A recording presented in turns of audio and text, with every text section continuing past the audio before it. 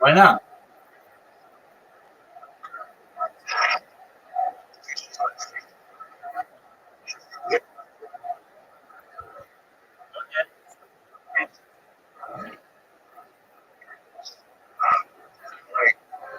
Did you help her?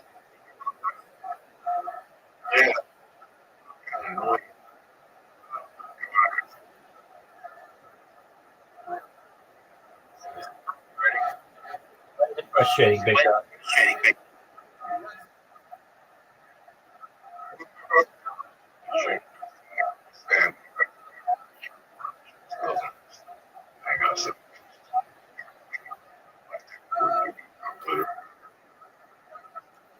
Is that?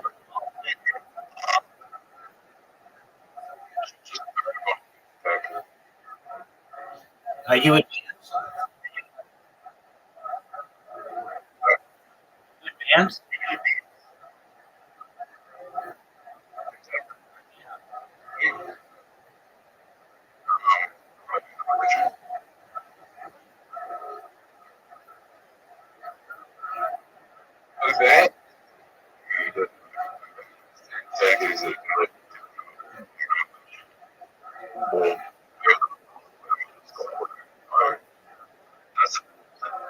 Like when I wrote.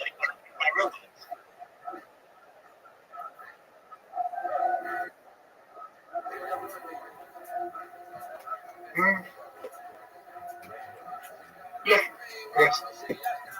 I'm not sure if that's loss or just above average. And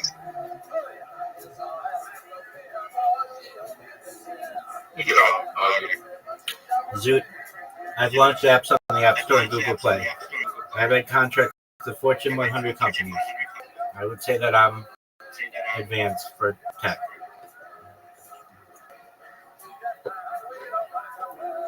I have certifications from major organizations like Amazon. Yeah.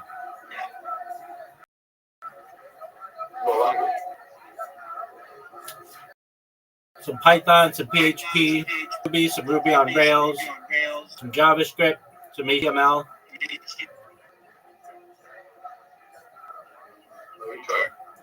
Word, dog.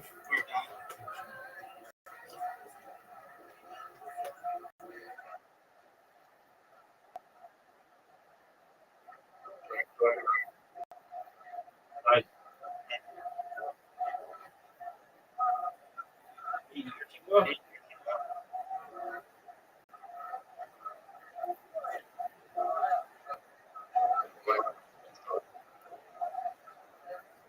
Good question. HTML and PHP. Now, I'm not super advanced, but I know many of the basics.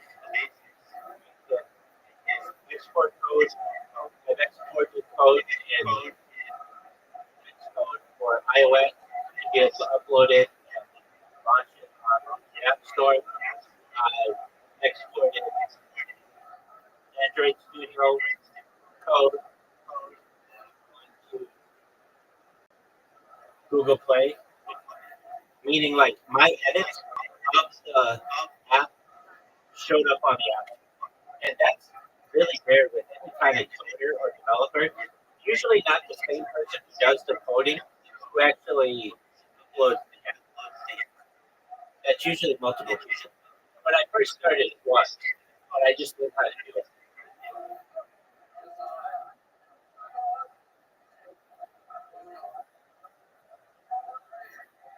But now, even the best coders in the world aren't as good as ChatGPT. Coding is not now.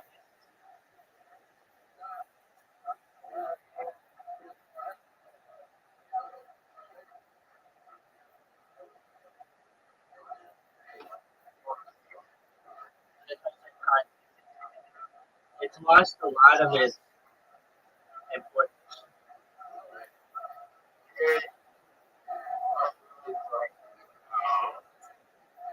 The best coder in the world right now is worse than ChatGPT 1.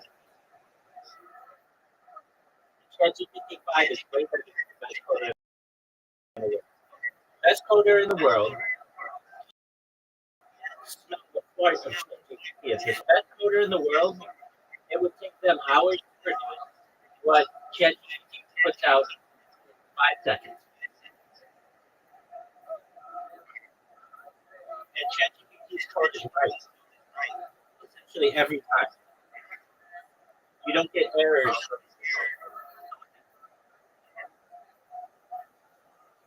It's not as good as a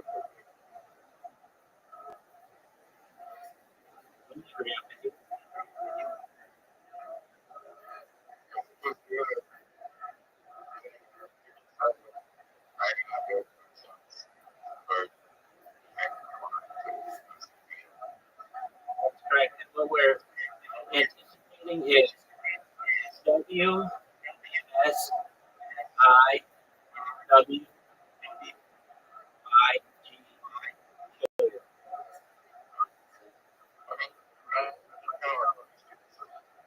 Dude, what did I just say?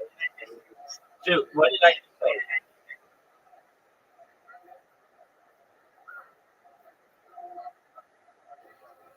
Dude, what did I just say?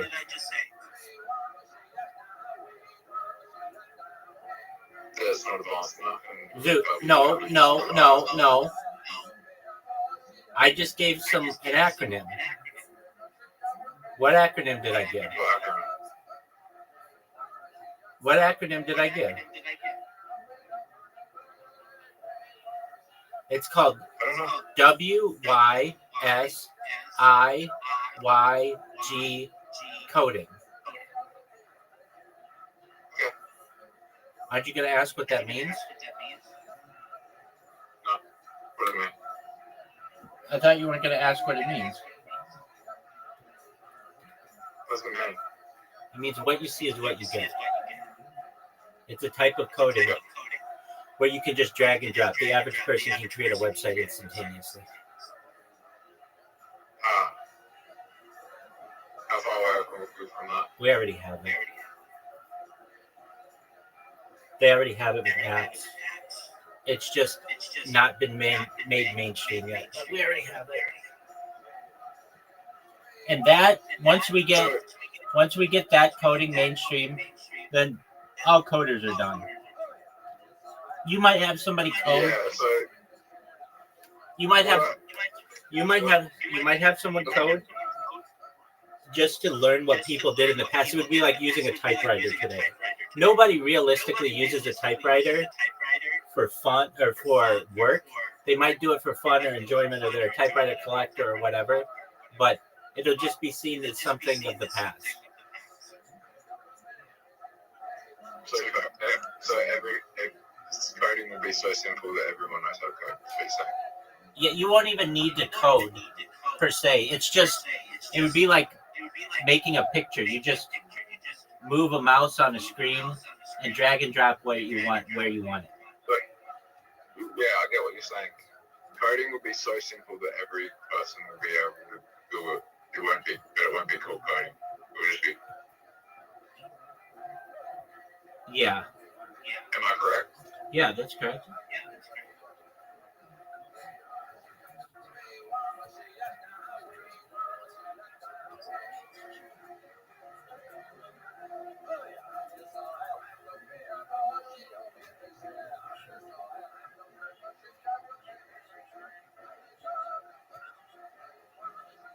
Hang on, I have to do this.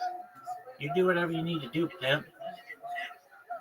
I'm only going to be like 5 minutes and we can play whatever. Sounds like a plan.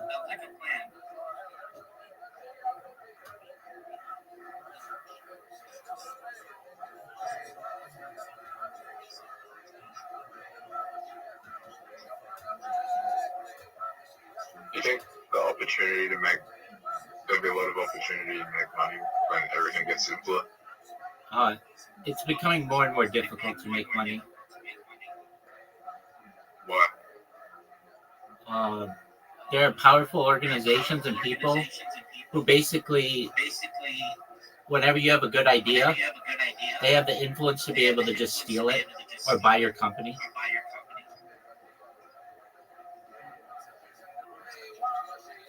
Now, with cryptocurrency, there are opportunities for people to make money, but the issue is that people don't have the initial capital to be able to buy what they need. I mean, I'm not saying that we won't have it. I mean, the United States alone, we have 18 million millionaires. That's a lot of millionaires, and it's growing by like 1 million people every year.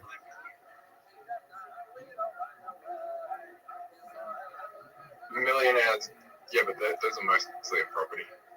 That's correct.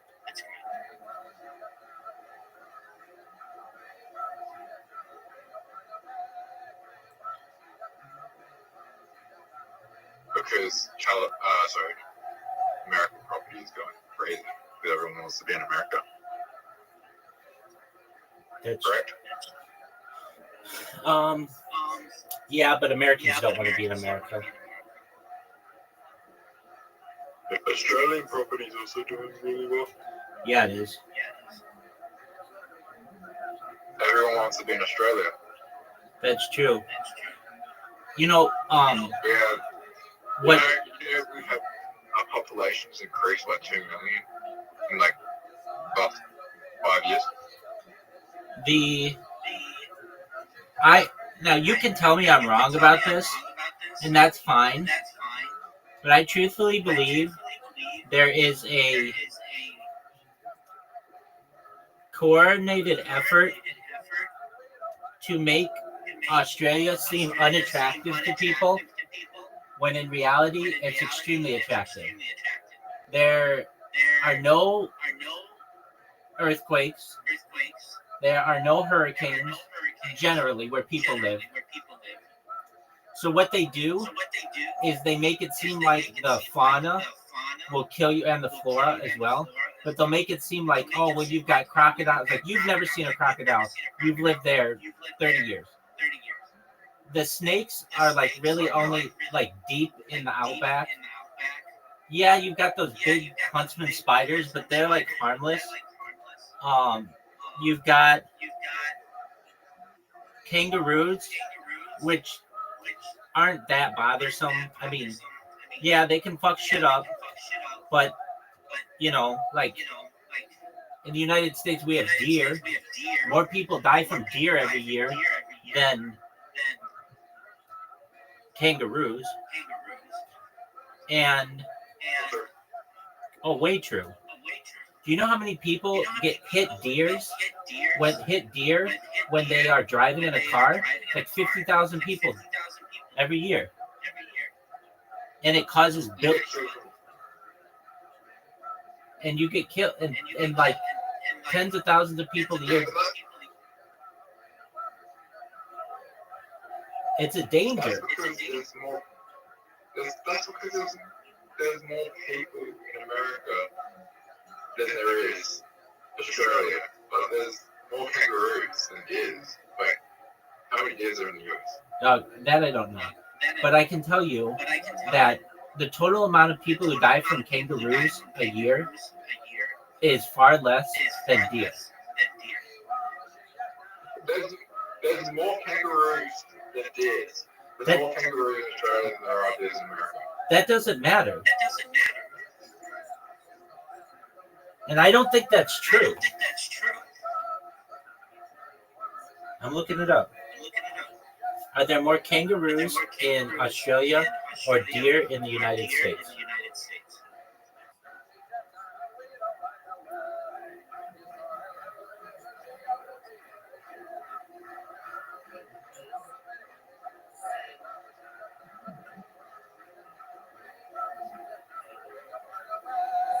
Okay. Estimates suggest there are 40 million kangaroos in Australia and 40 million deer in the United States. In 48 states. So it's about the same. Now, let's look at 200 people die from deer every year. It's probably more than kangaroos. Exactly, there you go. But that's just one thing. I've never heard of anyone dying from kangaroo.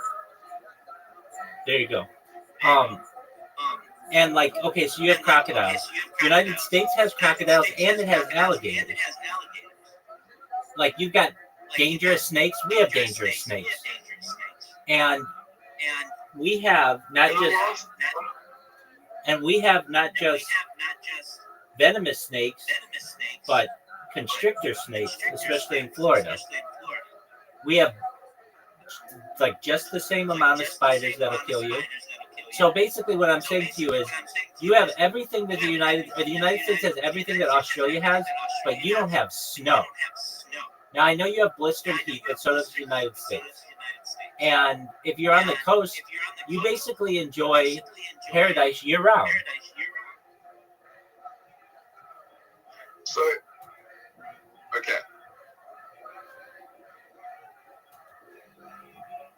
There's only been 2 kangaroo deaths in the last 100 years.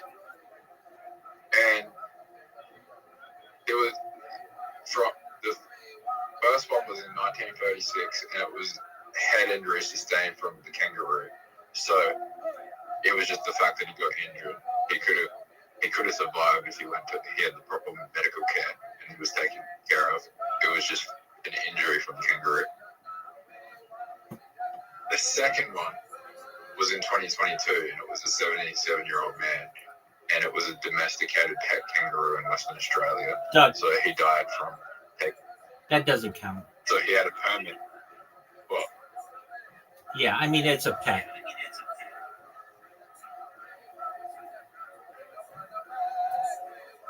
Well, that's why you don't keep kangaroos as pets. You're not meant to. But if you don't want to die from a kangaroo, don't keep it as a pet. There you go, pimp. Okay. So there's no reason to have. So let's think about it. Australia doesn't have earthquakes, which are a danger. Although I can tell you this, living in California, I've never known anyone who has ever known anyone who's ever been injured in an earthquake. It's just like nobody gets hurt, but there's always the worry that in the future it could happen. So you got earthquakes, we have blizzards that kill dozens of people a year. You don't have that. We have droughts. You do have that, and heat. How many people die in fires? Like a dozen. Yeah. Just in California. I don't know about other states. What I'm basically saying is that there is a concerted effort for people to make it seem like Australia is the deadliest place on earth because of its animals, when in reality, it's actually a paradise.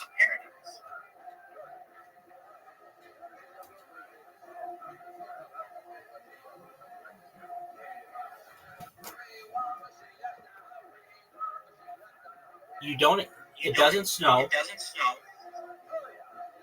You don't have hurricanes. You don't have cyclones. You don't have, really you don't have tornadoes. You don't have blizzards. You don't have monsoons. You don't have really any of the issues that the United States has from a weather perspective. And in my opinion, there's a concerted effort for people to downplay purposefully how nice Australia is. Now, I'm not saying that there aren't some bad parts about Australia. Everything has to be shipped in, or a lot of things have to be shipped in. And there are issues with, foreign investment, and Europe basically like part of the Commonwealth and all that other shit. I'm not saying that. But what I'm saying is that there is a concerted effort, especially, I would say, on the internet, to make Australia seem not a desirable place. Because frankly, if Americans knew how nice Australia was, many of us would move there and cause housing prices to go even higher.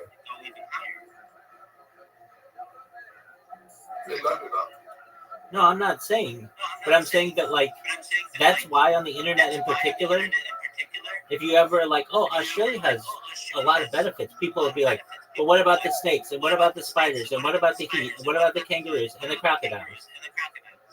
But it's the United States basically has all that same stuff, aside from the kangaroos, and it has hurricanes and tornadoes and blizzards and earthquakes and monsoons. And Australia doesn't have any of that. Australia is essentially the world's largest island or continent, however you want to describe it, that's paradise on the coasts.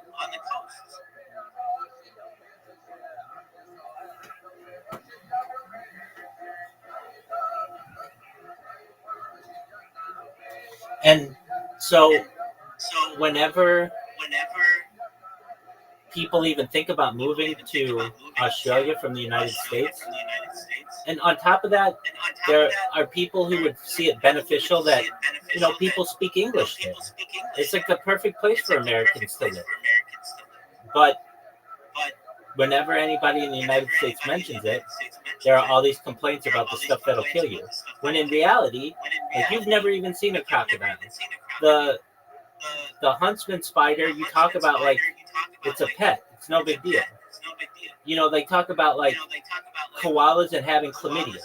And it's yeah, but are you fucking a koala? It's something you see at the zoo. Basically, Australia is a very desirable place, and there's a concerted effort, especially on the internet, to make it not seem like it's paradise. But it really is. You've got all the things that could kill you as well. All the things that kill you are either extinct or endangered as well for most of them. That's true. Okay, you can get attacked by a great white shark. Dude, you can get attacked by a great shark in the United States. Shark anywhere in the world. Exactly. They have one of the largest ranges in the world. You can go swimming in the ocean and you can get stuck. You can get killed. The same animals that kill you in the ocean anywhere in the world can kill you in Australia. It's no difference. There's no reason. There's no reason. You have great white sharks over in America, right? 100%. But even worse, great white sharks aren't that big of a deal.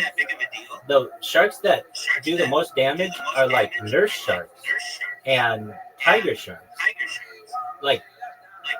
Basically smaller sharks, that lemon sharks. They basically are in shallow waters.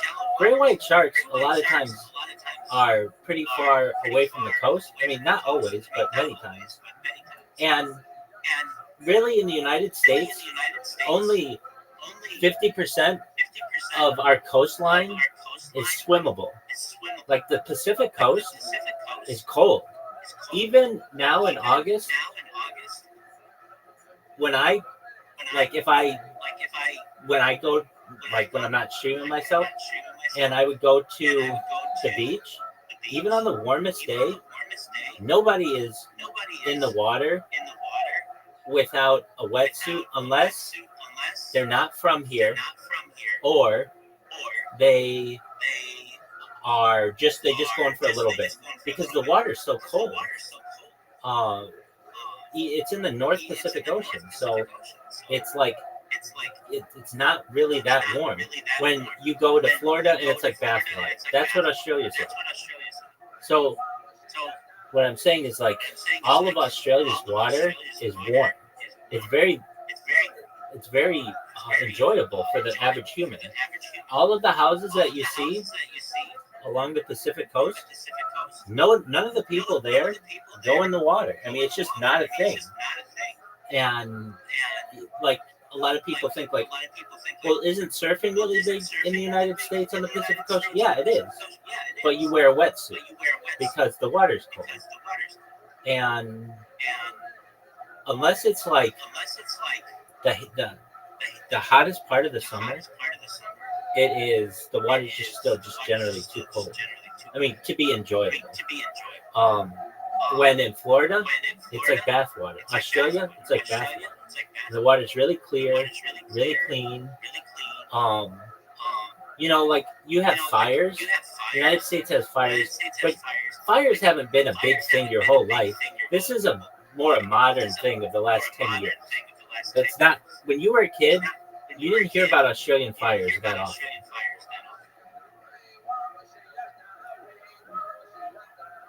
Not really. Exactly. And well, I can tell you, like we get mudslides. You don't get mudslides. Mudslides are really dangerous. So basically, Australia is a very well kept secret of how nice it is.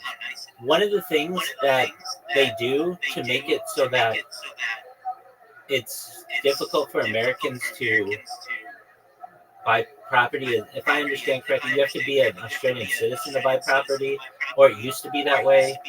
And also, your animal laws are very strict. Like if you're gonna bring a dog, it's got to be like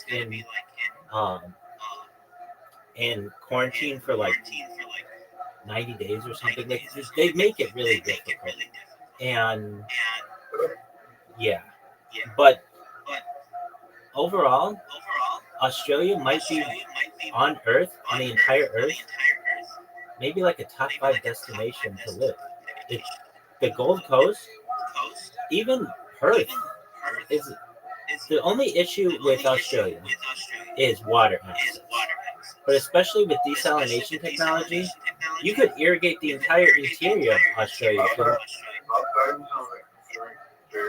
COVID, Adelaide, South Australia, when I lived, we had the lowest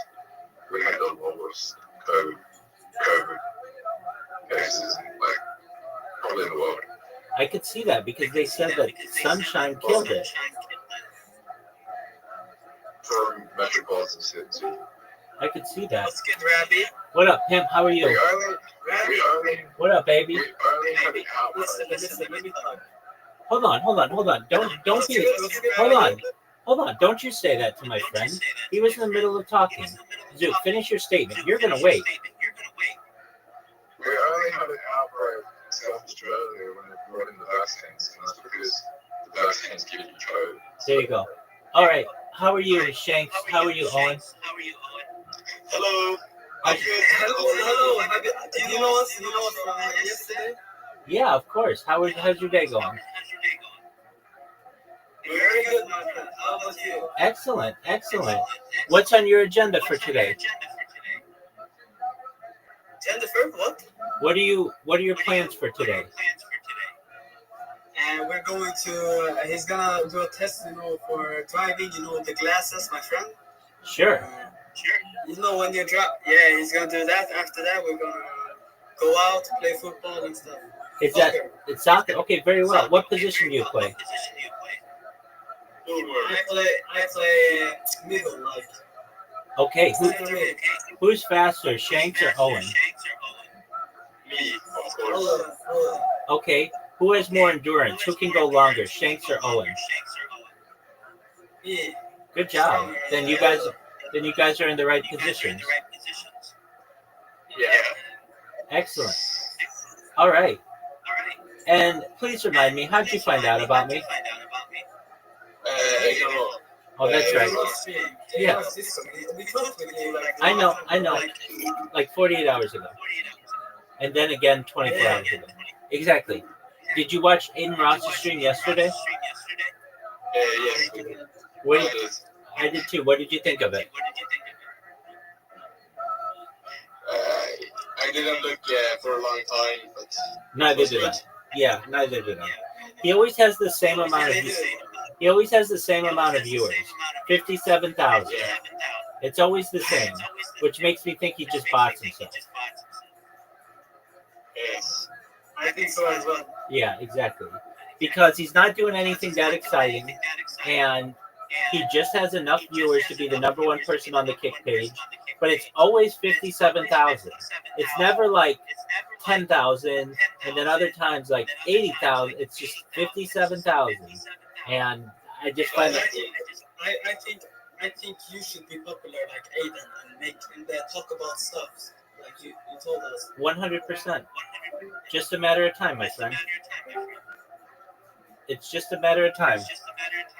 Someone kicked me, bro. No one kicked. I didn't kick you. No one has the ability to kick you. So maybe Discord kicked you out, but I did not. And Zoot doesn't have the ability, and B. Alexander doesn't have the ability, and Owen doesn't have the ability. Okay, that's weird because I was talking with you.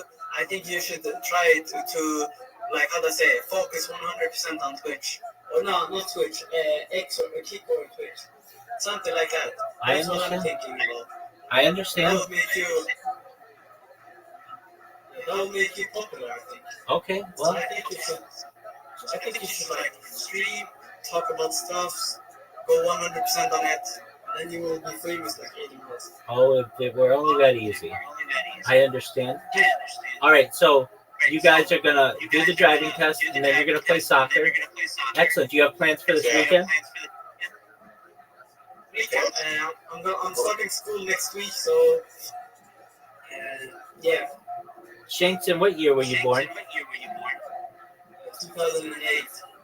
Oh, excellent. That makes you not 20. Yeah, you've got to be 18 to be in here, big dog. Oh. Take care, guys. Take care. Bye-bye. Bye. No, I'm joking with you. I'm at 18. No. Take care, Shanks. No, please. Shanks, come back when you're 18. It's not that long. Take care, buddy. Okay,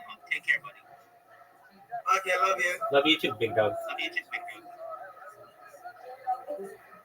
Riser, you were talking about COVID numbers during that time, and Adelaide did really well? Yeah. Absolutely. Anyway, are you ready to lose?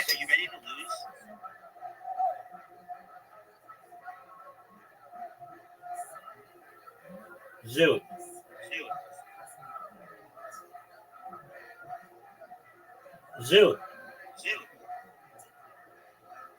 Zoot, I asked you a question. Give me a second. Why is AI so bad at visual puzzles? It's improving. I give him a visual puzzle to give the answer, and I say, here's the answer, and it gives me like something that doesn't even make sense.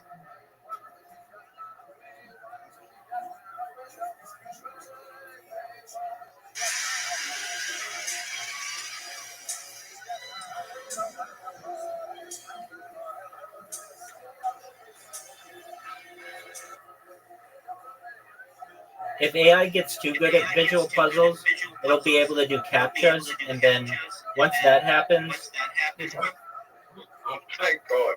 like the internet goes away. Well, Well, then just you can have bots take over websites, like I do with Kick. The reason why I'm so successful on Kick is because they don't have a captcha system. Because Twitch doesn't. And Twitch is their competition. And so they don't want to make it more difficult to use their website than Twitch. Now, Twitch, because they're trying to beat Twitch. Now, Twitch has a few settings and defense mechanisms that protect them, security features, I guess you call them, that allow them to keep some bots out, but any smart coder or hacker can get around them. Their big one is you have to use like a legitimate, what they consider to be like a Gmail address, but there are ways around that. And they have some pretty good IP address tracking, but there are ways around that. Kick has some of these systems, but they're just not as good. And the reason why is Kick doesn't have as big of a team. I mean, Twitch has Amazon, and Kick just has like a team of, I think, like 200 people. Steak has like 800, and Kick has 200. So even combined, they have like 1,000 people, when Amazon has like hundreds of thousands of employees, and at least Twitch has probably 10,000 employees, something like that. Steak's free. What'd you say, Pimp?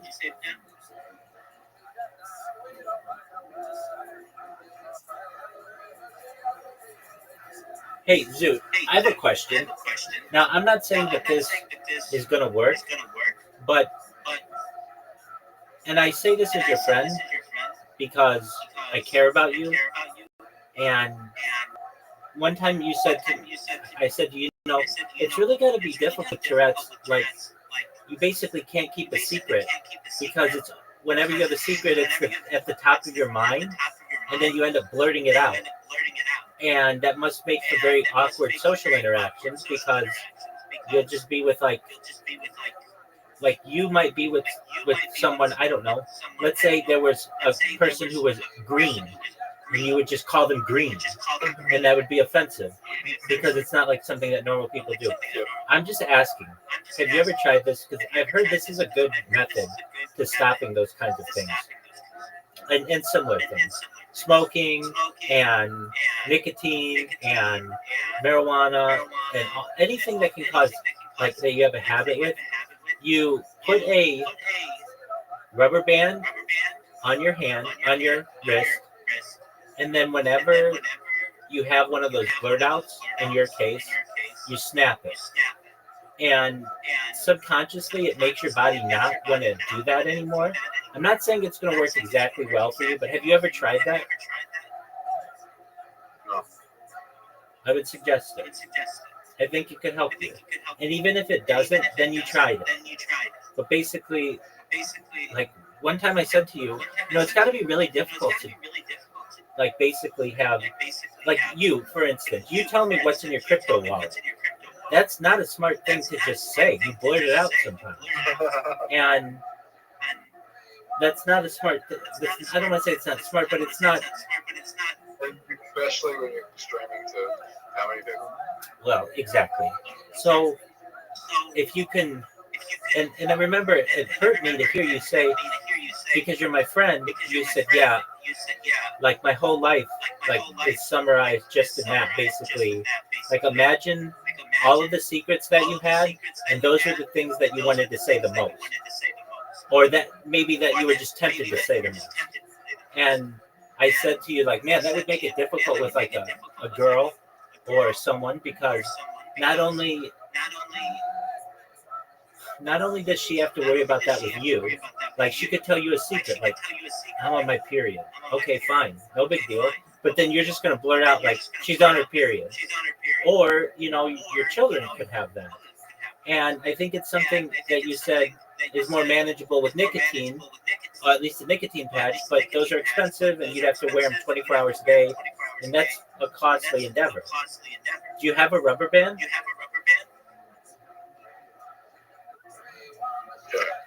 Go get a rubber band right now. There's no medication for Tourette's. Or I understand. You said nicotine, but go get a rubber band.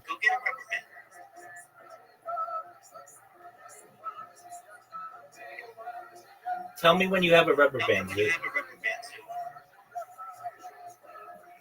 I don't. You don't have a rubber band?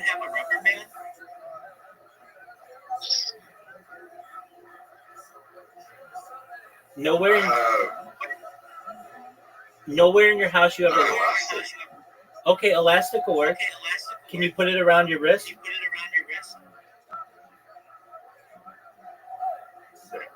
Okay, put it around your wrist. And whenever you... Like, this is going to be a reminder. Subconsciously. You want to wear it for as long as you need to. And whenever you have a blurt out, you just snap it.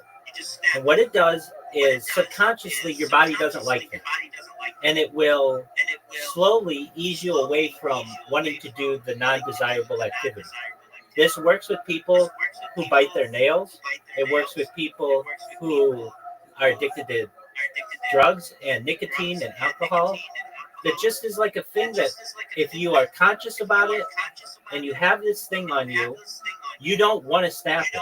It causes you an issue. And your body, instead of being carefree and just saying whatever you want or desiring alcohol or drugs or nicotine or whatever, it just recognizes that it doesn't want that snap. You don't have to snap yourself hard, but just keep it on your hand. And we're going to play. Are you ready to play?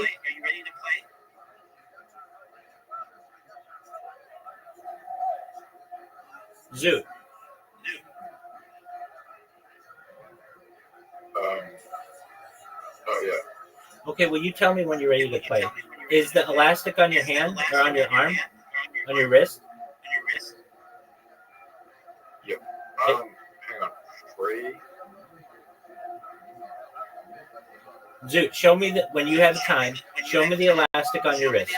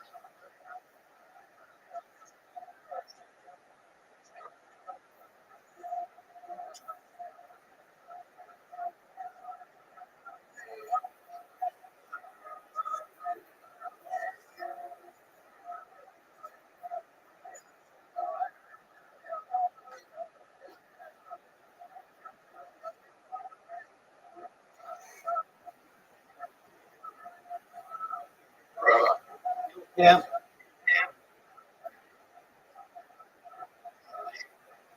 Things are gonna get.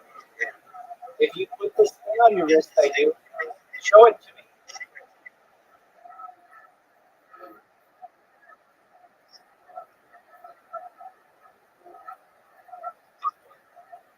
Dude, let me see that plastic thing on your wrist.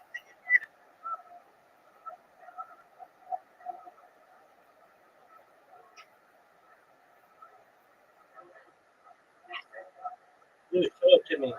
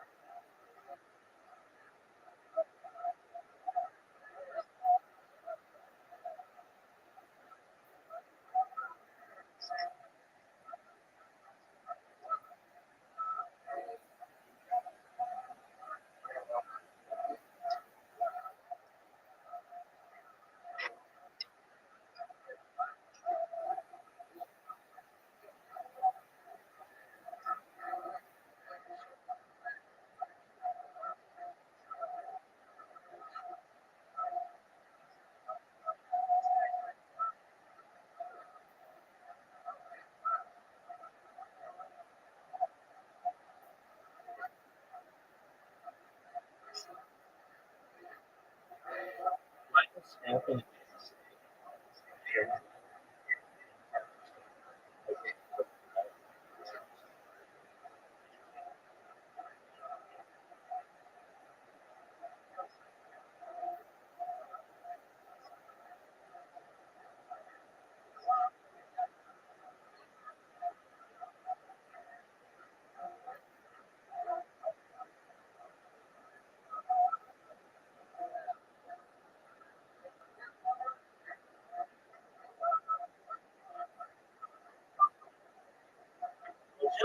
Dude, you said you had Elastic, so get it. I'm gonna wait for you.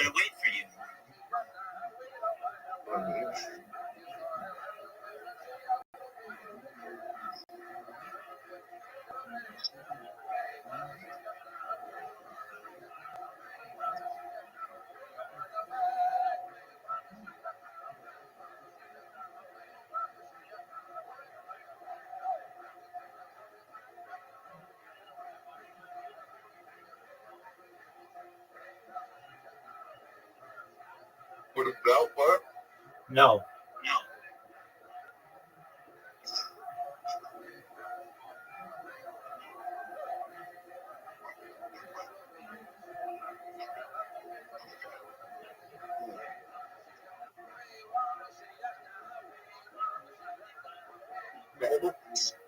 No, it's got to be like elastic or rubber. Go in your kitchen and look and see if you have like rubber or like elastic on like broccoli or something.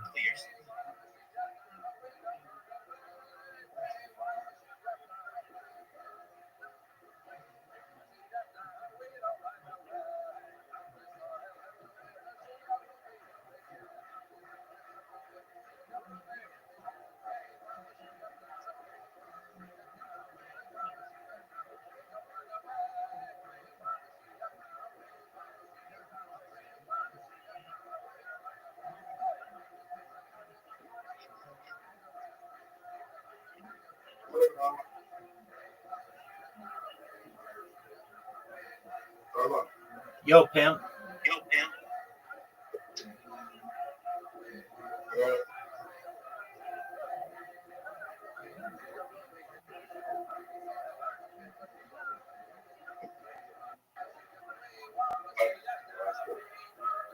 What'd you say? I don't have any elastic.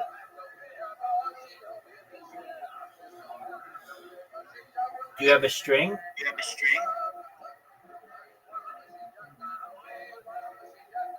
No.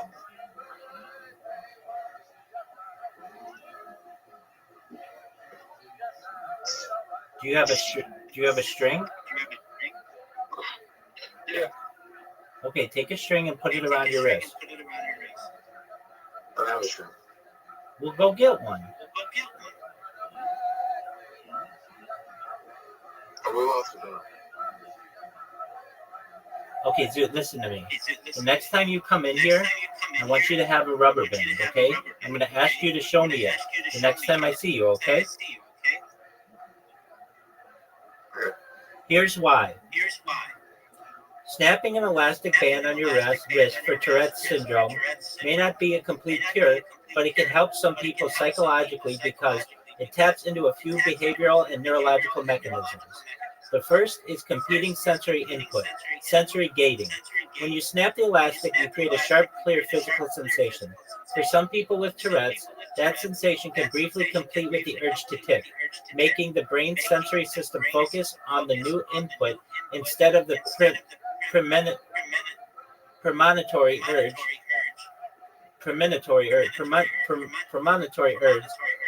that leads to a tick. Interruption of premonitory urges. Many people with Tourette's feel a rising, uncomfortable sensation before a tick, like an itch that you have to scratch. The snap can reset the buildup for a moment, giving the feeling that you've satisfied the urge without actually performing the tick. This is a big one. Habit reversal therapy principle. In habit reversal therapy, HRT, one method is to become aware of the tick signal and perform a competing response instead.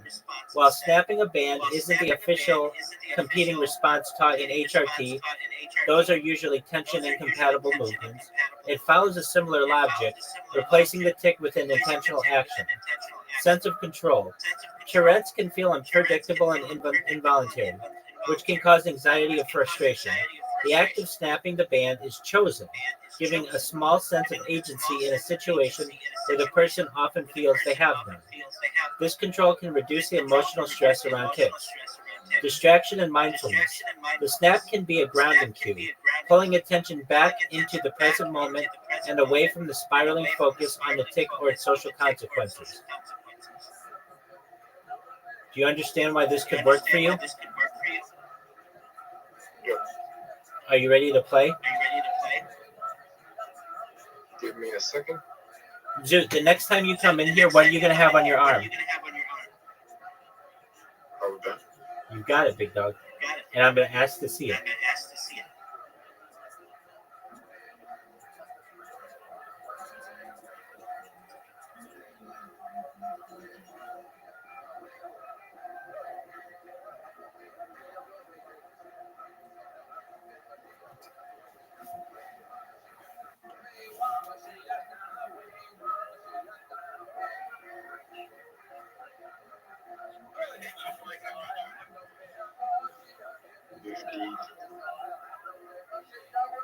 What's 22?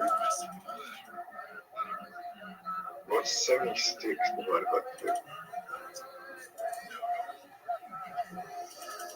38. Alright, let's play. Okay, just one moment. What do you want?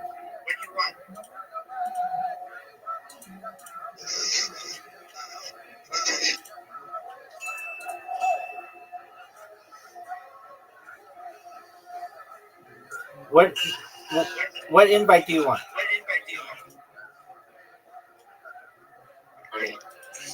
Any invite? Okay.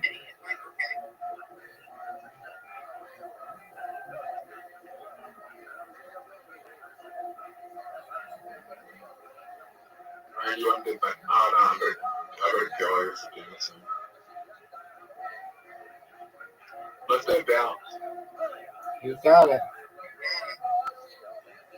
I want to quick down. Do you want easy, standard, or pro? Rabbi? Yo, I'm pimp. gonna win because I'm gonna try a trick. I don't think either of You know us are what going to trick is? finish. I don't think either of us are going to finish. I feel like I'm gonna finish, but not when I'm playing like that.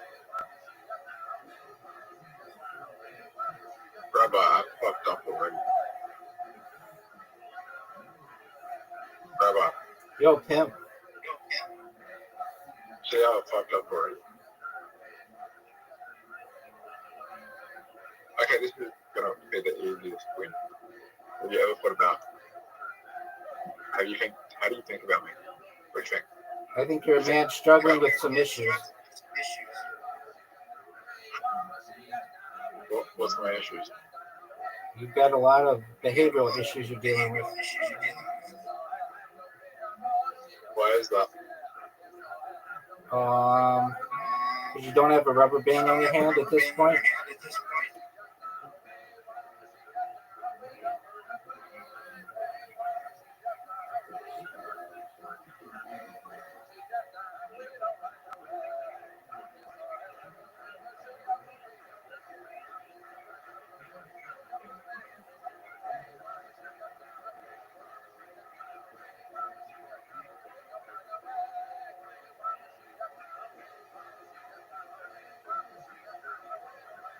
This one's so hard.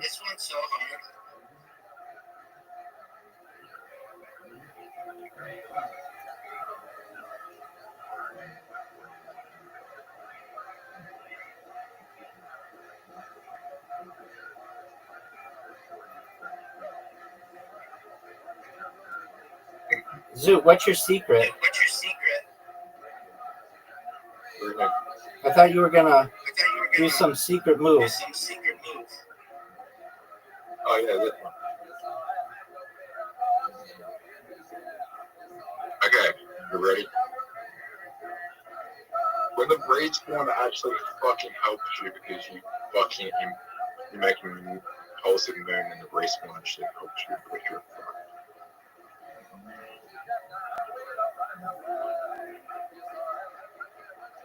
I feel like that's just a way to die.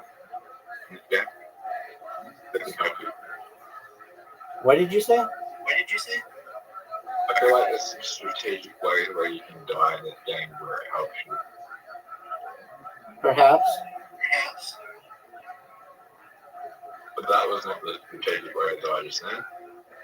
Rabbi, Yo, pimp. this is the hardest one. What is the hardest one? You know what I'm talking about. The star. No, the circle one's so hard. The star. You mean the star? No, the circle.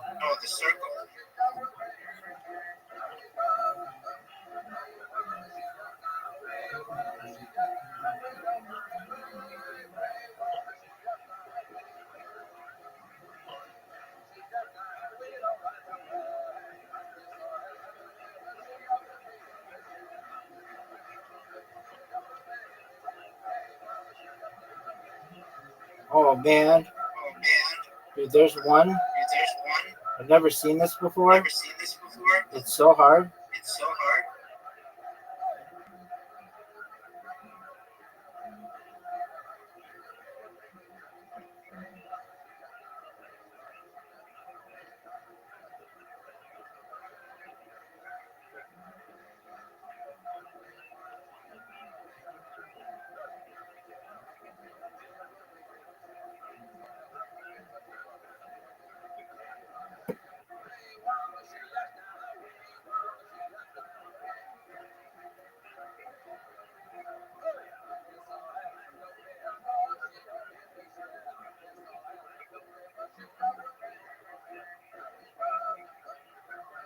Dude, I'm on one.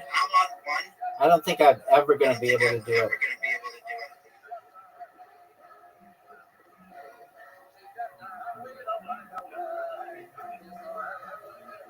Is it a lot of fun? Yeah, maybe. Dude, you're never going to get it either.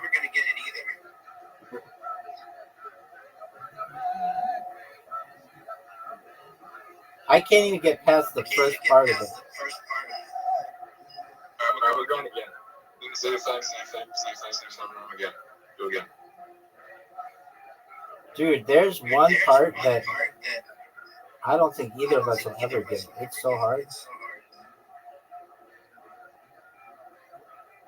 Are you ready?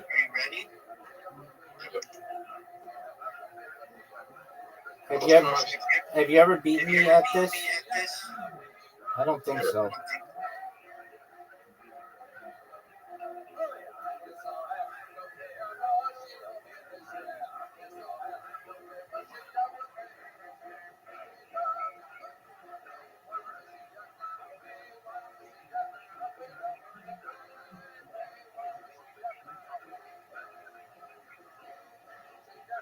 Hey, Rabbi, Yo, pimp. how many types of neurotypes are there that haven't been researched yet? How would we know? I don't know. Well, it's kind of like humans kind of just make up different types of neurotypes. Yeah, that's true.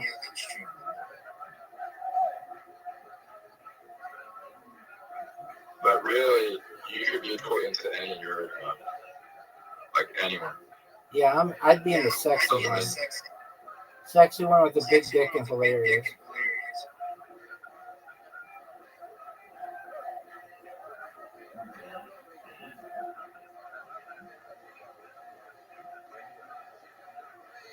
Interesting.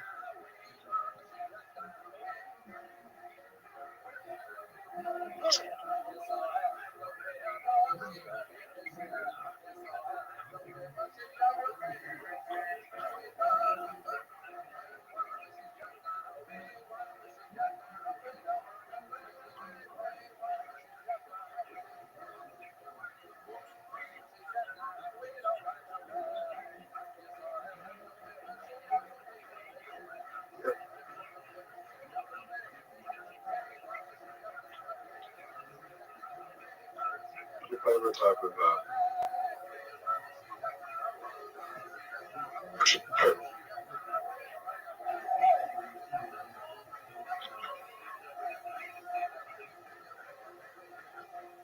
Rabbi, do you think you're gonna beat the last level? If it's the same one as they had the last time, no, absolutely not. How hard is it? I didn't even make it past the first part. I think it's 4D. Fuck. You're right, the circle is the most annoying part.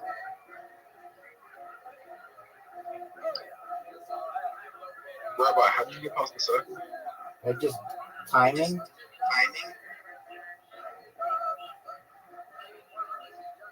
Am I rushing? What the fuck? You go fast? On the circles, you go fast, right? I bet this game is really good for hand-eye coordination. Well, my hand-eye coordination sucks. Like, this might be the best game for hand-eye coordination of all of the games that they have on here.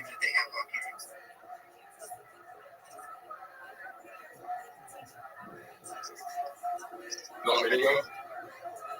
No. Mini golf would be close, though.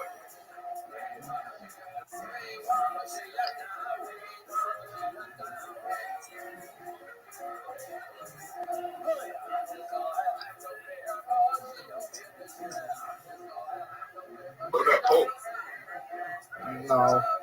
It doesn't have the speed aspect.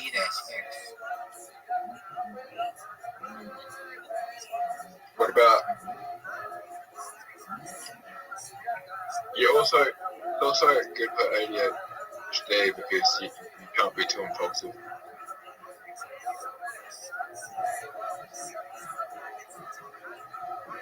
Okay. Rabbi, are you on the impossible one? No, not yet. When are you going in the impossible one?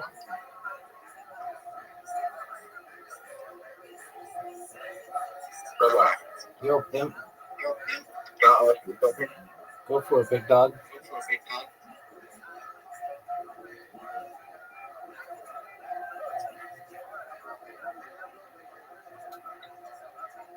Dude, I got into like an impossible one again.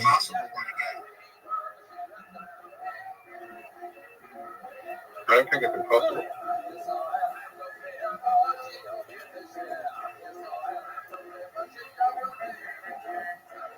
But we're doing it with one of us beds, so let's go. Okay. Zoot, next time you come in here, what's going to be on your arm? Close. No, No, we're on the bed. you got it. You're going to have to go to the store then, aren't you? Yeah. It's going to be the thing that helps you. And then eventually you're going to overcome it, and then you're not going to need it anymore. You're going to have normal relationships with people.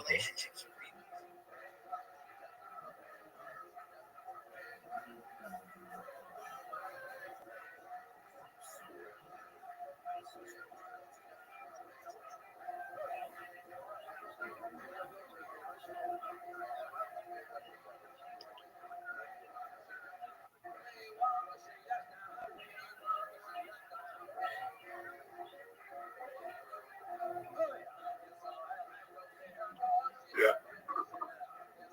All right. I don't think I did a hard one. I didn't do the hard one. I think I just did whatever. So we have to do the hard one. Yeah, okay. I'll be back. I'm going to be like 5 minutes, 10 minutes. You're never coming back, are you?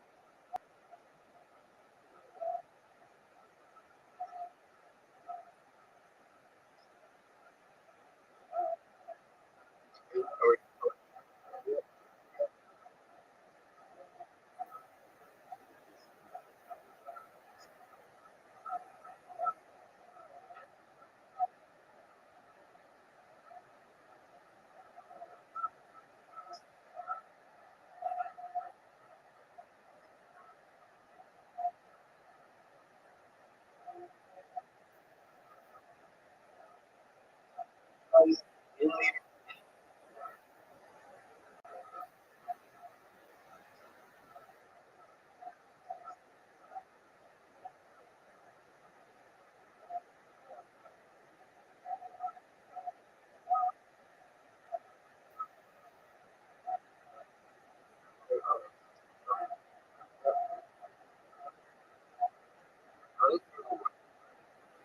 have it.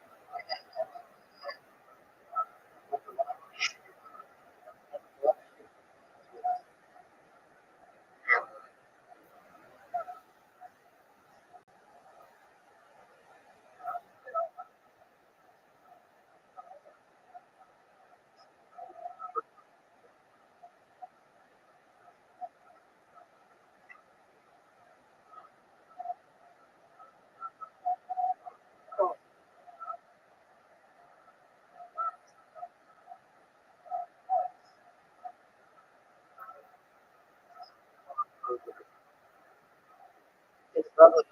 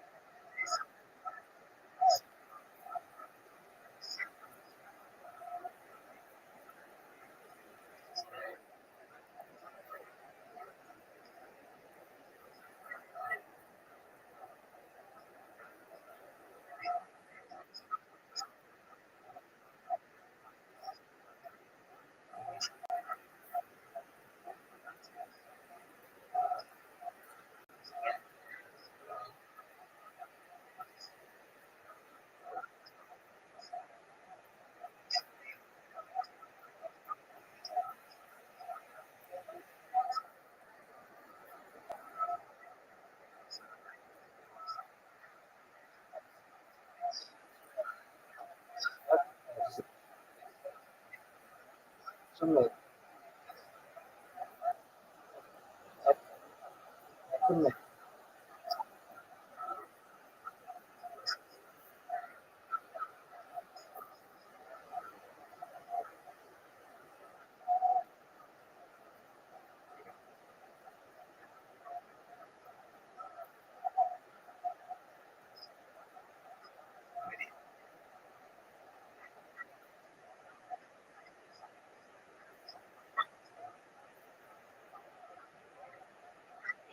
Now,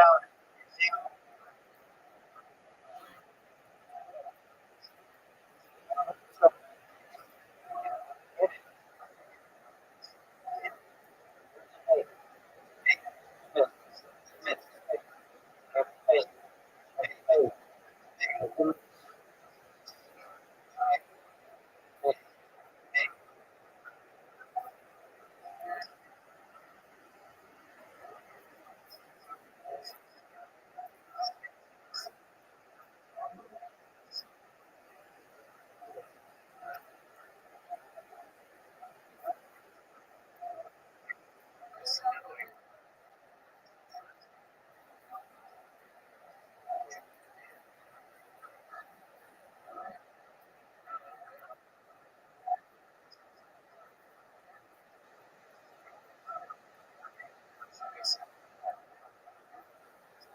you?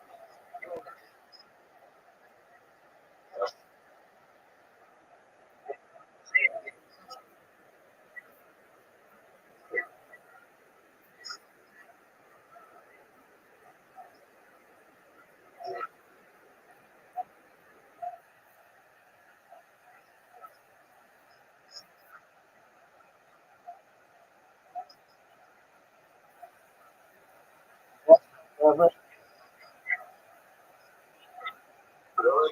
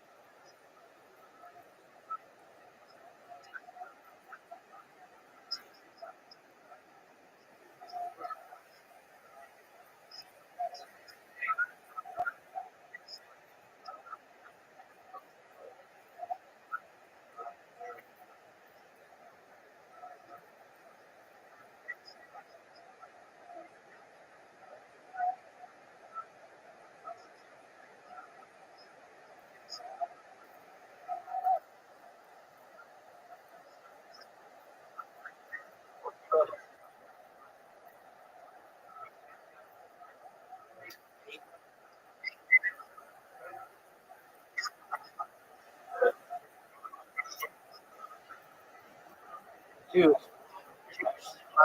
you got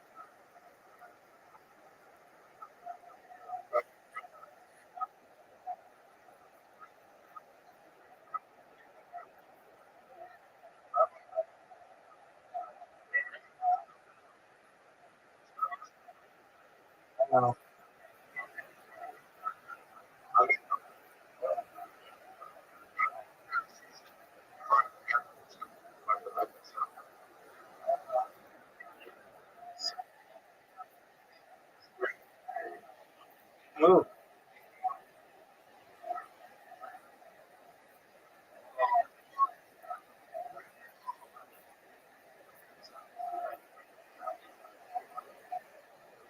Yeah, move.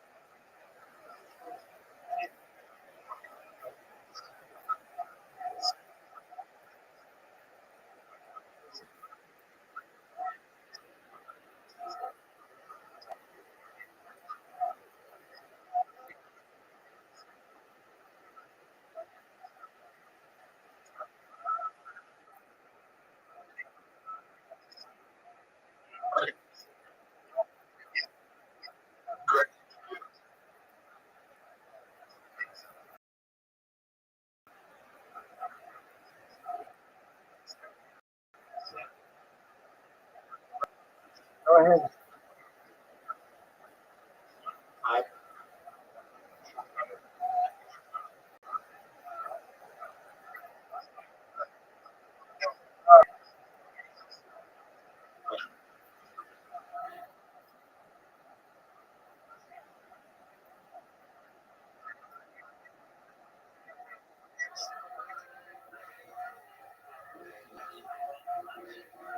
Rabbi? Yo, pimp.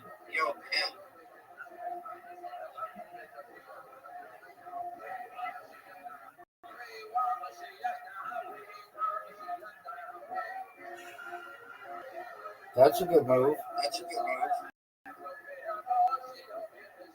Okay.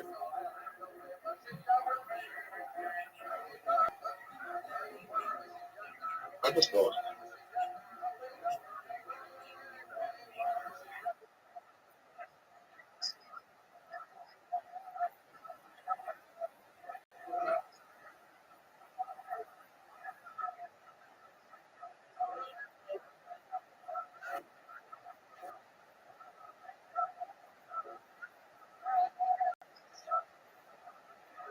Reload.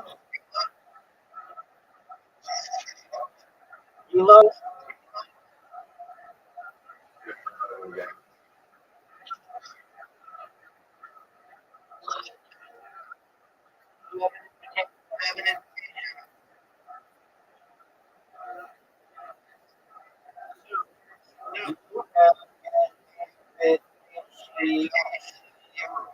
Sue, you have invitation.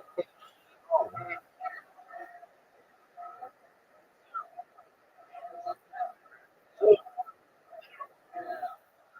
Sue,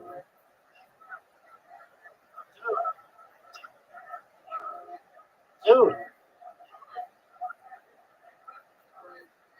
you going to accept it?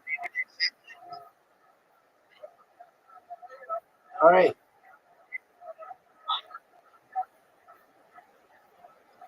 Sue, you have an invitation.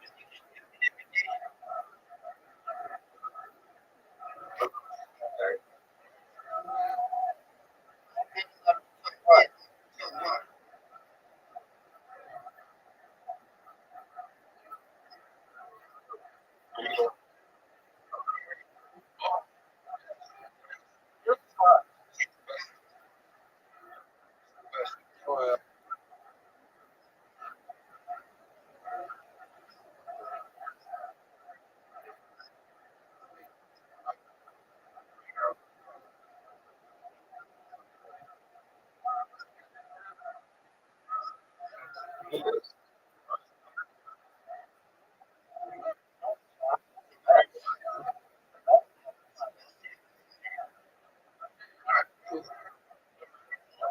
so, Yeah.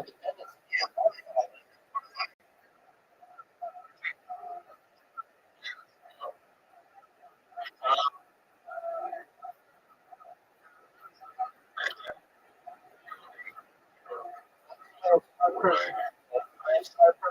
Got it. So,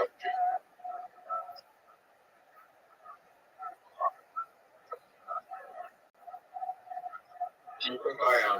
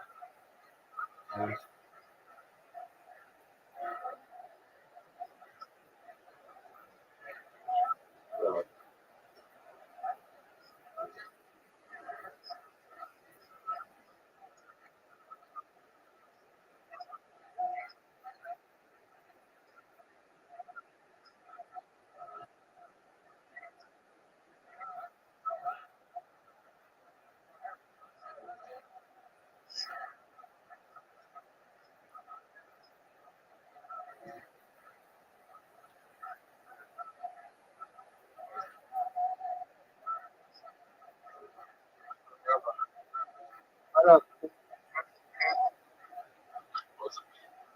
how do you take?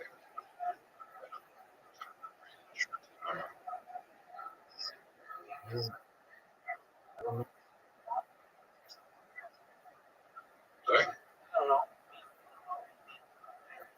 Not like you are. If you want.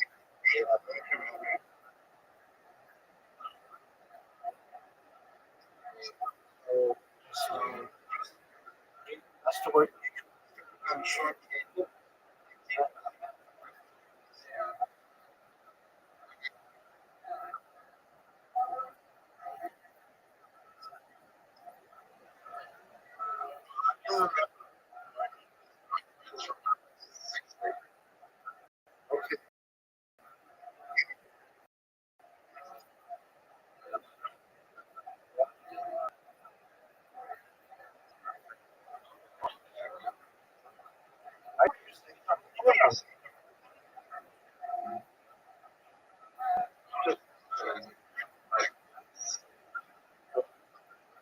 Okay.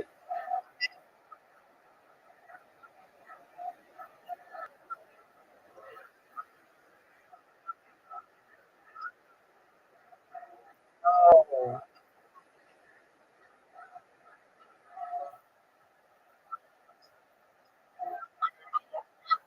You know that talking about that.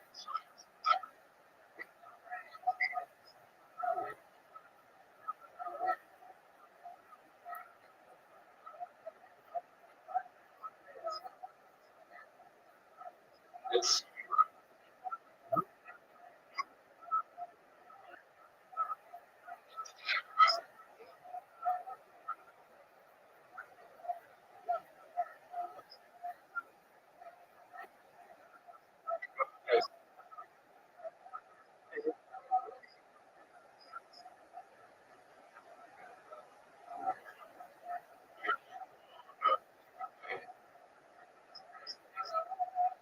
more than that.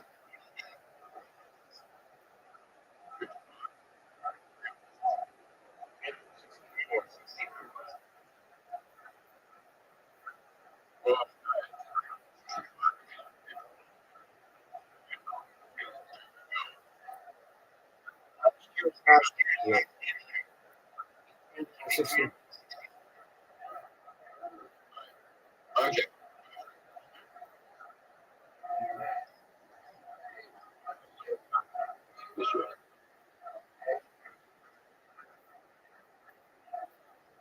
Yeah.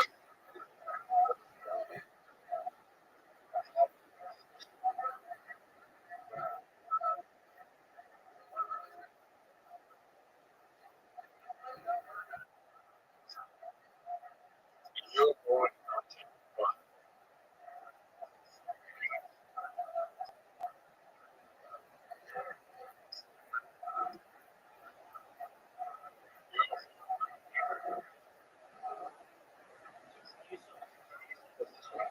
Oh,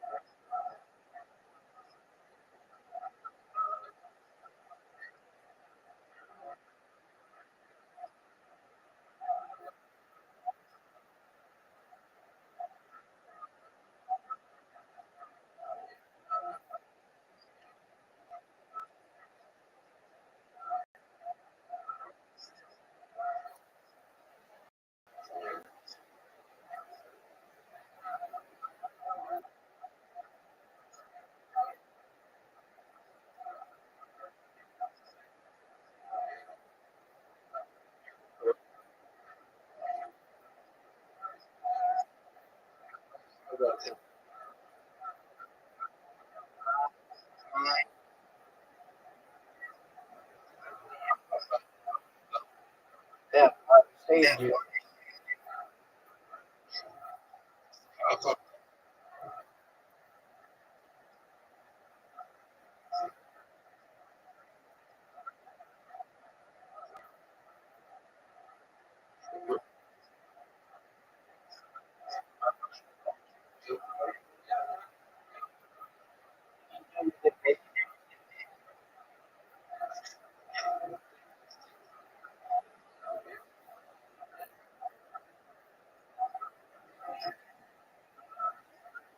If you ask anybody about the down, and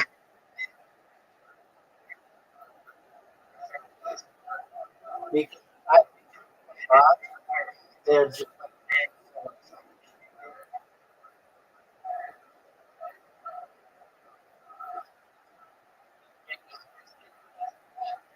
for sure. Oh, I mean,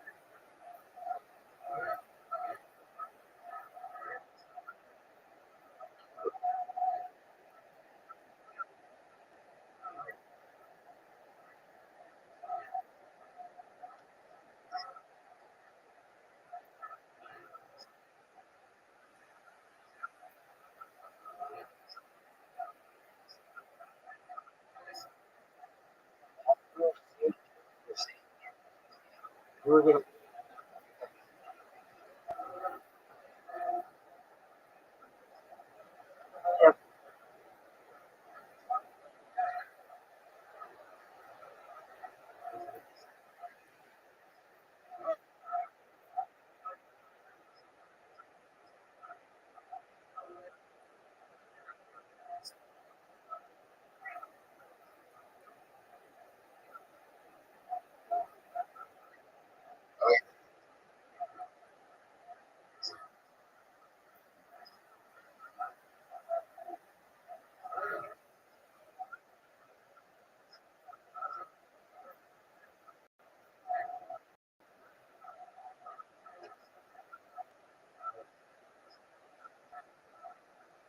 It's,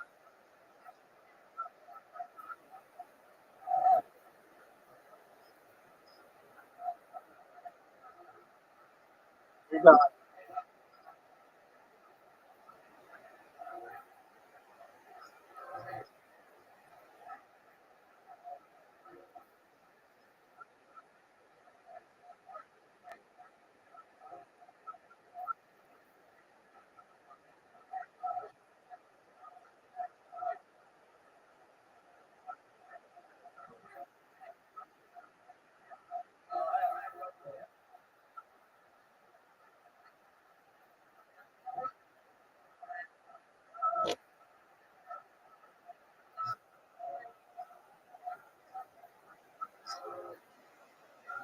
Dude, what, um,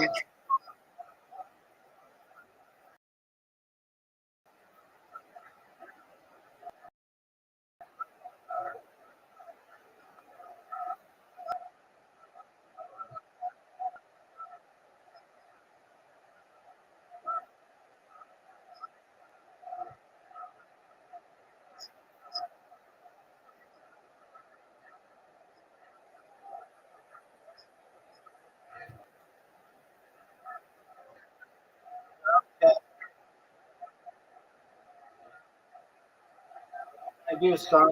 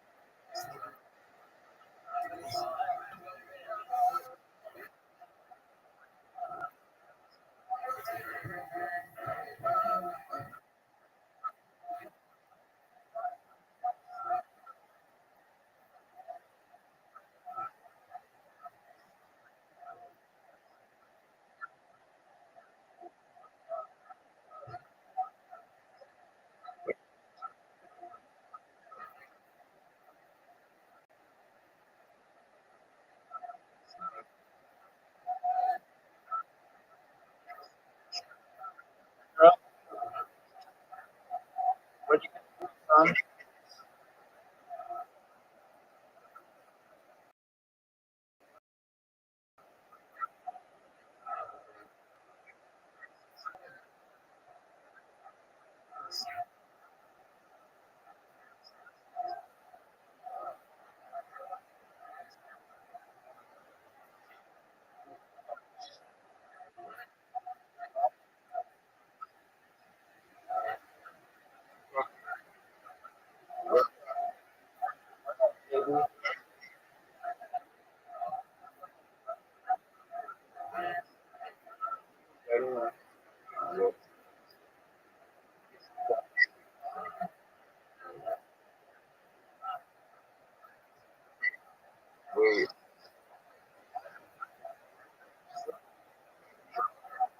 Who's Very it's not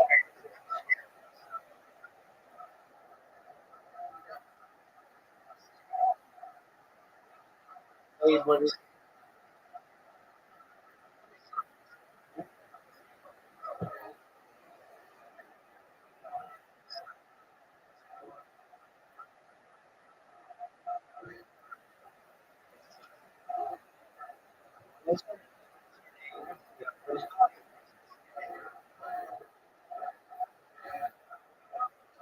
this?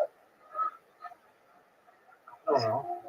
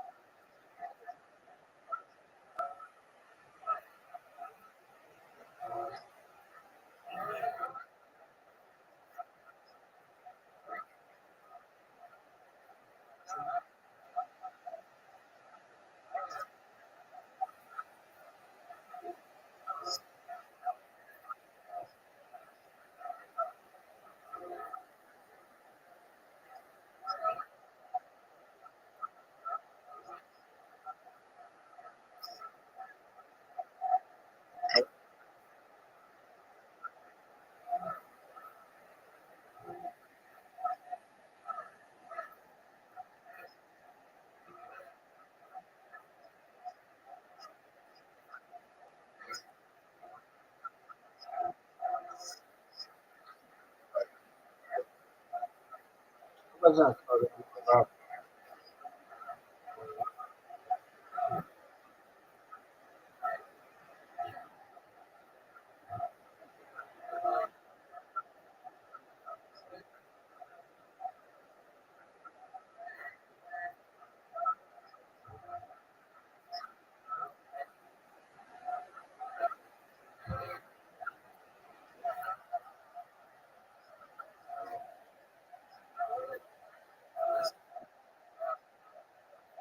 all the that I talked about. You really know, and I did what I do. But I'm gonna try to do guy just in case and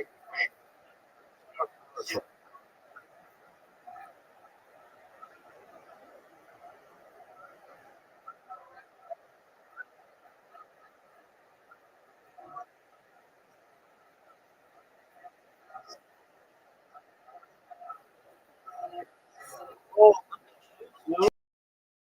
that's out of that.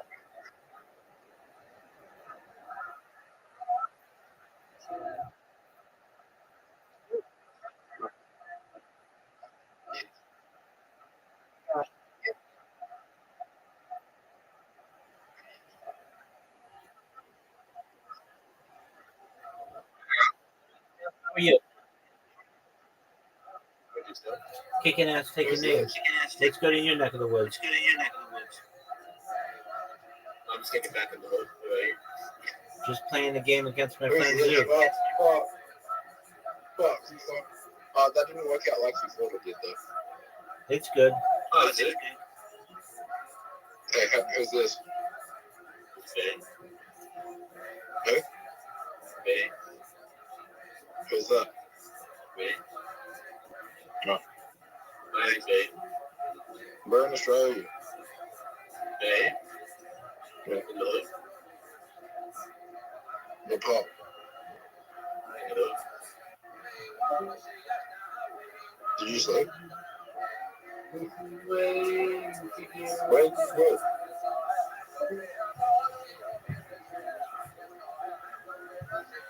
That was a weird interaction.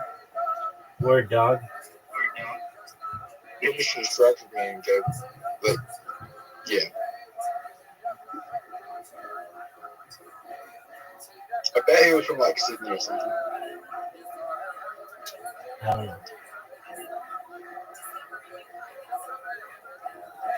All I know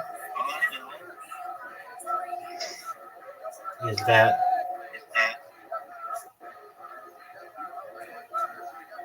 You're in Orange County.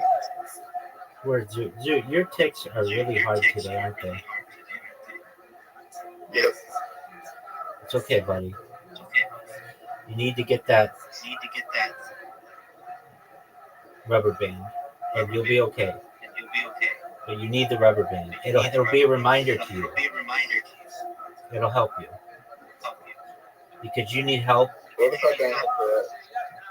You absolutely do. How do you know? Because normal people don't act the way that you act. Okay.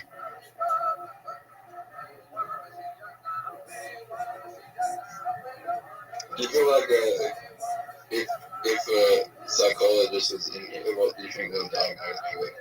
Tourette's? Is that it? Perhaps.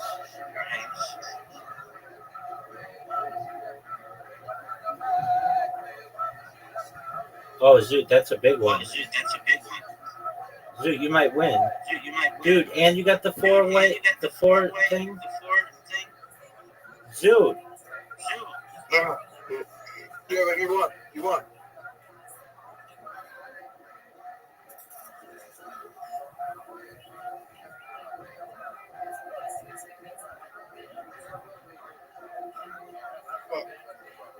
Right, one more.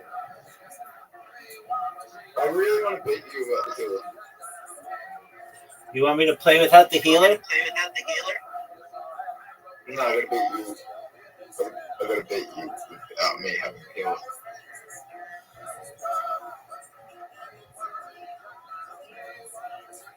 Do you really think the healer is like? The healer's the best. The healer's the best guy in the game that we play. Oh, but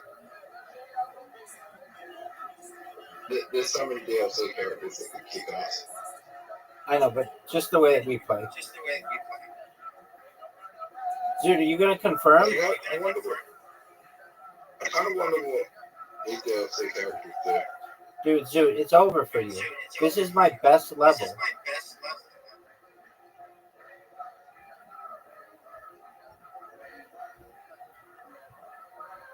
I got 5 HP. Yes, sir. I don't think that really helps. I should make more than 5 HP if the board's set up like this. I think it's. I would rather go second.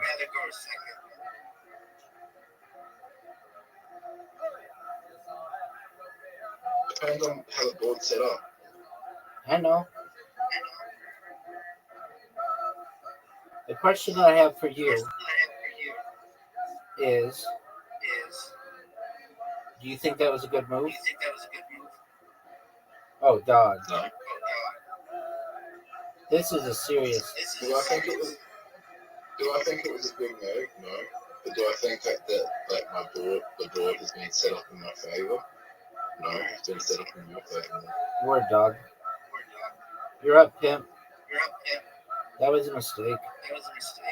Extra move. Was it? Yeah. So, if it was a mistake, why did I get hit? I mean, that's nothing. I'm not worried about it. Okay. A mistake would be to give you the bread, but I need the bread as well. So this makes life really hard. But I think the best move I can make is this. Incorrect. It would have been to get this green here to take away my extra move.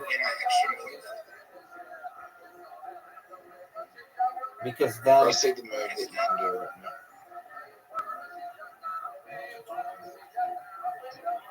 You got real lucky. I mean, what do you want me to do about Alright, it? the best move that I can make right now.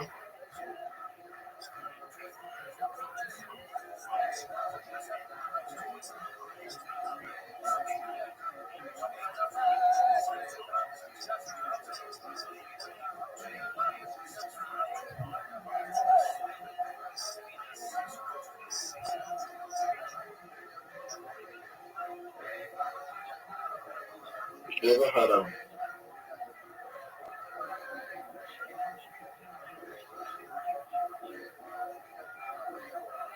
That was a mistake. That was a mistake. Why wouldn't you get the Why red? didn't you get the red?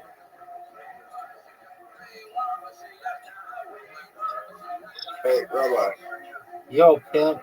Yo, Pim, how long would it be before we can scan people's brains and then find out their weaknesses, their strengths, and find out like their true IQ and what they're good at and what they're weak at? Perhaps we can already do that, big We can dog. already do that, big dog. I don't think we can. Okay, well, you keep thinking what you want to Keep think, thinking what you want to think, and that's cool. and that's I'm going to keep I'm gonna whooping keep- your Are ass. you, are you saying that there's places out there that if you pay enough money, you can go and do that? Perhaps intelligence agencies can do that. Agencies can do that. Really? Word, dog. Word, dog. Where are they? The CIA, CIA, MI5, MI6. MI5, MI6.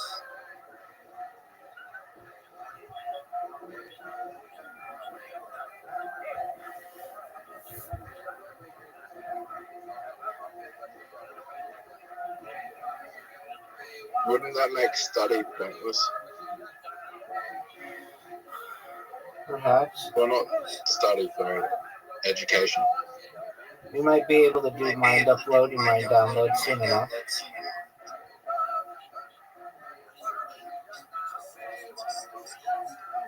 Oh, Zoo, that was really That good. was really good.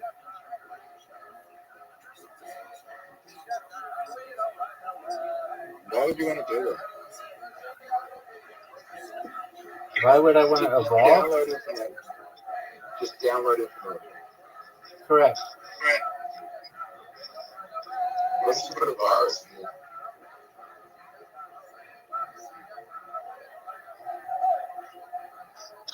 What if we put a virus inside the brain? Just take it from the brain. That could be a thing. That could be a thing. That would make a good fucking movie. Rabbi, Yo, pimp. Yo, Pim, let's make a movie like that. Right? Okay, big dog. In the future, it's like they're uploading and downloading information, educational information, and there's viruses inside there.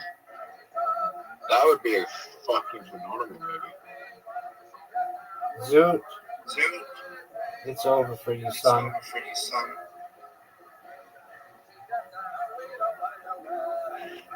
Would you watch that movie? Perhaps. Perhaps. We know Face Off is nearly 30 years old. I could see that. You can see that. What do you want to play What next? do you want to play next? Darts. Darts.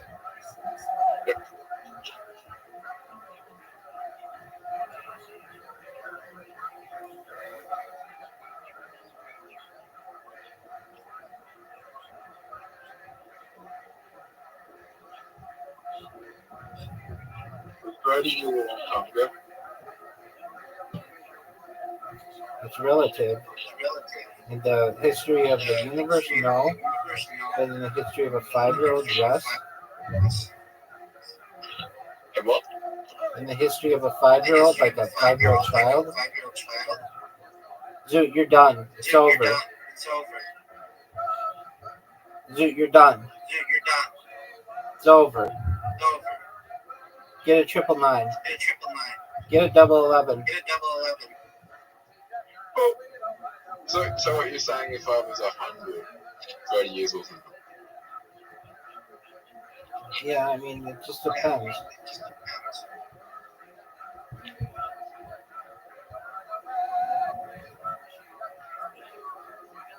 I mean, there's a lot that's happened for people. Word, dog. That's a 7. That's a 19. That's a 19. That's a 20. Are you happy with that? Are you happy with that? I don't know. I'm nearly 30 and I fucking hate it. You talk about it all the time. I mean, how did you feel when you were 29? I embraced it. I embraced it.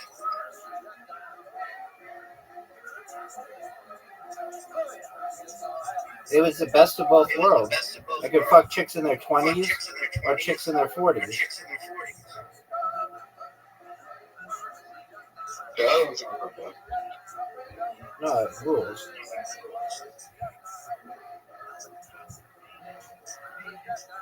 Well, I'm gonna run.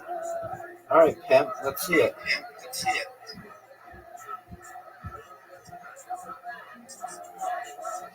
You just busted, son.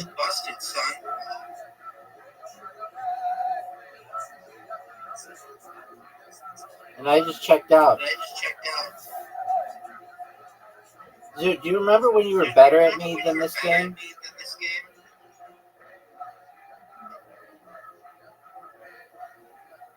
I think this is the best game for hand-eye coordination, to be honest. You were better than I was at this game?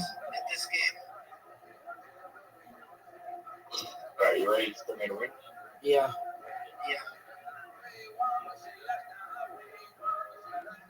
I'm gonna pull it up. The triple 20, the 20 and 1. Okay, we're gonna play. Dude, do you remember when you were better than I was at this game? Dude, do you remember when you were better than I was at this game? And now you fucking get your ass smoked in it? Goodbye. Goodbye. You heard? What were you saying? What were you saying? Dude, do you remember when you used to smoke me at this game? But now I'm better at it than you are? What were you saying? I'm better at this game than you are. Do you need me to fucking say it again? I am better at this game than you are. Just play again. Dude, you've been smoked 3 games in a row. You know I've only won 2 games on this account. I know. Do you know how bad that is? You used to be really good. Well, on this account I spoke. Word, dog. Oh, dude, triple 25 or double 25. Double 25. Get it, dude. Perfect game. Yes! You did it. Yes! Good job, dude.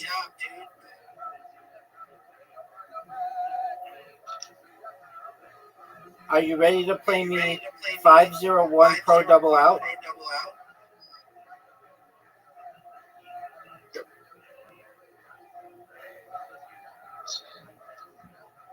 Do you realize when you think games possible?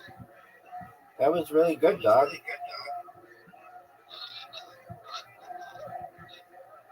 You know that's like the best way you can win. It's very good. Would you say it's a test? Yeah, that's a 10.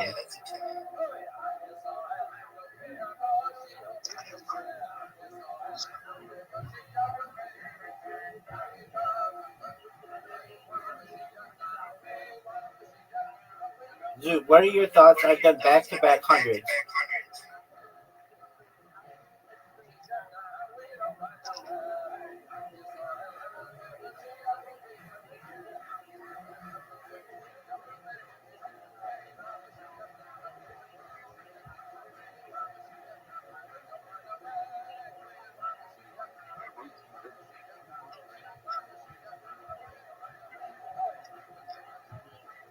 Oh, dude, you got 100.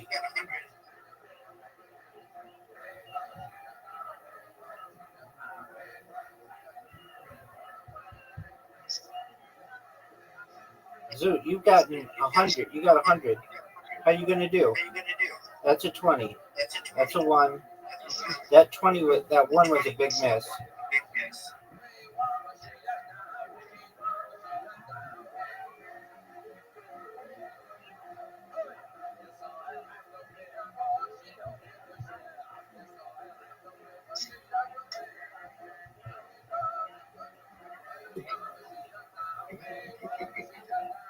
At what are you laughing, Zoot?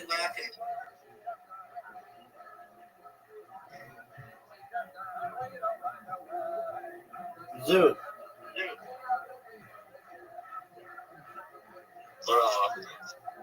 at what are you laughing, son? Zoot, that was really good. Dude, Zoot.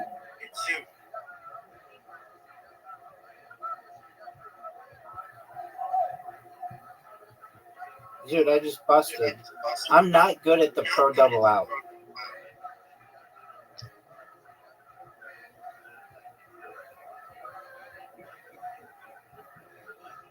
Zoot, are you proud of that?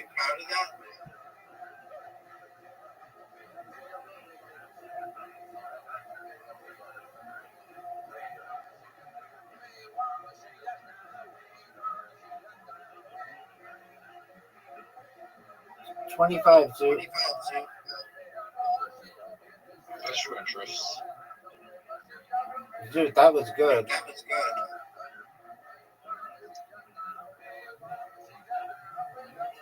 Zoot, I just pro double outed. You need a 5, Zoot. Get it. Double 5.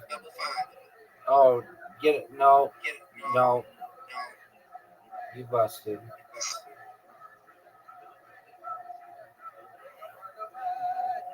Alright, I'm now going to send you an invitation to basketball.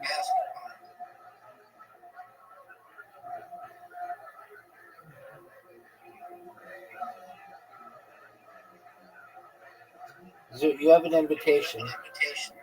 Are you going to accept it? Zoot, are you going to jerk yourself off raw? Or are you going to accept it? Zoot, you have an invitation, dog.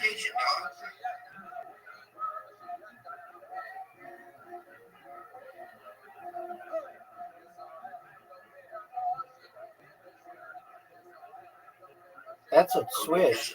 You started with a swish, dude. You started with a swish. You started with a swish.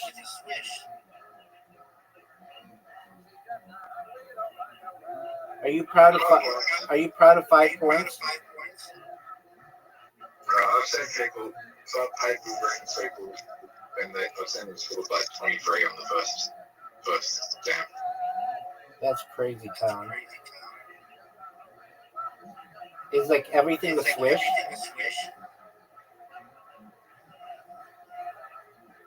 They got 23, so they only had one miss. Did they get like everything with a swish? Pretty much. Like they got 11 swishes and one regular. I can't remember. I think they got a miss. They just flipped the thing really fast. I don't even know how they'd be able to do that. I'm not saying I don't believe you, but they need a buy or something.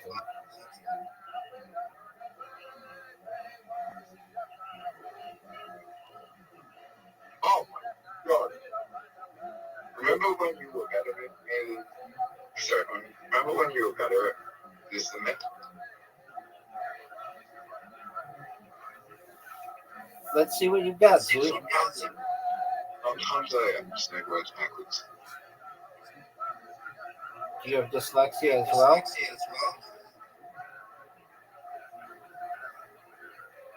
that what dyslexia is? That's where you see letters backwards and stuff.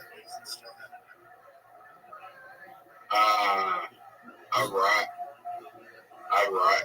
backwards sometimes. That's like more ADHD because I'm in a rush.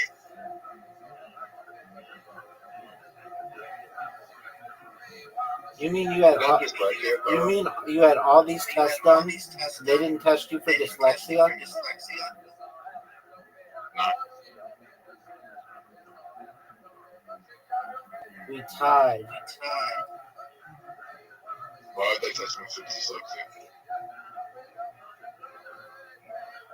Because it's a good thing.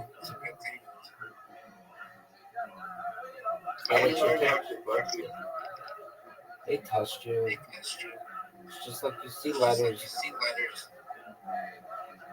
strangely. Okay. I don't say letters strangely. Or backwards. Or backwards. I don't say letters backwards. I just spell them backwards. Okay, do you know that you have an invitation?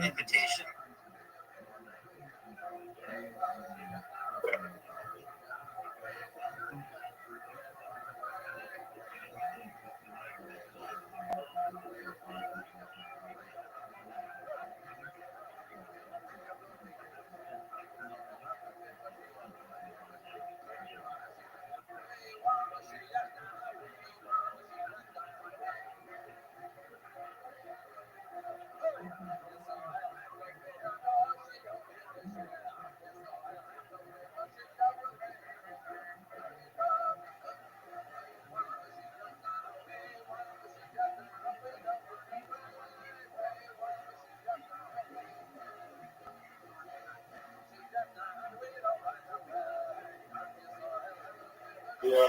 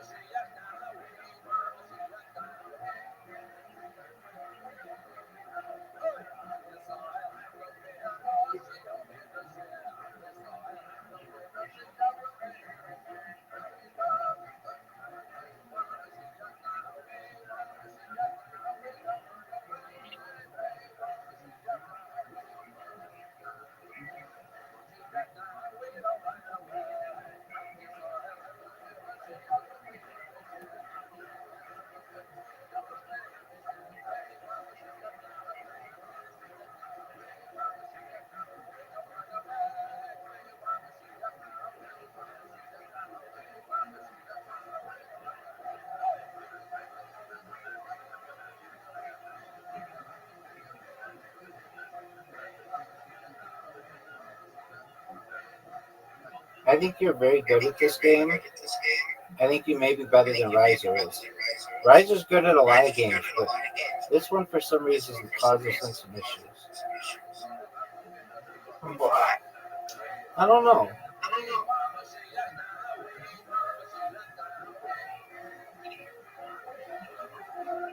I think it's a black extension. It could be. I don't know.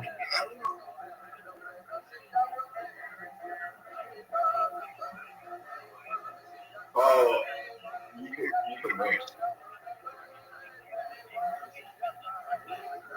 You think I can wait? I don't think I'm reversing.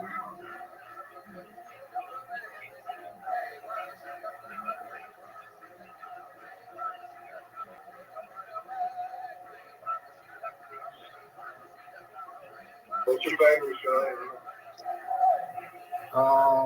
Maybe the crocodile. I hate crocodile. Maybe the kangaroo.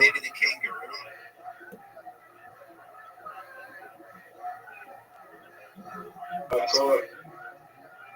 I don't trust the might have been kangaroos, but I saw there were other kangaroos that were really not really know the difference. But I saw them like Monday.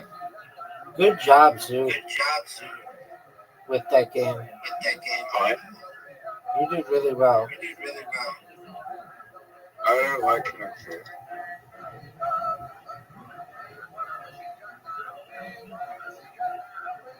We've never played chess.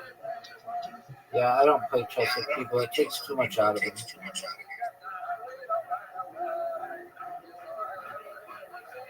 No game we're gonna fight. What's that?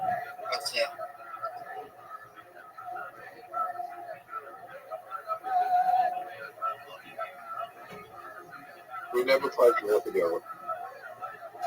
Yeah, we played it on We played it on Discord, Discord, and and it's it's it's more fun when you have a bunch more of fun people. when you have a bunch of people. Did you know that you have an Did you know that invitation? you have an invitation? Have you ever beaten me at this game? Me at this game? Zoot, you have an invitation, You have dog. an invitation, dog. What's reversing? Zoot, Reversing. Zoot. Don't worry about reversing. Worry about accepting my invitation. We're gonna do reversing next time. Because we've never played reversing.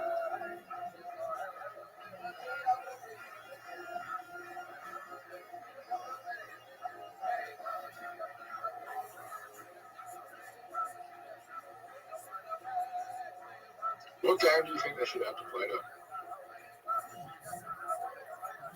I'll answer you in a moment. I'm focused.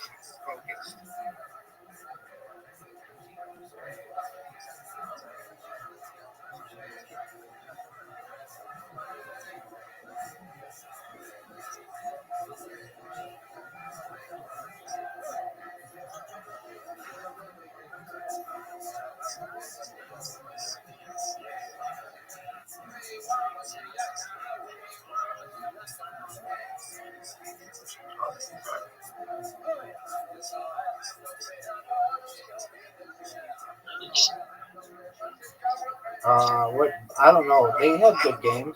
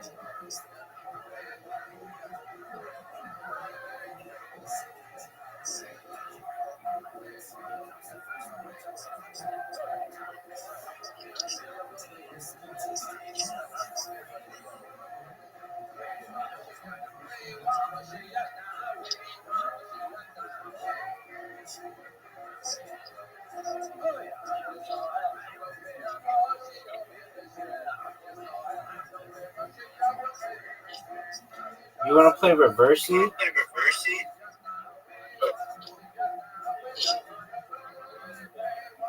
Okay, well, we have to learn how to play. Reversey is a two-player game played on a board of 64 squares arranged in 8x8 rows and columns. The game begins with 4 discs already placed on the board. A set of 64 identical pieces is shared by both players. Each piece is a disc that is black on one side and white on the other. Object of the game. The object of Reversey is to flip the most discs to your color by the end of the game. If both players have the same number of discs with a color, okay, it should be pretty easy. Oh, placing pieces. Players are designated white and black at the start of the game. Beginning with black, each player in turn places one disc onto a vacant square on the board. Once placed, the disc never moves, though it may be flipped when captured so that it changes color. To place a disc, simply tap on the square. Move is legal if it captures one or more of the opponent's discs. You can see which moves are legal by the small opaque circles on the board. Captured. A disc or an unbroken line of discs of the same color is captured when it becomes flanked by opposite ends by 2 pieces, one of which must be the disc that was just placed on the board. For example, if a black player is about to place a black disc in the space with the yellow dot. Doing so will capture the horizontal white disc to black, resulting in that captures may be made along ranked horizontal rows of squares, files, vertical rows of squares, or diagonals. So captures may be made along ranked horizontal rows of squares, files, vertical rows of squares, or diagonals. Oh, that's for rank of clouds. Okay. Endgame. A player who cannot make a legal move loses his or her turn. The game continues until neither side can move. Usually, this does not happen until the board is entirely filled. The player whose color is up on more of the discs at the end of the and at the end is the winner. You'll see the score next to each person's name. If both players have the same number of discs of their color, the game is a draw. Are you ready?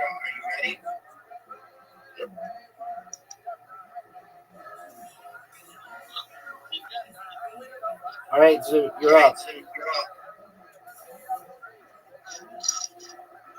It's Black's turn. Zoo, you're up. I don't like this game already. Dude, I don't give a flying fuck. Go.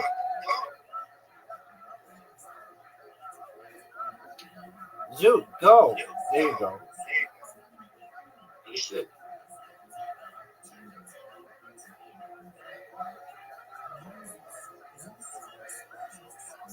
Rabbi, you what? You know what?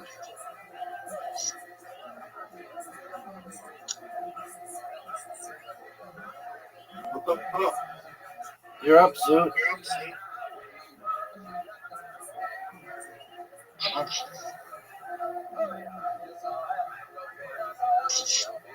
Is there a timer in this game? What the fuck, Zoo?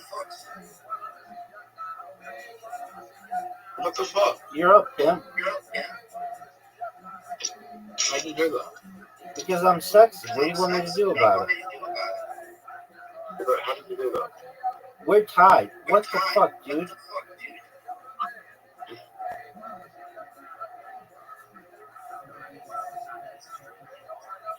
What the? We're still tied. We're still tied, and this game is amazing. What? It's fun. Or maybe it sucks. I don't know. Let's see what happens. Zoo, let's see what happens. If I win, I'm gonna say. All right, well then just fucking win. It's your turn. Maybe I'm disappointed this game.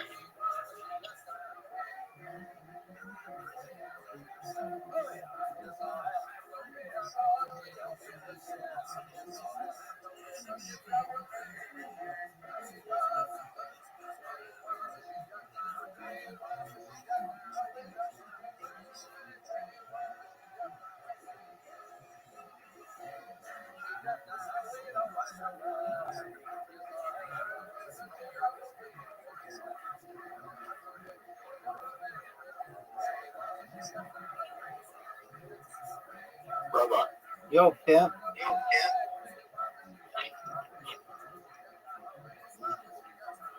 Will I find something wrong with it? Maybe.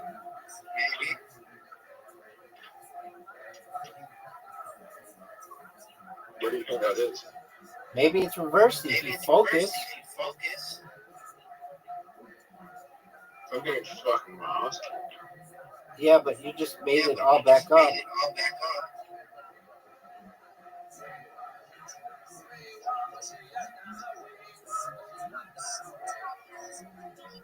I get like reversed now. Like it could look like you're getting fucked, then you could do something like that. Word, dog.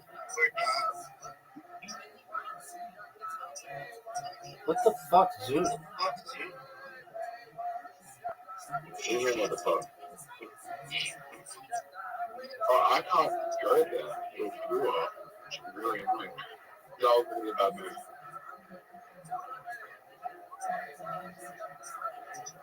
That was a really, really bad move.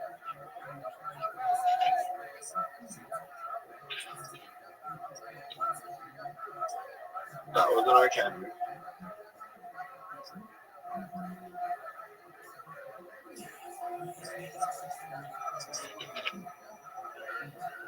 That was bad. That was really bad. Whoa. And you can't. Just think about it now. Wait, how did you do that? It could work Oh, like. you're in trouble. Let's see it, dog. I don't get it.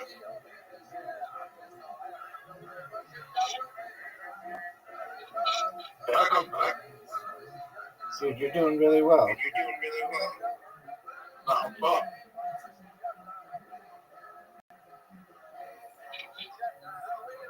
How about I'm fucked? All right, well, you're up, though. What the fuck was that?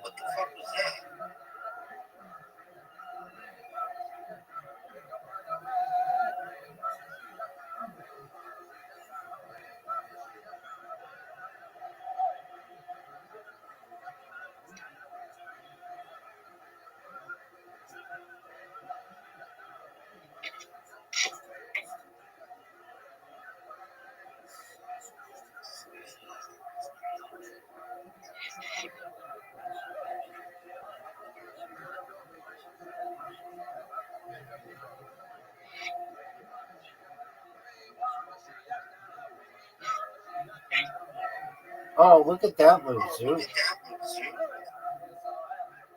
Yeah, but you want it. Not necessarily.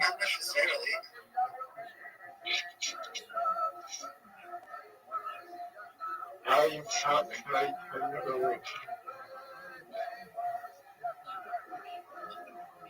look at the board.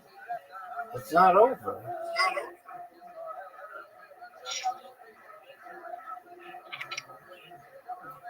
Oh, shit.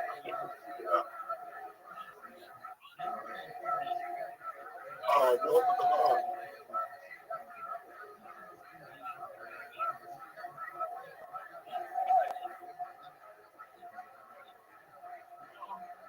Oh,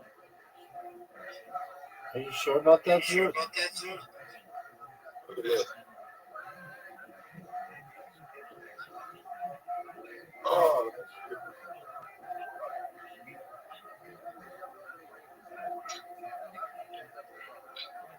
it's close. It was close. Let's play again. I don't know how to play that. Okay, well, you figure it out. Do you know how to play? A little bit. I just thought like the best strategy. All right, well, the best strategy usually when you play any game is to win. That's good.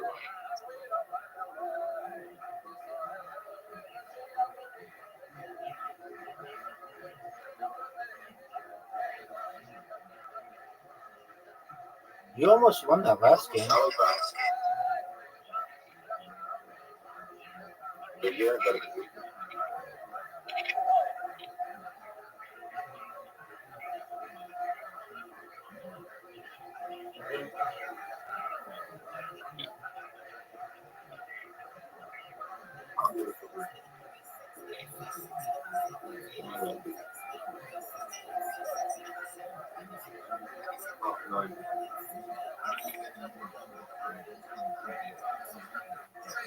oh no. That was really good. That was really good.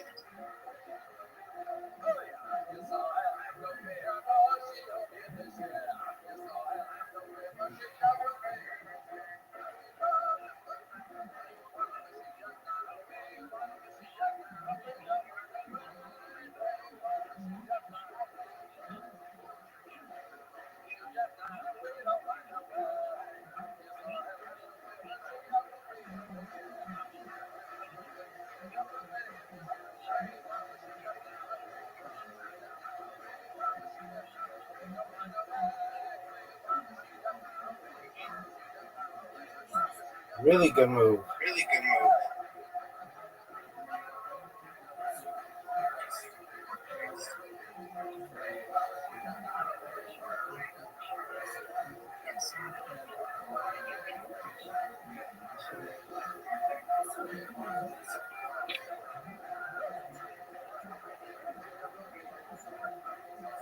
This is a great game.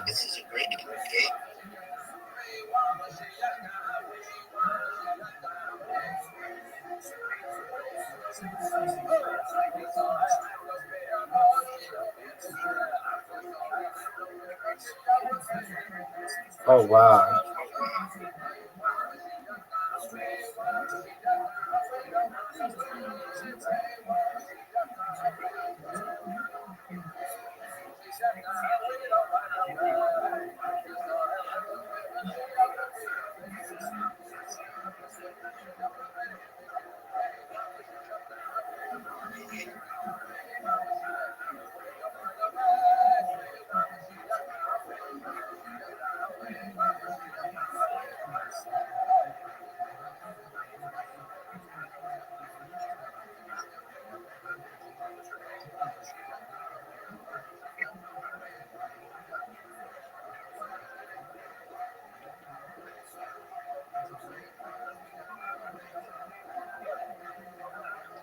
Good.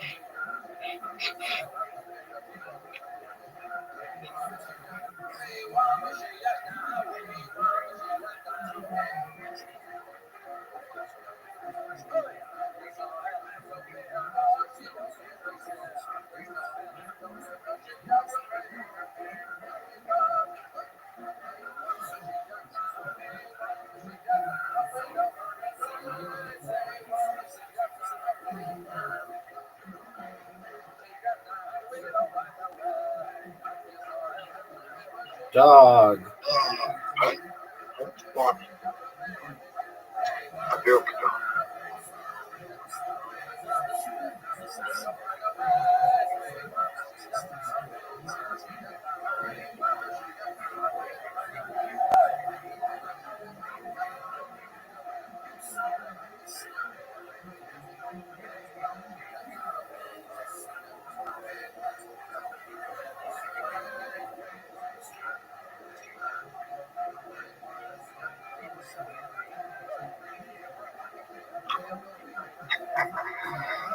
Baby. I just want criteria.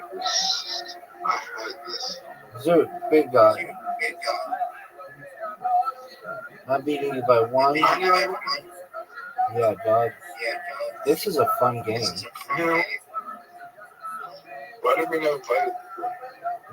No one knows. None of our friend group knows how to play it. They knew how to play it, but now they know. We play it every fucking game. Like the number one game in the world that everyone plays, and no one's fucking played it. Dog. Whatever that game is. Long call. Yeah, that's right. Dog. We played mini golf. That's all we played for like 9 months.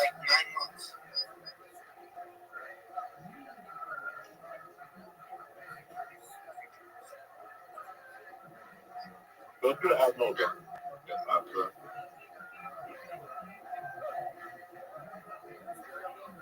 Actually, I got an idea. What's that, Zoot? Go to ChatGPT and ask them what's how to play them and play games over there and play every single one. Okay.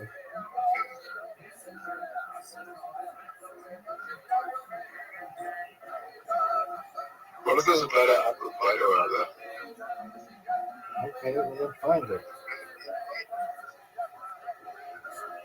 ChatGPT will find it. I've got to say, Play-Doh's extremely smooth, and it has a lot. It doesn't crash a lot. It's a great app. At least on iOS, it's very reliable.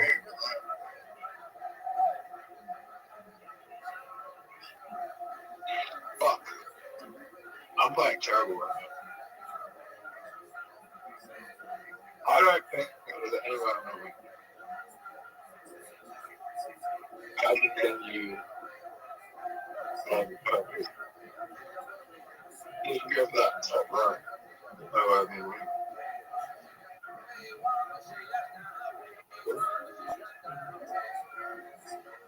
you feel like the board you have right now? Yep. I'm starting to learn strategies.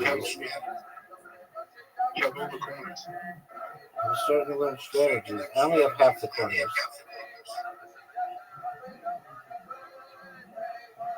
Oh shit. Shit, you're gonna take out the money. What was my strategy? Why did you do that? Because I'm amazing and sexy. What am I doing?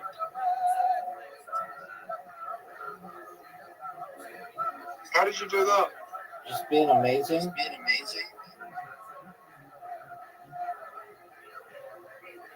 How did it can't work?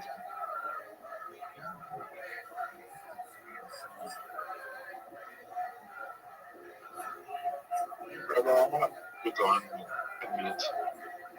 Don't resign.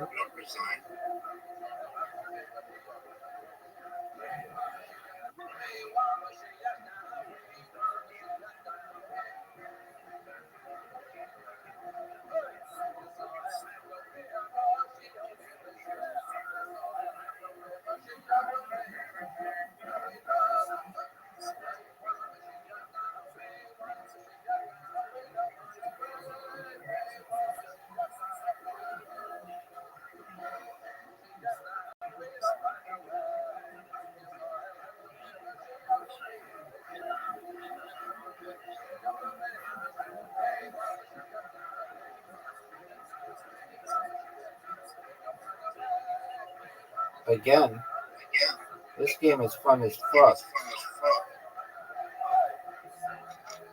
Go again. Word, dog.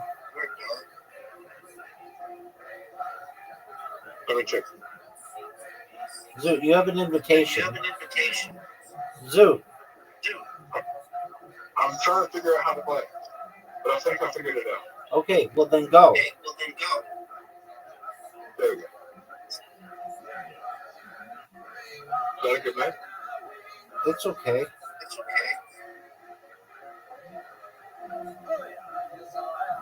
I don't think I'll.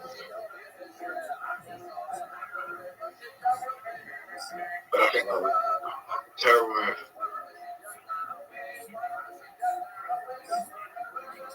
Rabbi, Yo, pimp.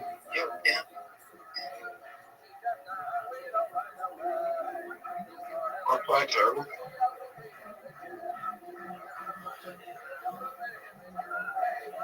Oh, we're tied. Rabbi, Yo, pimp. what the fuck? Okay, I came back.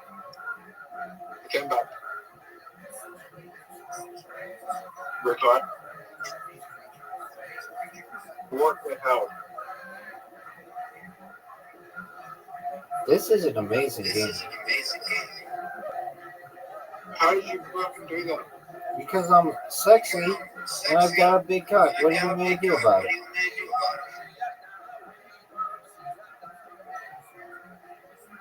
The first one I'm fighting.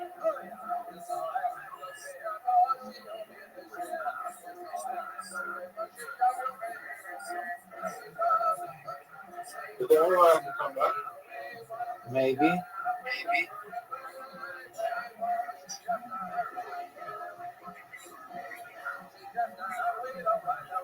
Rabbi, you right?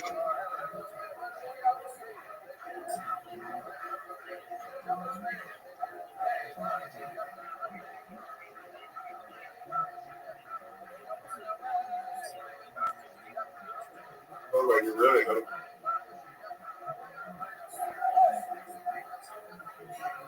Rabbi, I kind of want you to just like stop doing this. This is bad. What do you want me to do about it, big dog? Is this just how bad Riser is at killing people?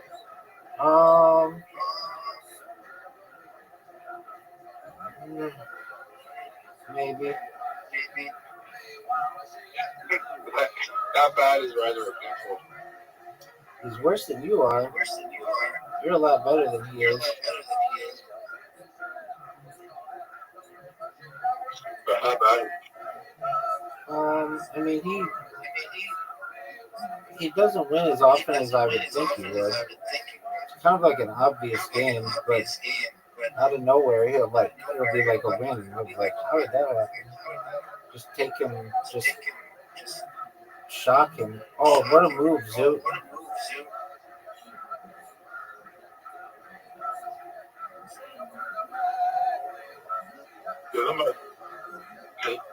intelligent? Smartest motherfucker on earth. Do you think I'm intelligent? I think you need some work. Why do you think that? You need a rubber band.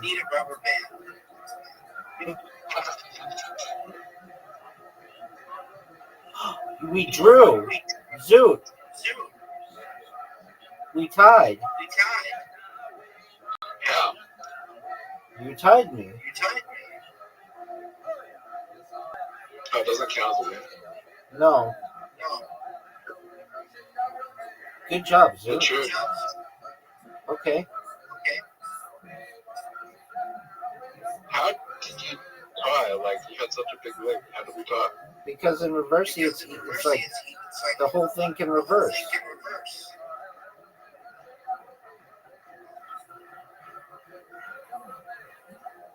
Do you think you played strategically well that game? I don't really know.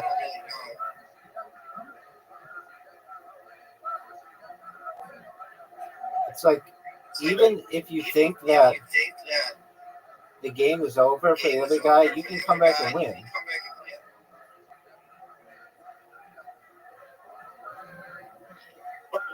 Fuck. I think I know how to do that.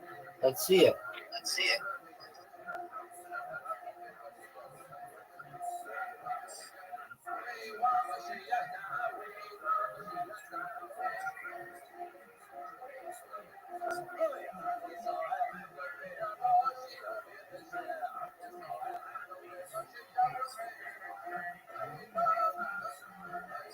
No live difference.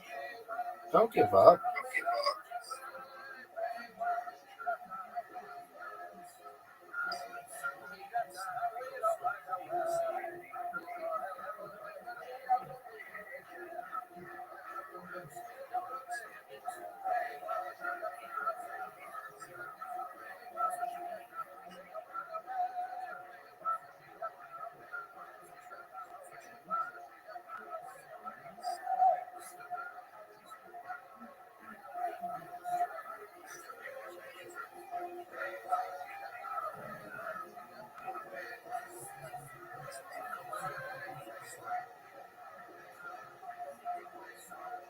Did you resign? I got to go. Bye, Zoot. Zoot, what are you going to get? What are you going to get? That's right. I'll be back.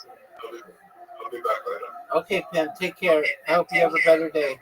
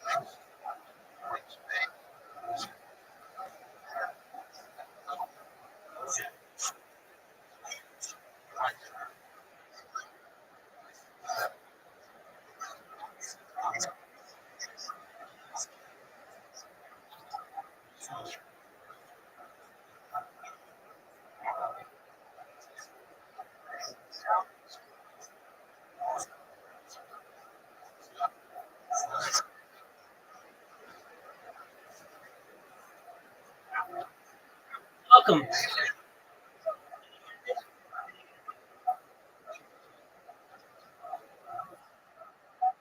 Oh, what's that?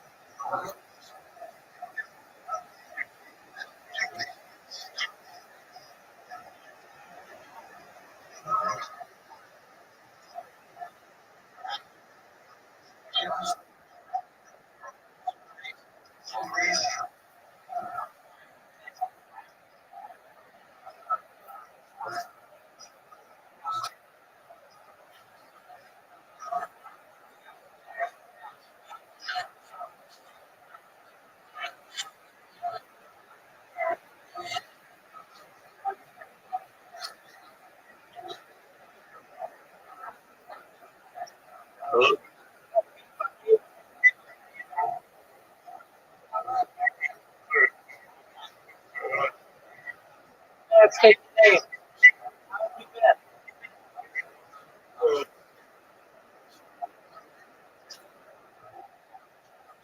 Dude,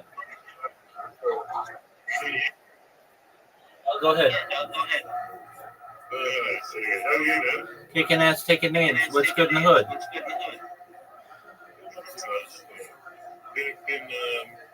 Been away, like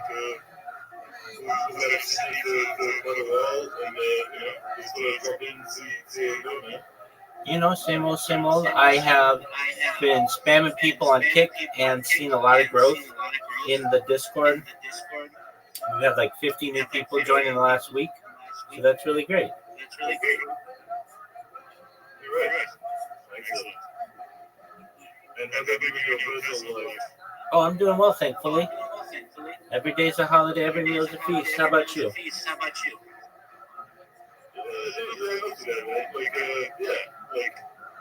to be honest, it's actually not that interesting, but Have you been? I went out to for a funeral way out west last week. Like Perth? We're basically country Australia. You were in Perth? No, I mean sort of the east coast of Australia. I know, but did you just say you went way out west? Oh, sorry. So like way out west is sort of country New South Wales. Oh, okay, I got you. State, Yeah, no, I get you. So I mean, it's like sort of every country, sort of Did you see any cows? Yeah. Sorry, what was that? Did you see any cows? Well, it's all like dairy country. So that side of my family are all dairy farmers. So it's like a very sort of lush rolling hills, with sort of deep gullies, and they all little cows everywhere. Yeah. Very well. Would you remind me, Bigfoot Jones, how'd you find out about me? I found out about you through what's his name? Bernard Goldsmith. Oh, yeah, that's right. That's right. Absolutely. Have you been on Twitter recently? All right. What's on your agenda for this weekend? Nothing. I'll just go to my mom's place and see how she's. I look after her for the weekend. Are you going to slang dick like it's going out of style when you see some chicks? Well, not at the moment. That's complicated. Okay, are you on the dating apps? So basically, taking a break from that until I get over my health problems. Okay. What's your health problem? Too big of a dick? It's not a problem for me, that whole thing, but anyway, it's hard problems. But Okay, what so are you, man? Are you going to be swinging it to any dishes? oh, dog. All day, 24/7, 365. So many bitches I can't even count. Yeah, right. I get bitches who just DM me that they masturbate to me.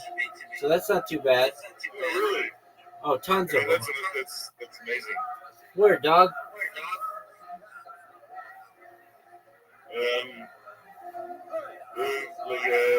Well, I don't think I've ever come on to Discord when you've not been in your on the camera. So how do how do the ladies come onto the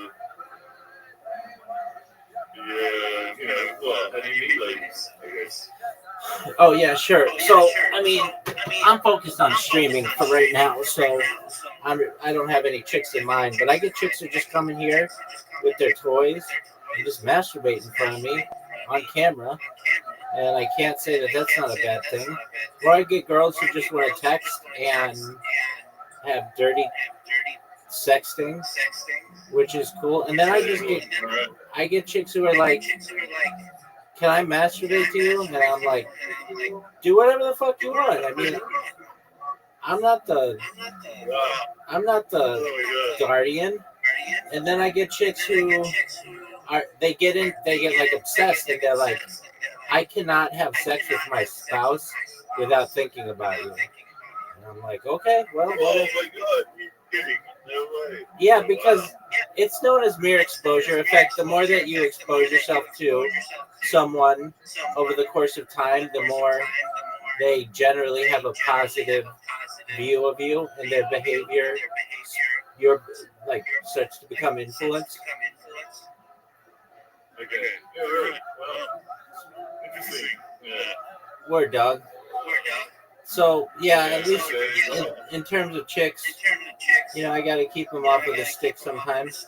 I get a lot of guys, which I do my best to stay away from, but there are a lot of guys who become obsessed with me, and that kind of stuff, but that's not my thing. But girls, if of 18, if they're 18 years old or older, then yeah, I don't mind to do whatever makes you happy. Yeah, okay. All right. Like it. Yeah, good. Absolutely. Yeah. Well, how have you been? So I know that a fair amount of it, whatever, helping me finance. Have you been expanding or sort of, well, you've been getting more popular? Is that what you're saying? Yeah, dog, a lot. So I create robots on different platforms, and the one that how Bernard got a hold of me was it was my Blue Sky bot, and it tagged him, and he saw what I did. He came in here, he met me, and then he made that post about me, and that's how you and I met. Now, Blue Sky, you know what Blue Sky is? Yes. Okay, so Blue Sky has like 38 million users, but and it's cool, it's growing, but I just became public enemy #1 there because of all my spamming, to the point where the mods had to like redo their rules for me, and or not just for me, but for users. And I was doing really, I mean, like I could still spam it, but what ends up happening if I put the name Rabbi in the name of my account, it automatically gets banned. So anybody who puts the name Rabbi in their account name gets banned. Also, if you put the word Discord in your account name, it gets banned. So I'm like, those are two words that I use a lot, but they just recognize that I was just really just spamming the whole platform 24/7 with that.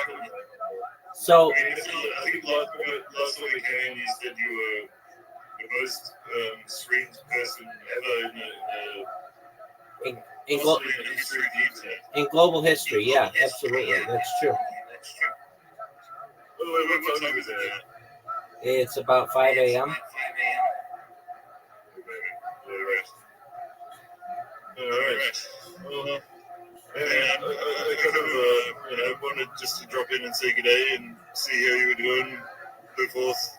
Absolutely, my friend. I hope everything goes well with your mom and your health issues, and I hope you are able to focus on slinging dick soon, and come by whenever you're bored. Bigfoot Jones, we'd love to have you, okay? Hopefully, I think, maybe 6 months I'll be back to slinging dick, but, I'm sort of, I'm going through sort of it's a health problem, but it's nothing permanent, thankfully, hopefully. You're strong. You'll get through it. You'll be better than ever. 6 months. Maybe less. Yeah. All right, man. You take care now. Excellent. Stay strong. If you need anything from me, I'm here for you. Okay, big dog? Yeah, I'll pop in a couple of weeks. Who knows? Absolutely. Love it. Take care, pimp. Have a good one. You as well, buddy. Bye.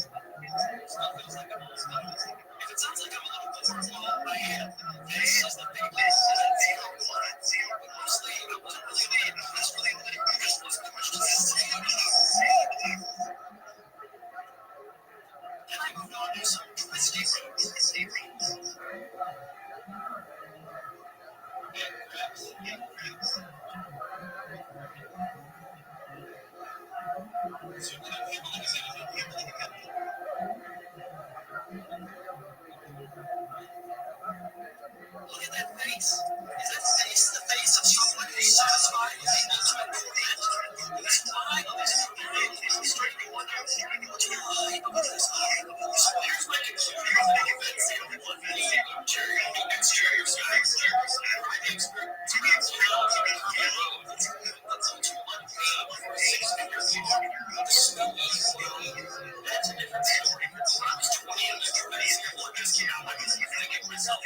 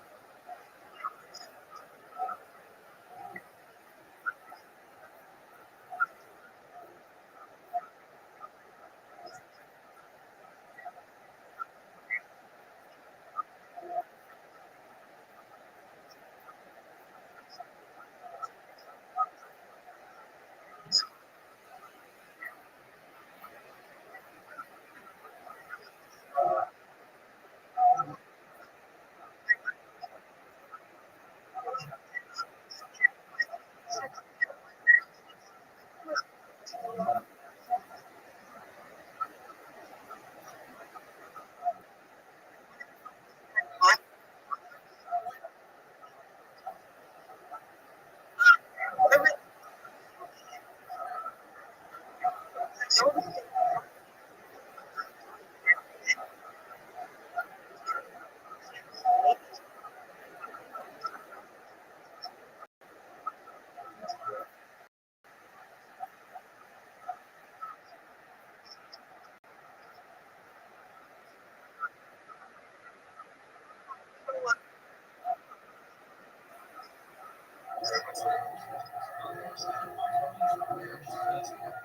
I need to shower every day?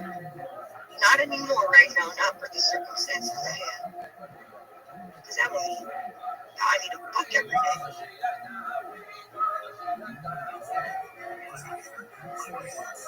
Do you see that this math doesn't make a lot of sense? But you're not, like, I can't go into one of these places because then I gotta act.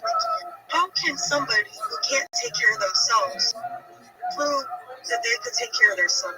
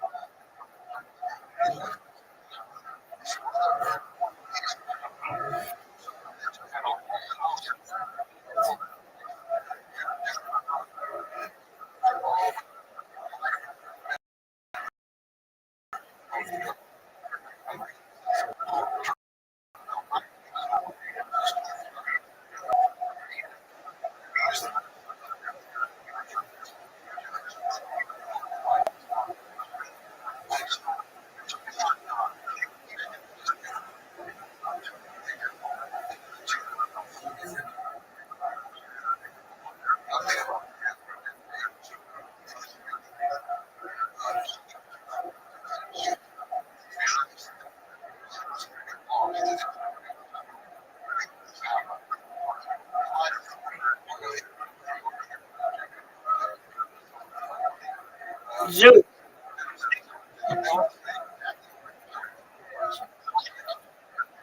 How you doing? Why?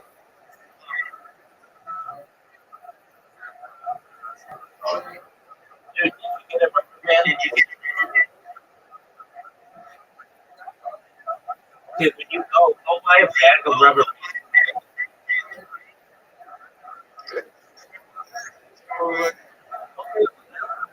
Okay, go. Bag.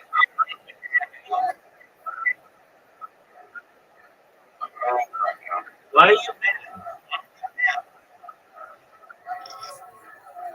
mad?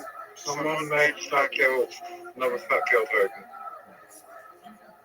All right. So what? Are you gonna buy it? No, the other one, the original one's fucking might take off. No, that thing's dead. Are you ready for a game invite?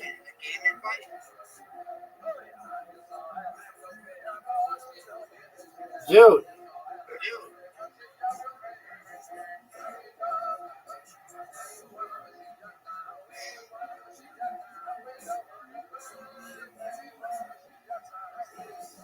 dude, you have an invitation.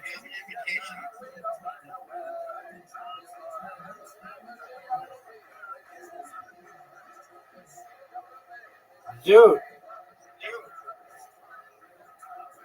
That's it.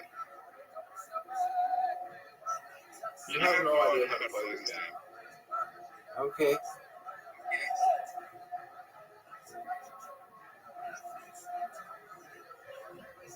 Neither of us really know how to play this game. I think I do.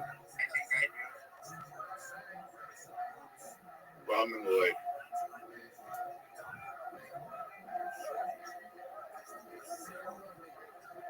Bro, What up, pimp?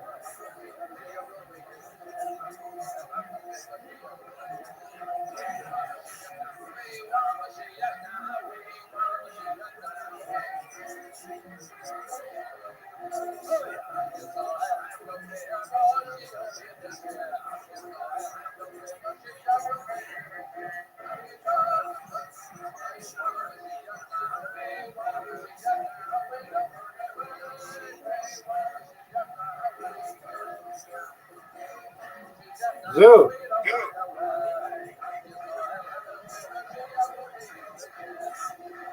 dude,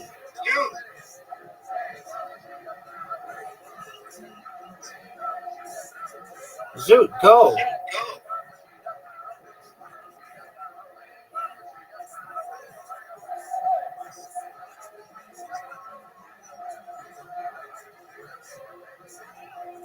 how about you want? Not yet. And what are you still doing up? It's like 2 a.m. No, it's like 6. It's 7. But it's just down.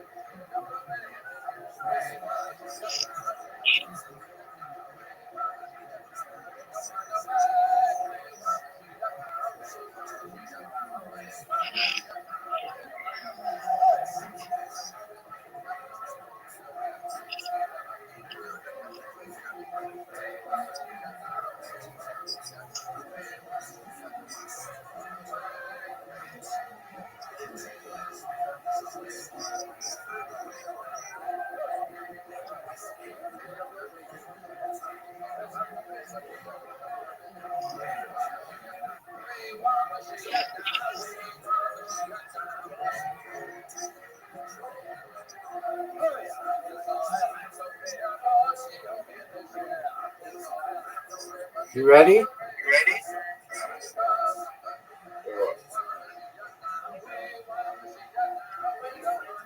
You're up, Zoo. Yeah, I'm gonna find this down after this one. Why? Because it fucking sucks. It's great.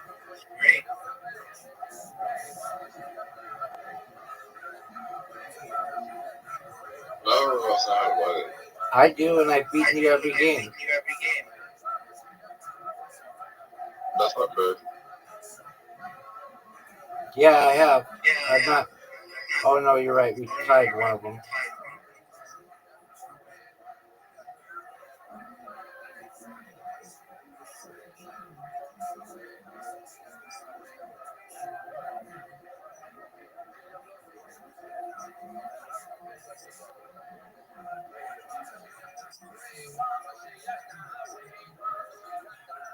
You think life is short?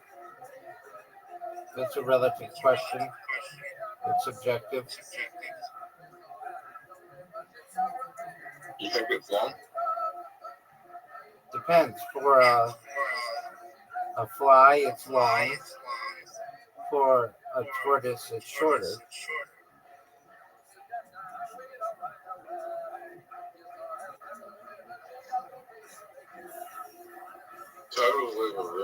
Turtles live really long lives. Word, dog.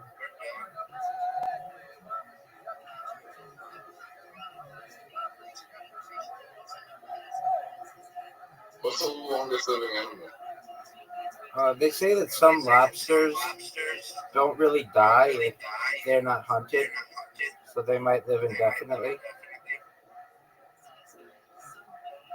Lobsters? Yeah. But traditionally, it's been the giant tortoise. Yeah, but traditionally, it's been the giant tortoise.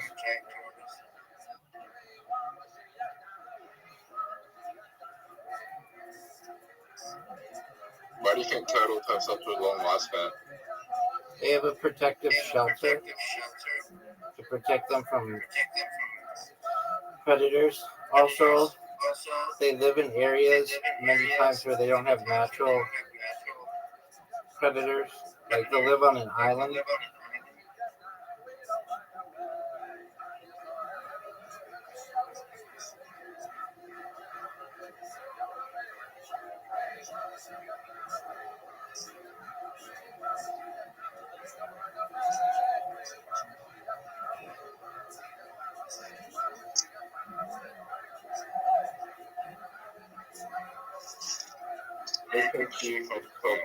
Zoo, you have an invitation.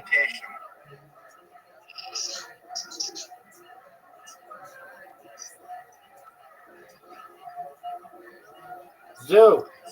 There's a clan that lives for 500 years. Okay, good. Zoo.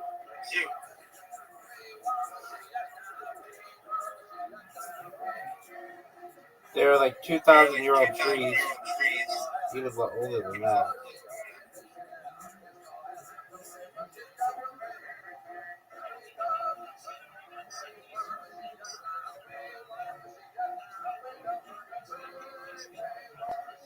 You think there's plants that have consciousnesses?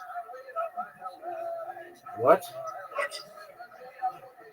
You think plants can think? You think they have a conscience? Yeah, I kind of do. Especially like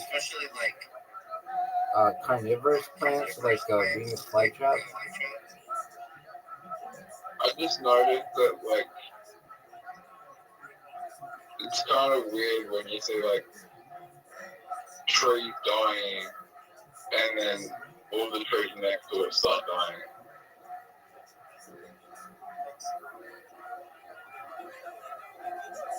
Whoa, you made a comeback. But have you ever seen like trees dying and all the trees next to it just all of a sudden start dying? Like even if it's like been raining. Fuck. Have you noticed that? Okay.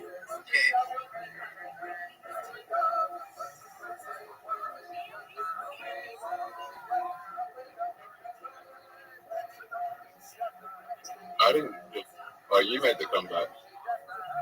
I had something huge late.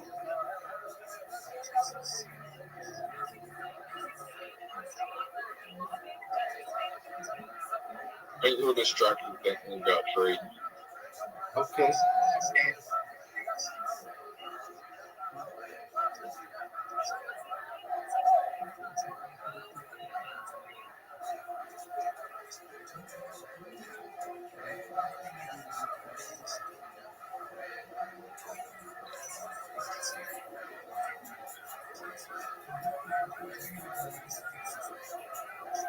Oh, Zoot, you took the lead.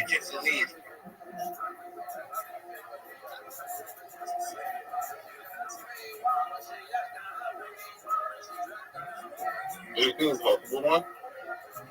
Zoot. Oh, how did we win? Some fucked up. No, this was second hardest. This is standard. Zoot, how didn't you win? Fucked up. Look at her.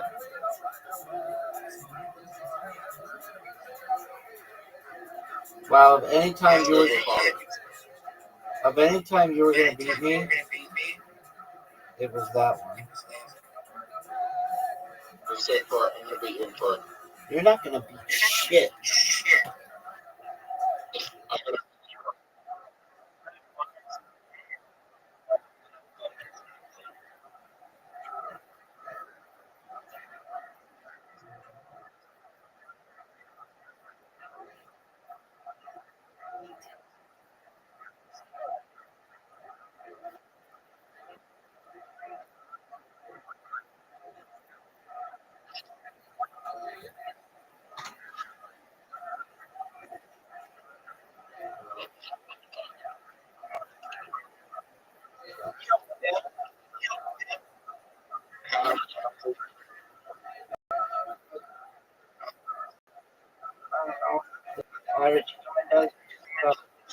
Maybe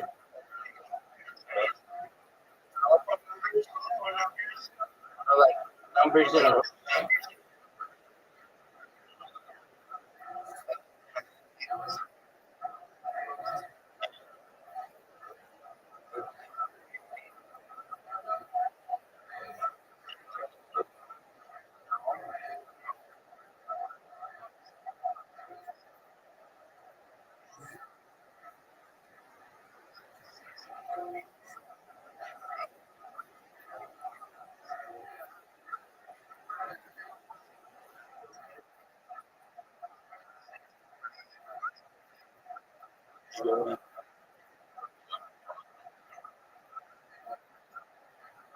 I know somebody just remember it. All the famous people, the president's birthday.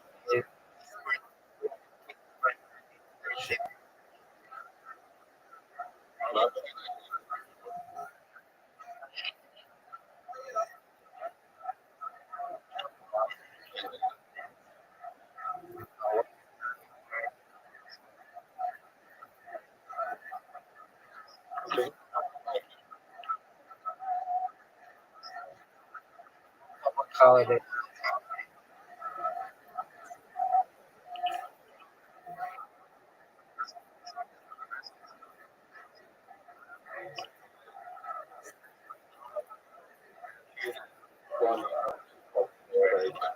That'd be good.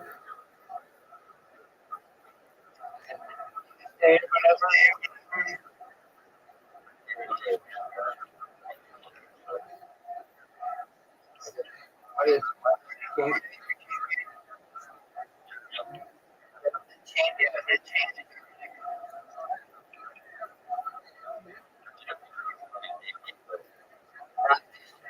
change?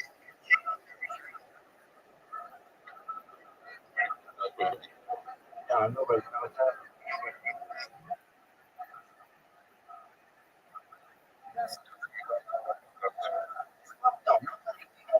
No, it's not.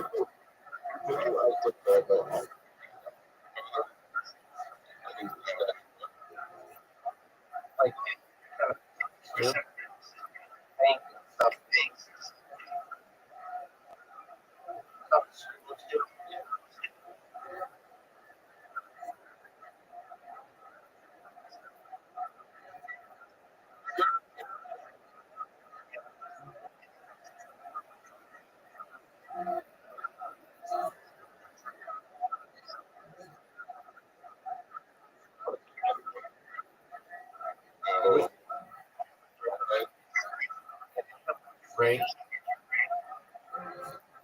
Like that. No, it's usually like 3 weeks. Okay, wait. Yeah. Now, like businesses don't get that much off, but schools do.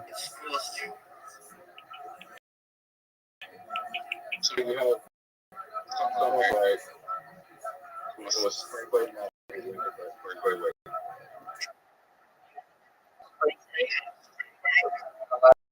Sometimes there's a fall break.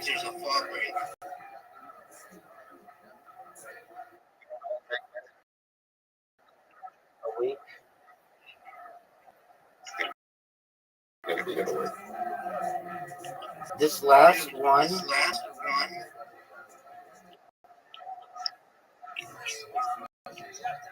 I've never seen it before. I just finished.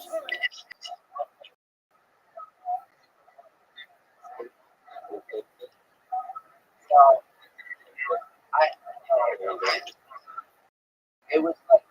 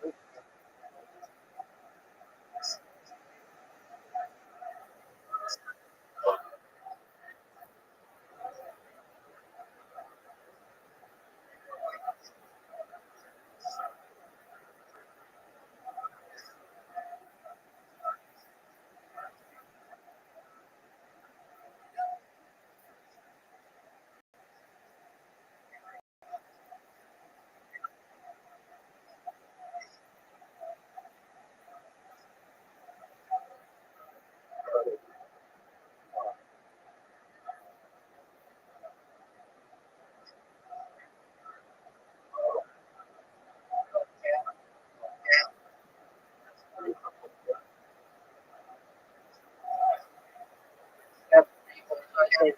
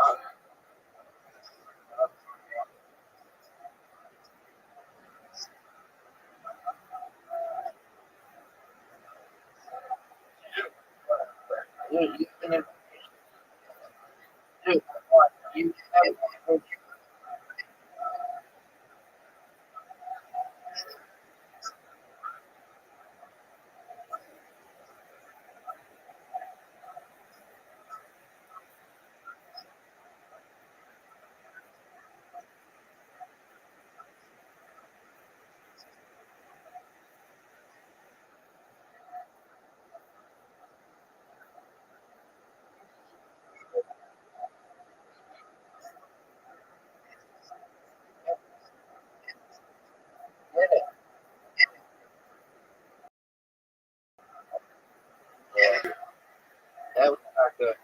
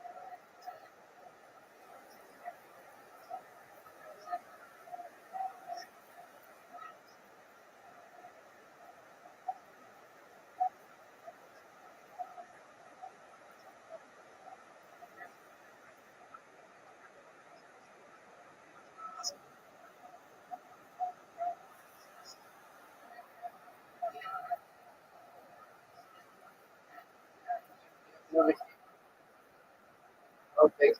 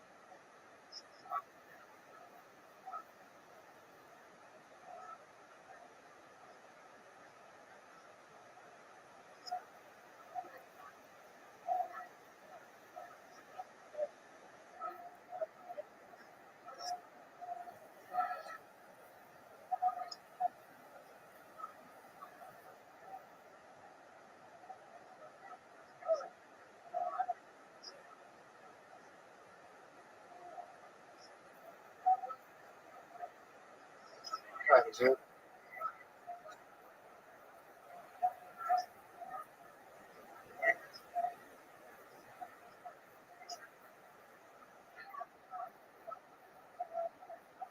Oh, wait.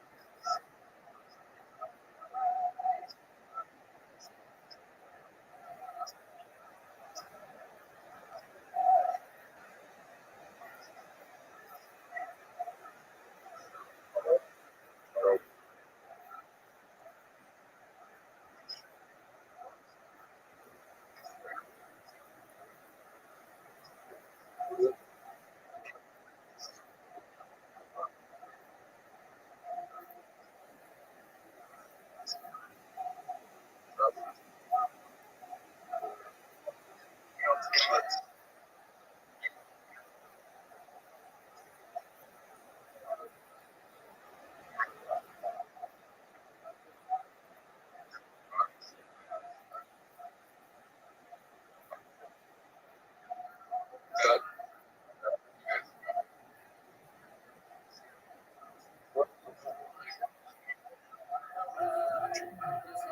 that was the best movie ever made. Yeah, because I'm amazing. Rate that movie. Sucks. What about this movie?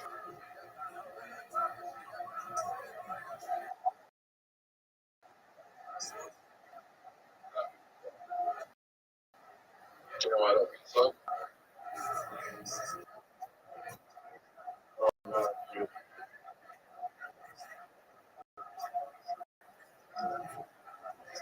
Yeah, good. Mine. Did you not see how? Oh, yeah.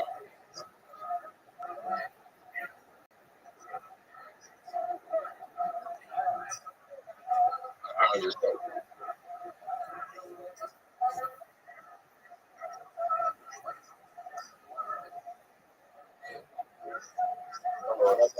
Oh,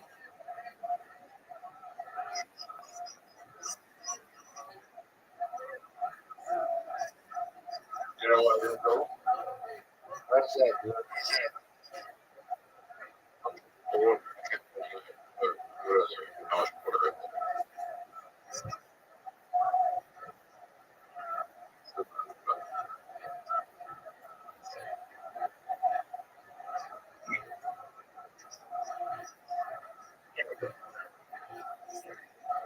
All right. Very close. All right. Yeah.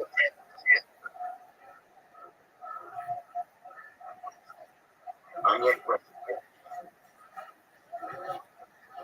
it with a high first ship.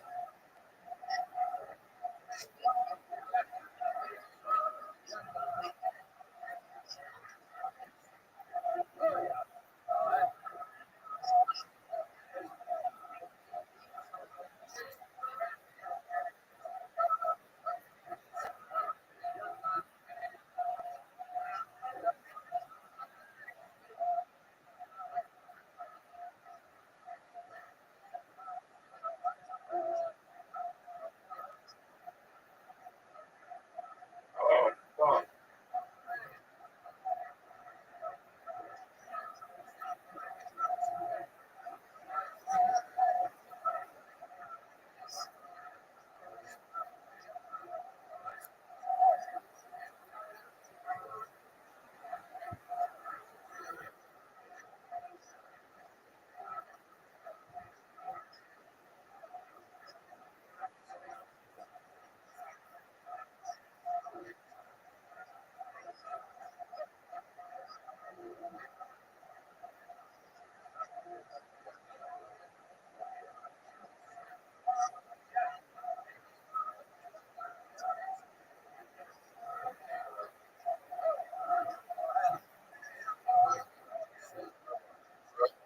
Yo, Pip,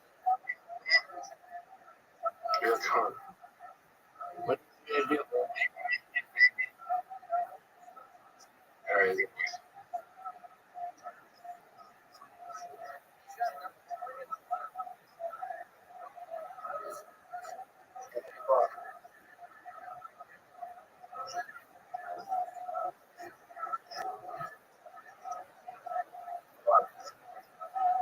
And God, so this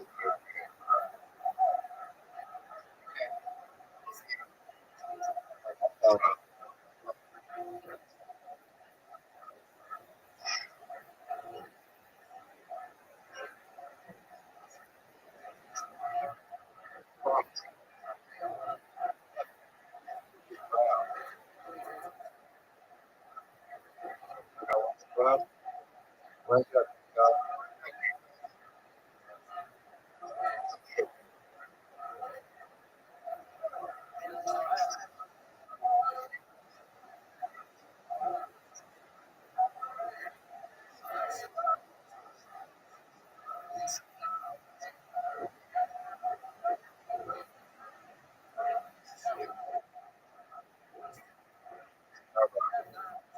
yeah, I'm gonna help.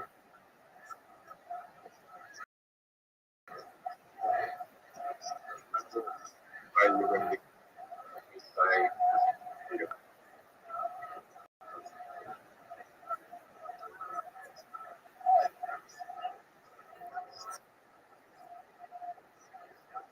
yes,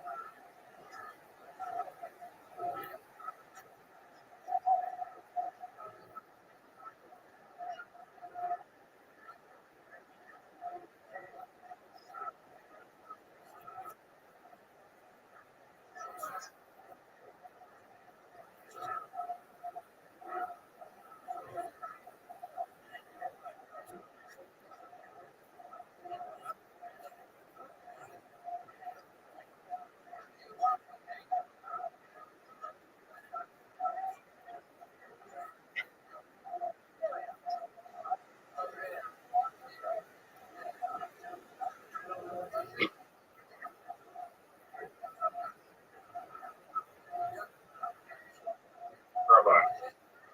No,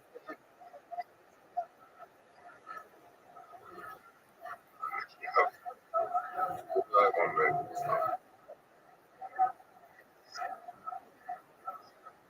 Oh, that's right. That was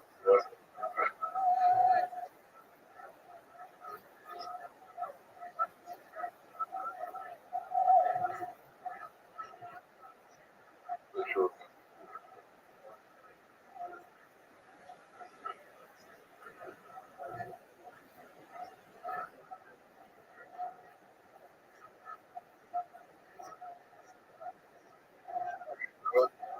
Yes, sir.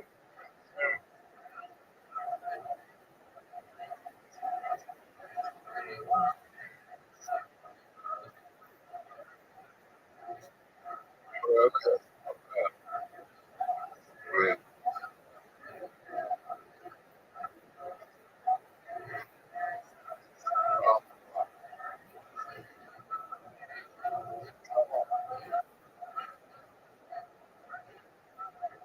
I can't do what I want to do. Like, no. Oh, an extra move?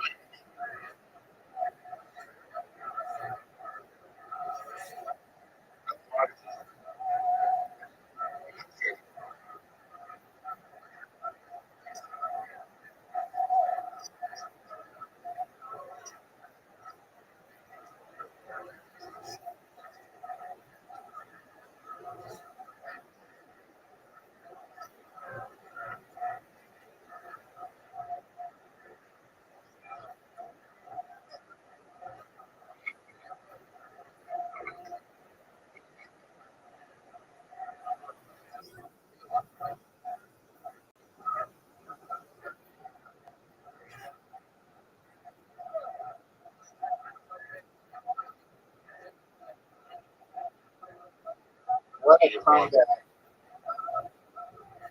What a comeback, Drew. What a comeback.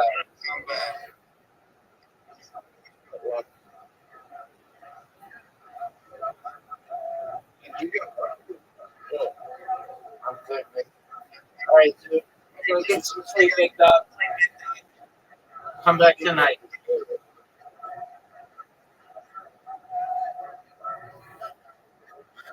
Peace, big dog. Come back tonight.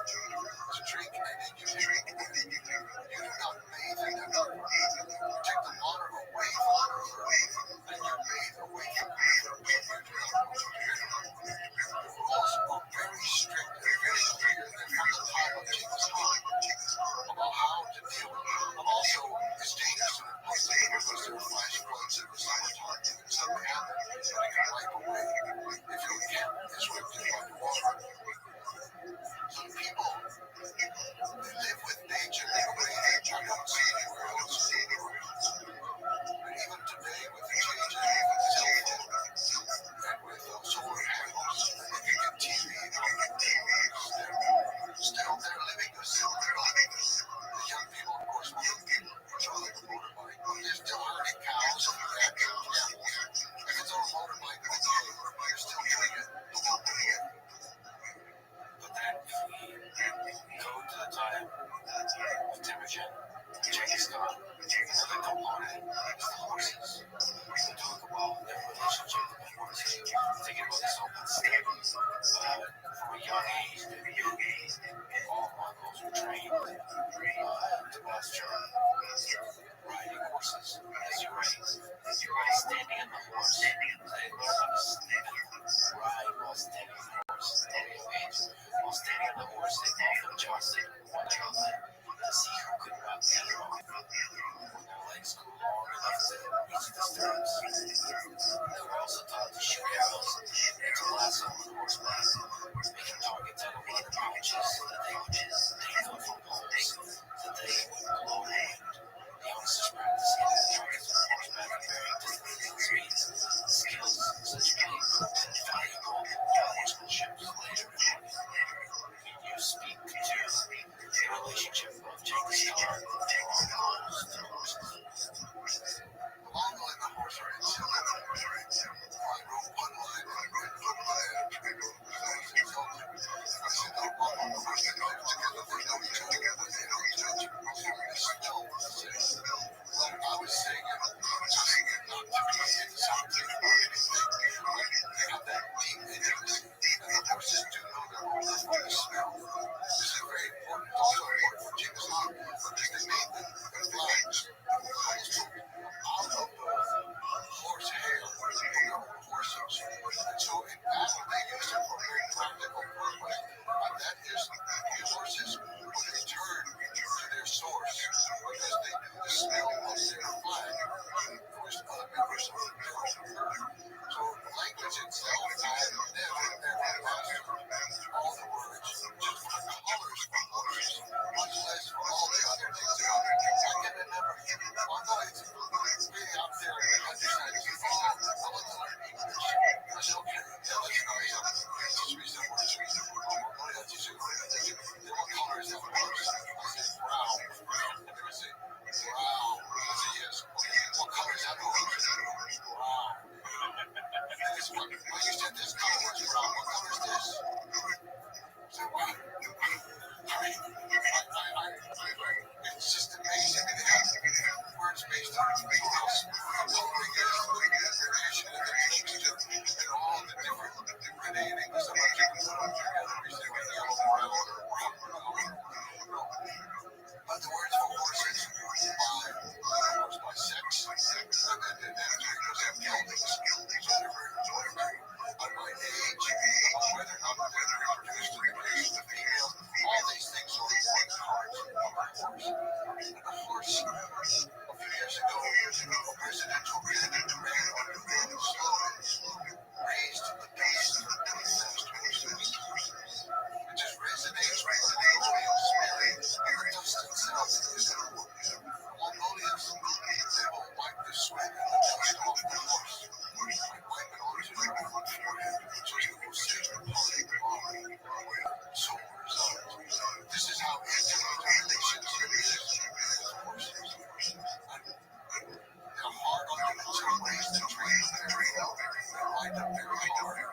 But the horses are also trained. They use a very small crop. It's almost like a stick of milk. So they hit the of the horse. Never anything else. They're horrified in Western people. They use metal spurs metal to hard the horse's stomach and to hard the head of the horse. They say it's a capital crime, but I'm not very much of an executive for that. You never ever harm a horse's head. Horses are important in every way. Even religiously important. Making religion to horses. No, mother goes out every morning and she throws something to each of us. She starts the day. They use it for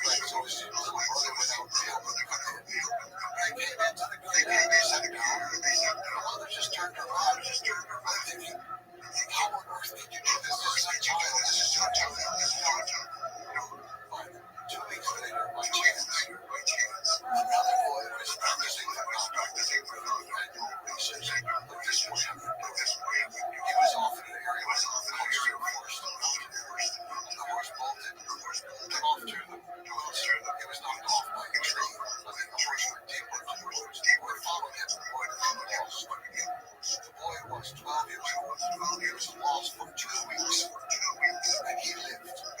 I would have died in 48 hours. He lived. He said, well, they slept in the daytime. They wanted to walk that guy when it was cold.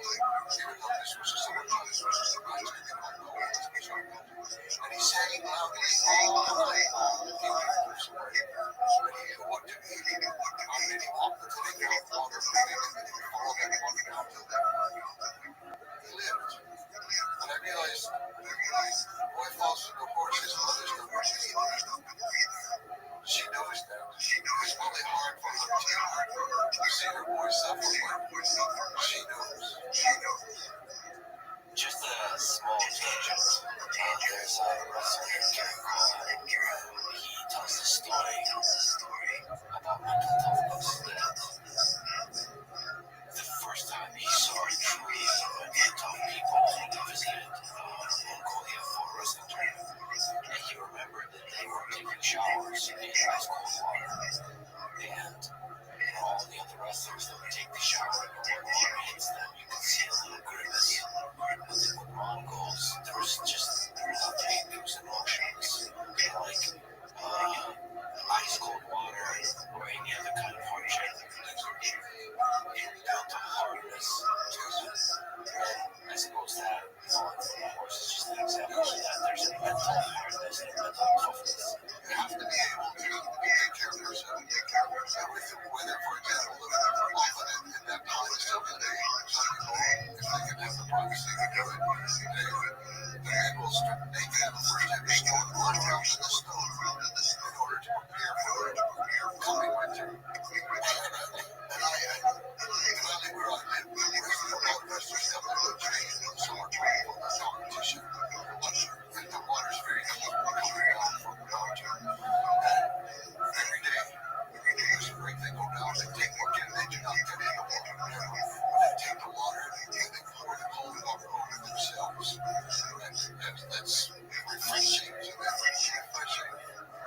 Well, then, getting back to the horses, the value they had for the horses, and the horse riding skill they developed throughout their life, created one of the most unstoppable military forces in history. So if you just talk about mounted archery that they employed in the war, the Mongols were able to target it, shoot it, accurately at 200 meters while riding fast, up to speeds of 60 kilometers an hour. So, there's a lot to say. Like, you have the time, just watching some of the videos, it's just incredible.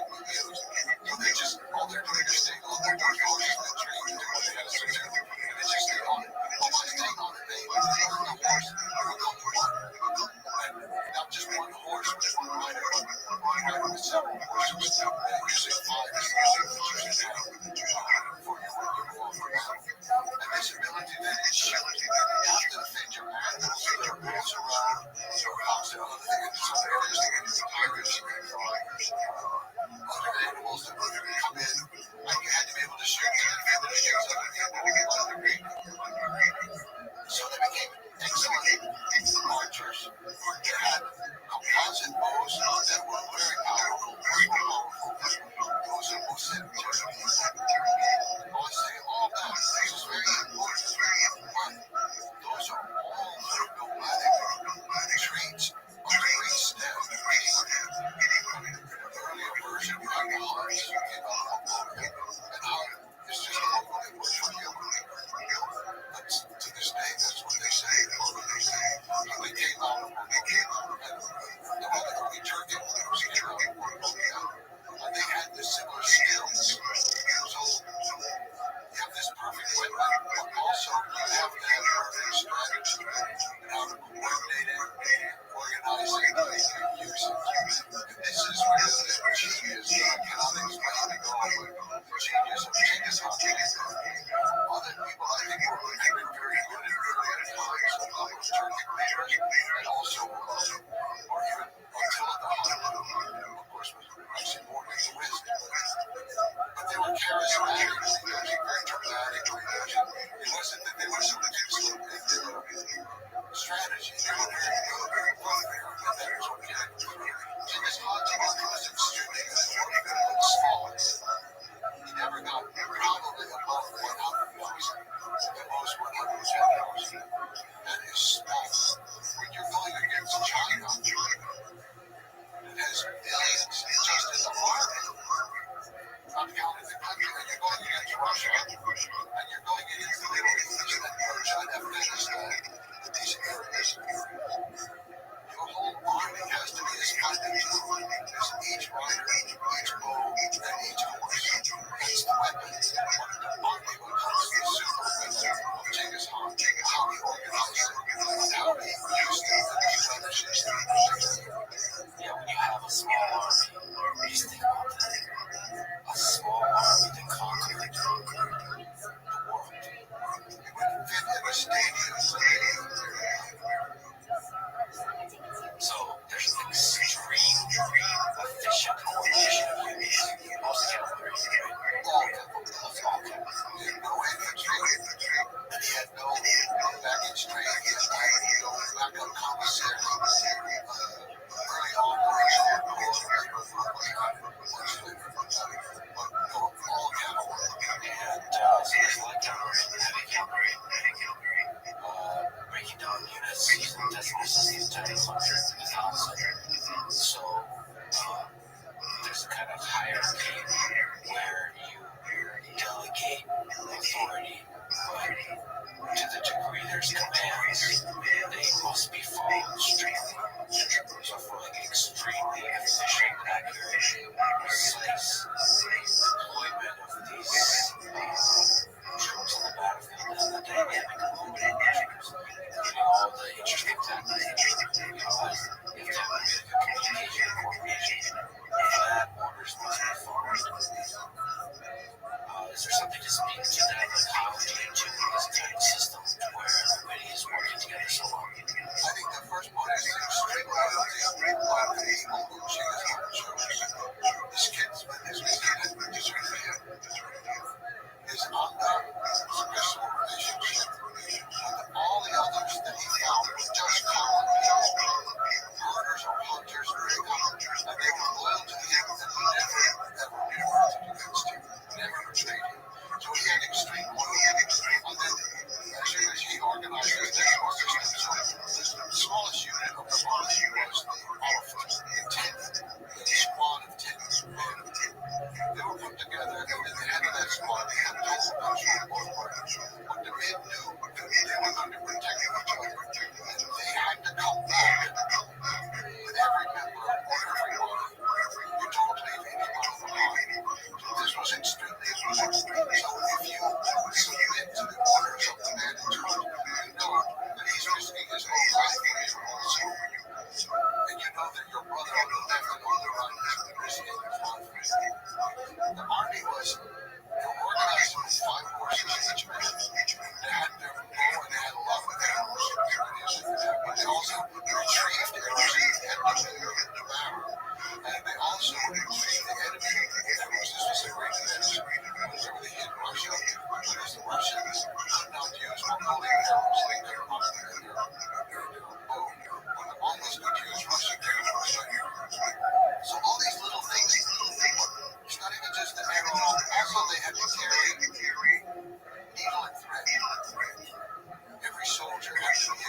And sometimes there can be a torn garment. It could be a piece of skin that somebody has. It's a very odd thing where you have to go out here, Genghis Khan, they're carrying everything themselves. They don't have any help. And then one of the things they have to carry is needle and thread in order to sew up things. Complete self-reliance. Yes. They also carry dried dairy products. It's called dry curd, and they can keep it for a couple of years. But you dry it, and then when you need it, you put it in a flask of water. Right all day, and chocolate down. It turns into kind of fake protein. It's said that the world was could easily go 3 to 5 years without building a fire. You have enough food. So all these little things, as well as the highest of loyalty, loyalty went all the way down. Loyalty was extremely important. And he organized the army into left wing, right wing, or east and west, east and west. The word for left is east, the word for right is west. So those 2 wings, and then in the middle was the center, big center. That was his bodyguard, his unit. They usually didn't have a guard. Sometimes they go for just 2 years in jail to clear the land, run the people away, scare them, make them go away. So he the fastest the army with him. And they never marched away all the way to a line of one following the other. They were always going a long line spread out in wings, so that each horse and each path, you could say, all their nothing. So they had very precise doing things. And this, I think, was the secret with him. He used the best people, but he also he was willing to train them as much as possible. He never punished them. But what happened? Supreme Judge, and his command was Afghanistan. They lost. So Genghis Khan went out with him and said, okay, let's go to the field together. Look it over. You explain to me what you did. We're talking about it. Because it was very thoughtful in the way that he was trained. And they knew they were just not like these countries where they don't know about his security forces. Genghis Khan knows every general is every tribal if they retreat, fine. They're saving local lives. They know what to do. All these things like that fit together. And I think part of that was important for him. So he had this base for horse, archery, and how they all fit together. He was very quick to embrace any kind of I think that secretary of army civilizations stuck in their ways. This is how we're going to make it a little faster, a little bigger, a little stronger. This is how we think. Genghis Khan had no separate. When he encountered the first world cities after founding his nation in 1206, he went out on these raids. He really think they were raids. So he went into Tibetan territory of what's now northwestern China, the upper reaches of villages. So he went there and forced the cities that walled in. The Spaniards never came to war in his life. Well, they did, but they were founded and surrounded this tent downhill. Yeah, just imagine what it's like the first time you ever see your wall. Where you come from, when you go instead of there's very few of natural wall things. Well, they have like the wall cliffs in some places that they can climb that, but they don't have people shooting down the mountain. So he looked at everything, he looked at every song. We're going to have this river, we're going to have all these channels, and all this movement all around. Like I said, for all of anything that moves, anything that flies your weapon, anything that doesn't move, is a target. There's a moving water, they got a standing, non-moving wall. So he said, they're going to dig a channel, and they're going to bring down the wall.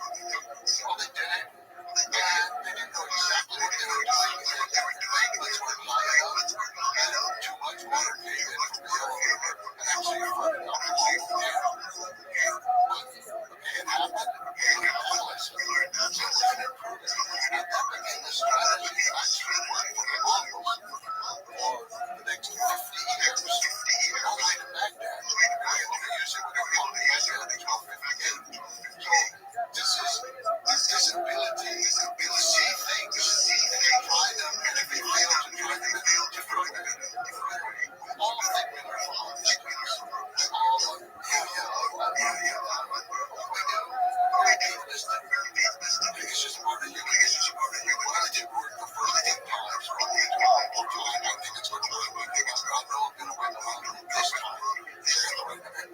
That's how we think. He had that real ability to, first of all, to be hostile for these other things he didn't know. Technology. I don't understand that he didn't understand it. He could understand it in his own way. Over and over and almost continuously putting together good things and using them against their souls. Rapid, extreme communication. Couple that with you have to say a revolutionary idea. Emotion should be based on that idea combined with the innovative approach to military is just feeds in itself because the people who are learning their mistakes and constantly improving are going to get promoted in positions of power and then they inspire others to do the same. So it's just if every action is judged based on the excellence of that action, then over time, each generation creates more and more powerful army. Yes. And then they were able to do that for 3 generations to create one army that was never expanding, never changing its tactics and its technology. They got worse at it over time. When Genghis Khan innovated, he was the best at it. He used it for all his and he was getting better over his lifetime using foreign information, foreign technology, foreign ideas. He just had a genius. Go back to the horses. You mentioned every soldier had 5 horses. The reason for that is the horses get tired. And so you can cover a lot of ground in a single day. Usually, the horse would usually run for 1 day and then rest for the next 4 or 5 days. And another horse would run for the next day. One way to measure it is a couple of the word with Mongolia in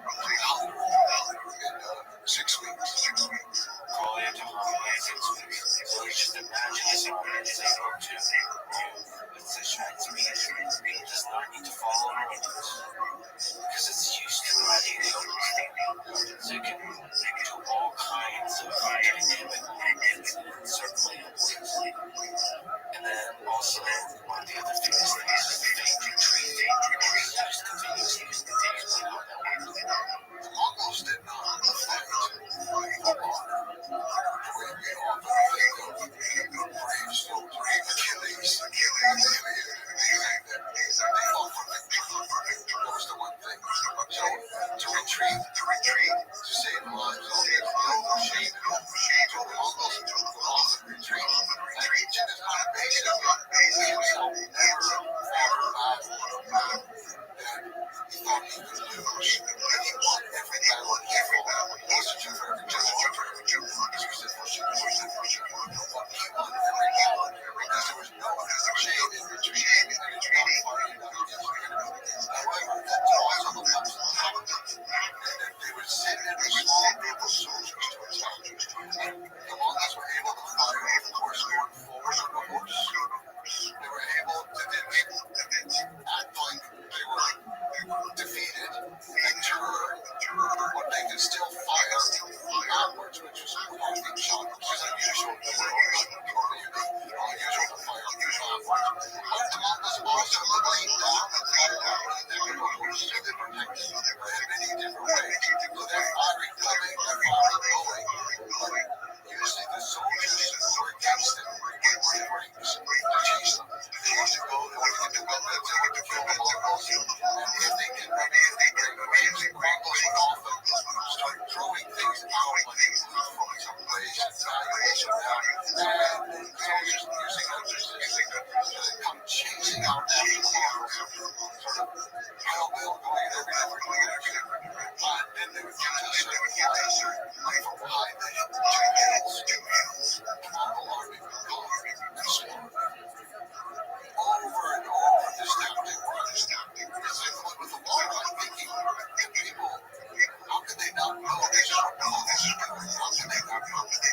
Human nature or something. Forces of retreat. You can't. I don't know what that is. That's maybe the enemies thing, but take that with the ability, high speed, almost to circle and attack the flags, which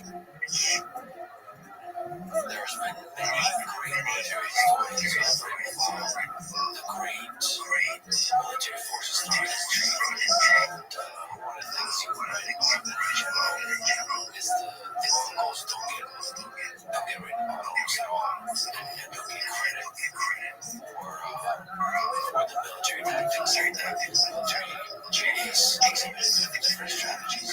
This kind of idea of the infantry and the flanks, that's been, if not invented, then perfected by the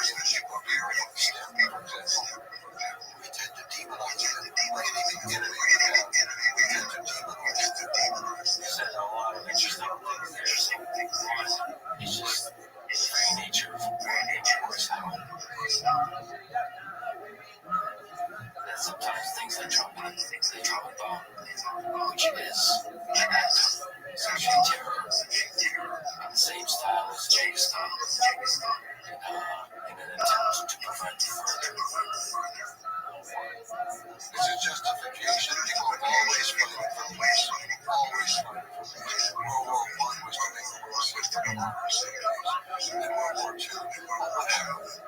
North Korea, North Korean bomb, Cambodia, Laos, Afghanistan, Syria, Iraq, we're always fighting. I'm not a pacifist. I am not. I'm not a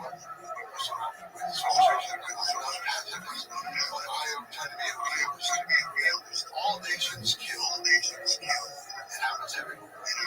Can we universally passionately criticize wars of the 20th century? We also criticize Genghis Khan and Alexander the Great, and the wars fought by Caesar and the Roman Empire. They're essentially wars of conquest. And in some human way, were not necessary. They're not defensive. They're just part of this human drive to expand, to explore, and to accumulate power. Maybe this is a good place to also talk about we have respect for and Carmen of History Podcast. We did an amazing series on James Bond and Marcos called Wrath of the Khan. Listen to it. So yeah, true ideas there. One of them presented the historical arsonists, referring to figures who cause mass destruction, but also the way human developments and progress. Making this complicated case of destruction often in history based on its progress. What do you think about this? Creative destruction is really some aspects of life, including ourselves. Destroy some of our habits, influence, and sometimes works, or we can destroy relationships and relationships. When you start applying it to history, it does become more difficult. Certainly think that these episodes create great changes. And see great changes in how we change the world. Whether or not that's a good reason for normal not having to happen, seems like a bit of a stretch for me. The Mongols have to unify their countries. Korea, basically together. Everything that you see in China is supposed to come from the Mongol Empire. They put together North China, South China, and Manchuria, and there's a little bit larger. Even Russia. There's so many little kingdoms and duchies and the center and then the Ukraine. Again, they shifted the focus out of Ukraine and towards what we call Russia now. And they began the process of unification and great impact. So, in a way, it's a new creation. Yes, that's why I know it's destruction.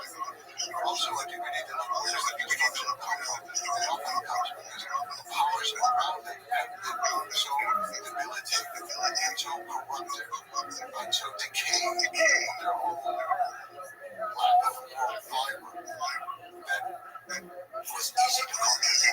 There's a couple of finally conquered almost China. He was conquering a decayed dynasty when the Mongols conquered Afghan and over there they were conquering a very decayed institution. No one likes war, we're not 100% against times.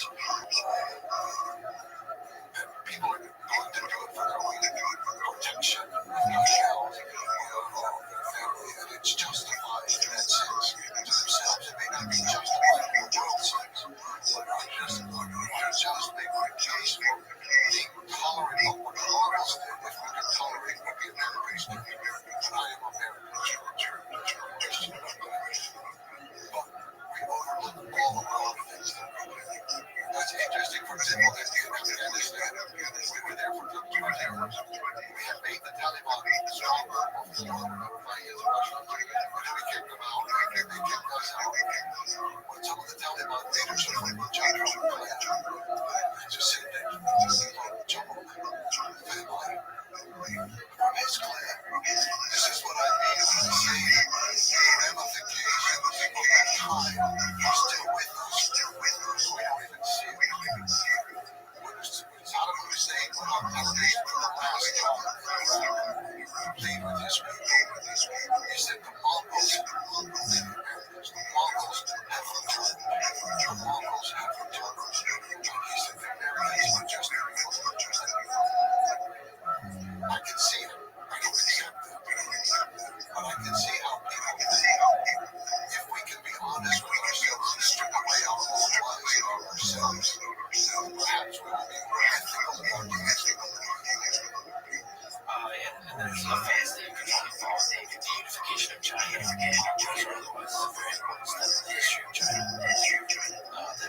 least that today. And then there's a lot of stuff that we talk about that is really just real.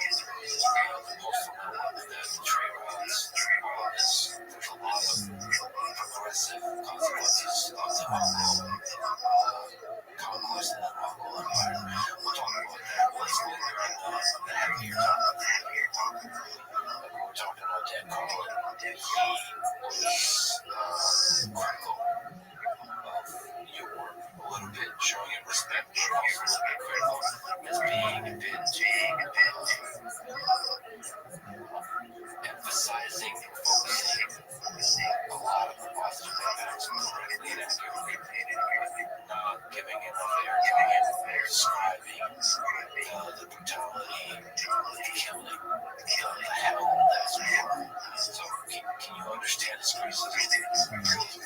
Steve, yeah, he's very smart. I respect him very much. And he's right. That is not what I want to say. It's not that I want to deny it. It's not that I want to deny it. That's pretty much the same. And how much do we need to say how the wall was broken down, how this unit was defeated, no, it's what comes afterwards, which is just the story of our life. The story of our life goes on for a long time afterwards. If you have a nation of 1 billion people, and you are ruling hundreds of billions, China, Russia, the Middle East, you did not do that for warfare. You copied them initially, but you did not do it for warfare. You got to be offered something that they want, something that they like. And all the things you mentioned for the training system, the postal system, the religious freedom, the rights of women, the rights of minorities, these were things that they responded to. And so we were benefited from many things. On the line for Chickens, I want to talk about it, and I talked about it. It's the color gap, which is 20 years. If it went on for another 150 years, there's more to the story. And there's a point that you correctly identified as Americans and so that history does seem to be not barbarians. But in reality, history is not defined in this kind of way. The barbarians are not these corrupt, brutal, plain, simple people. That there's a sophisticated, deep culture as well. All the different kinds of people that came from stuff. I guess if there's one thing that I told you, my career in the East, it is to recognize the importance of tribal wisdom in history. We tend to have two categories for that. There are barbarians who kill people, or they're victims, and we should feel sorry for them. It was damaging about everything about them. They would wear some of their beads or some of their clothing to show how much we sympathize with their suffering. That's the two roles we're trying to make. I'm trying to show them that they're different. If they conquer, yes, they'll conquer, but they also created great things in the history. And the Mongol Empire was really the first modern in the way that that story. And Genghis Khan was the genius behind it. Created this idea that there's going to be one world, and rich there would be one set of rich all people that follow their people. You could have any religion you want, any religion you had to obey. Ethics and response, things like that, religious vision. But I think very few people have history have a vision. I looked around the world in my lifetime, since the time of Roosevelt's death, Roosevelt around, I don't see much. I see a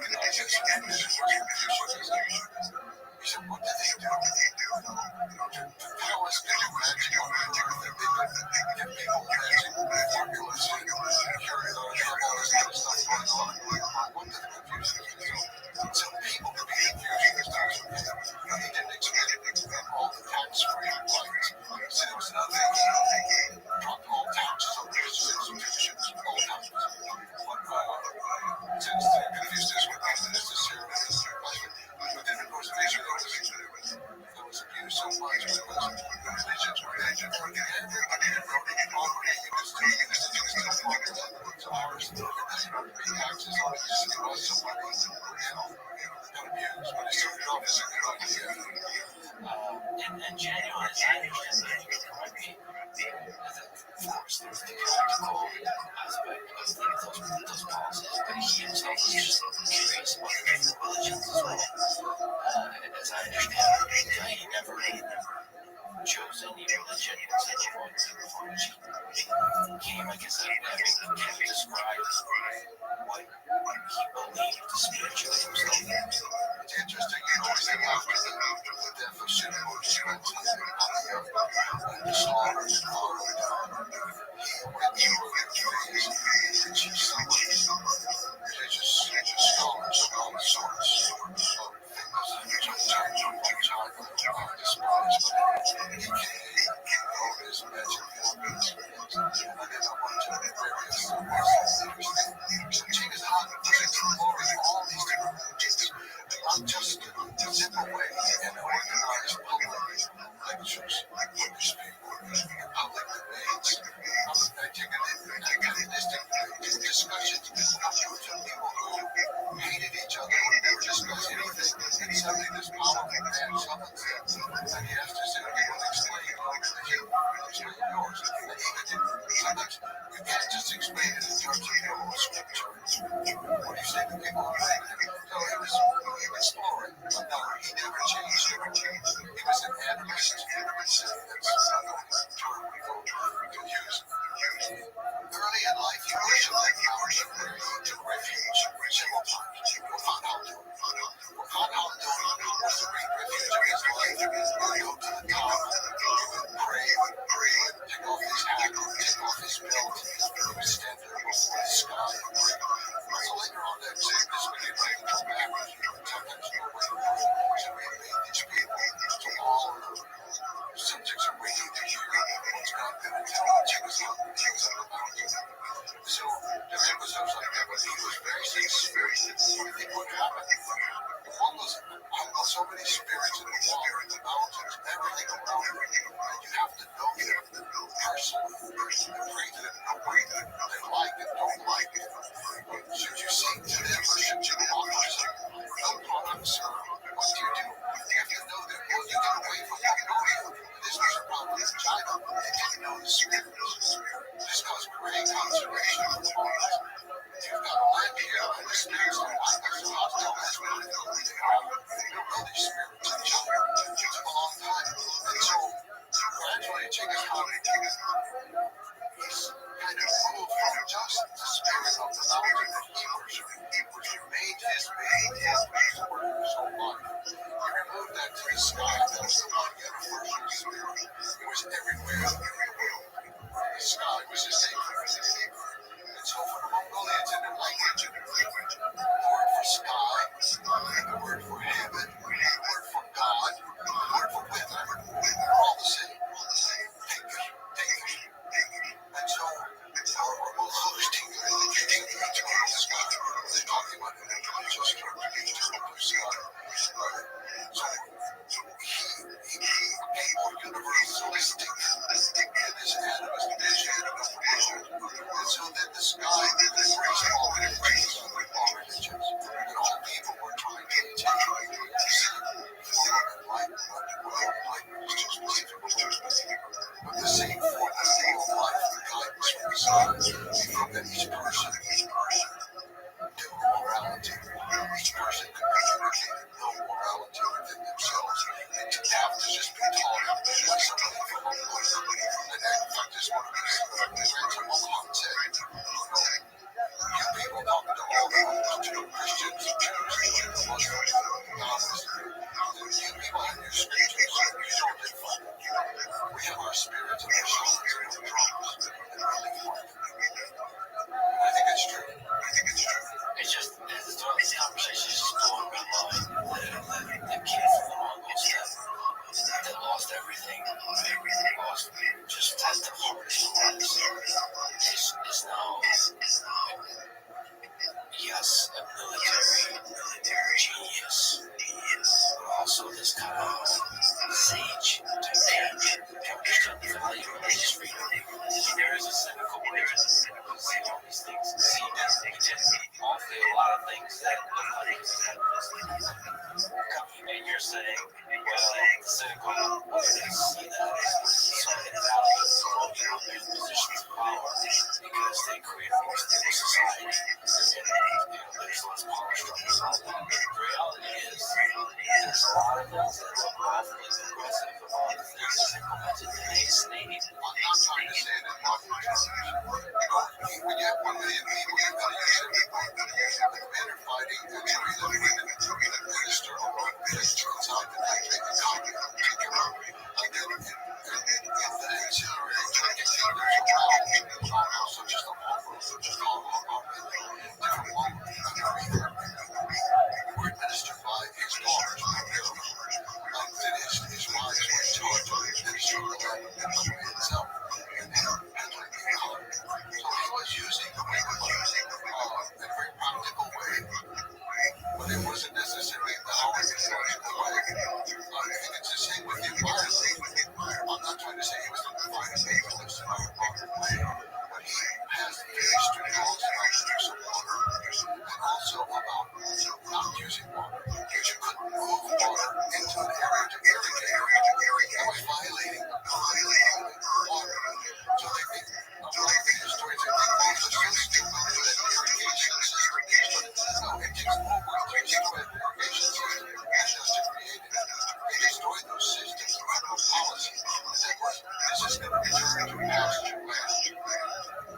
Just last time was change the sort of laws for irrigation, things like chickens. We can't use these modern terms of human rights crusaders and all kinds of things that look at the modern century.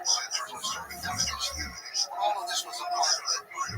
Another part was the protection of envoys. He said every envoy, every ambassador, every messenger is protected from arrest, from torture, and from killing. And if you kill one of ours, we will wipe you out.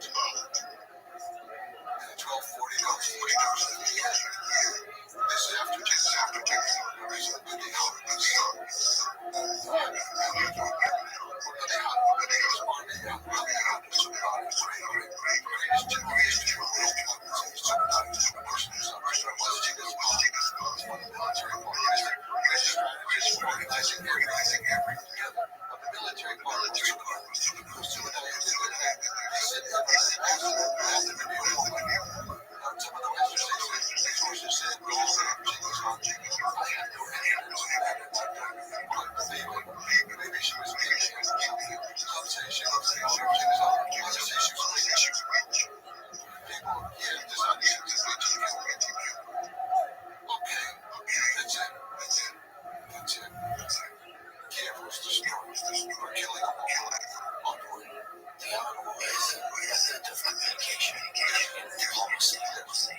So if you destroy the method of communication or disrespect it in any way, and that sends a signal to everybody else, sending out an envoy, you respect it. That's why these plans are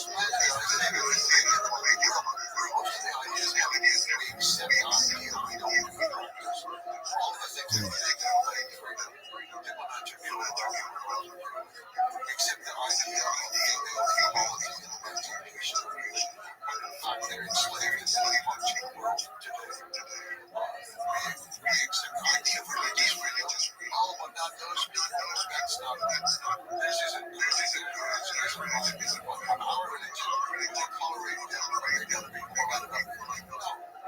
All these things, the world still has to achieve. And he did achieve these things in his empire, in his time. He achieved those. So one of the things we mentioned, I think is really fascinating, maybe in a measurable effect, that Genghis Khan has is on trade. And you can say a lot of stuff about basically establishing a unified trade network and Japan.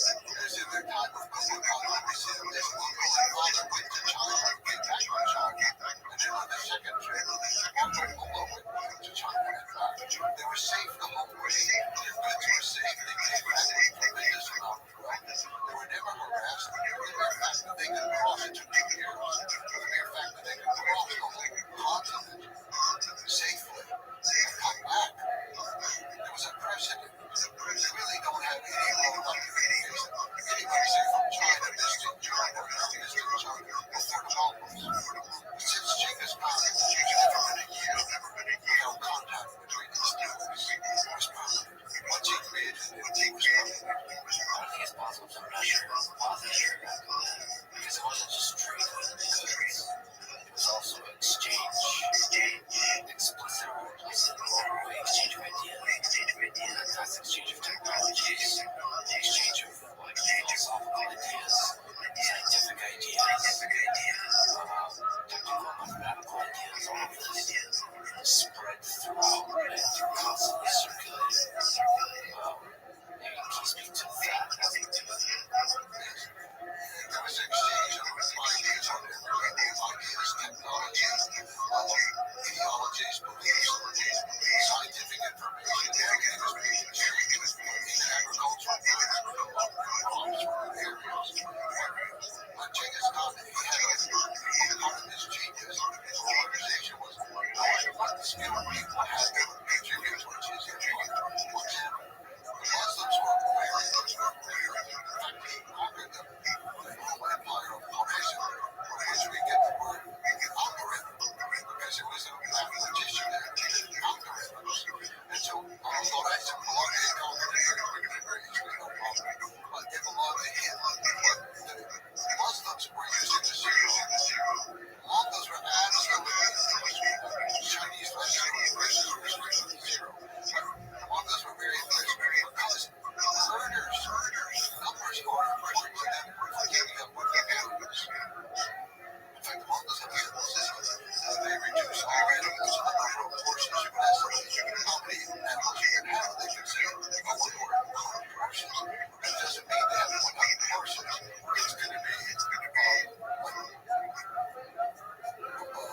5 cows count as 4 horses, 5 sheep or 5 goats count as 1 horse, 4 camels count as 5 horses. So they reduced it all down like that. Mongols take the census of the That's one of the first things that Genghis Khan did. That was one of the demands he made with every place he went. Is a complete census of your people. And every house had every house that time. How many people, how many animals, what did they do, occupations, all this information. So they needed good mathematics for this. The Muslims provided. So they took the Muslims to China, they took Middle Eastern scholars and all. Unfortunately, they were rather ruthless sometimes when they seemed to dictate the tax policies. So they became the financial advisors to him. Other groups of people had other heads like that, and he was ruling them around constantly. And so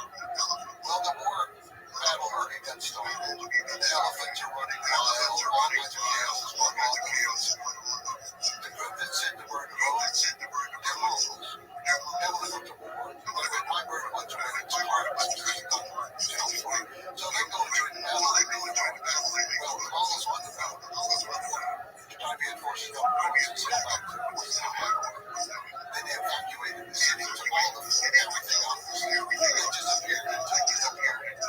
Mongols arrived, they conquered Hanoi, the capital city. They had nothing. They had nothing.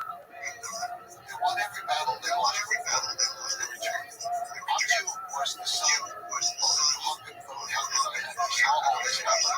He recognized every one of his daughter and words until he knew. And he spent his time studying the Yangtze River and figured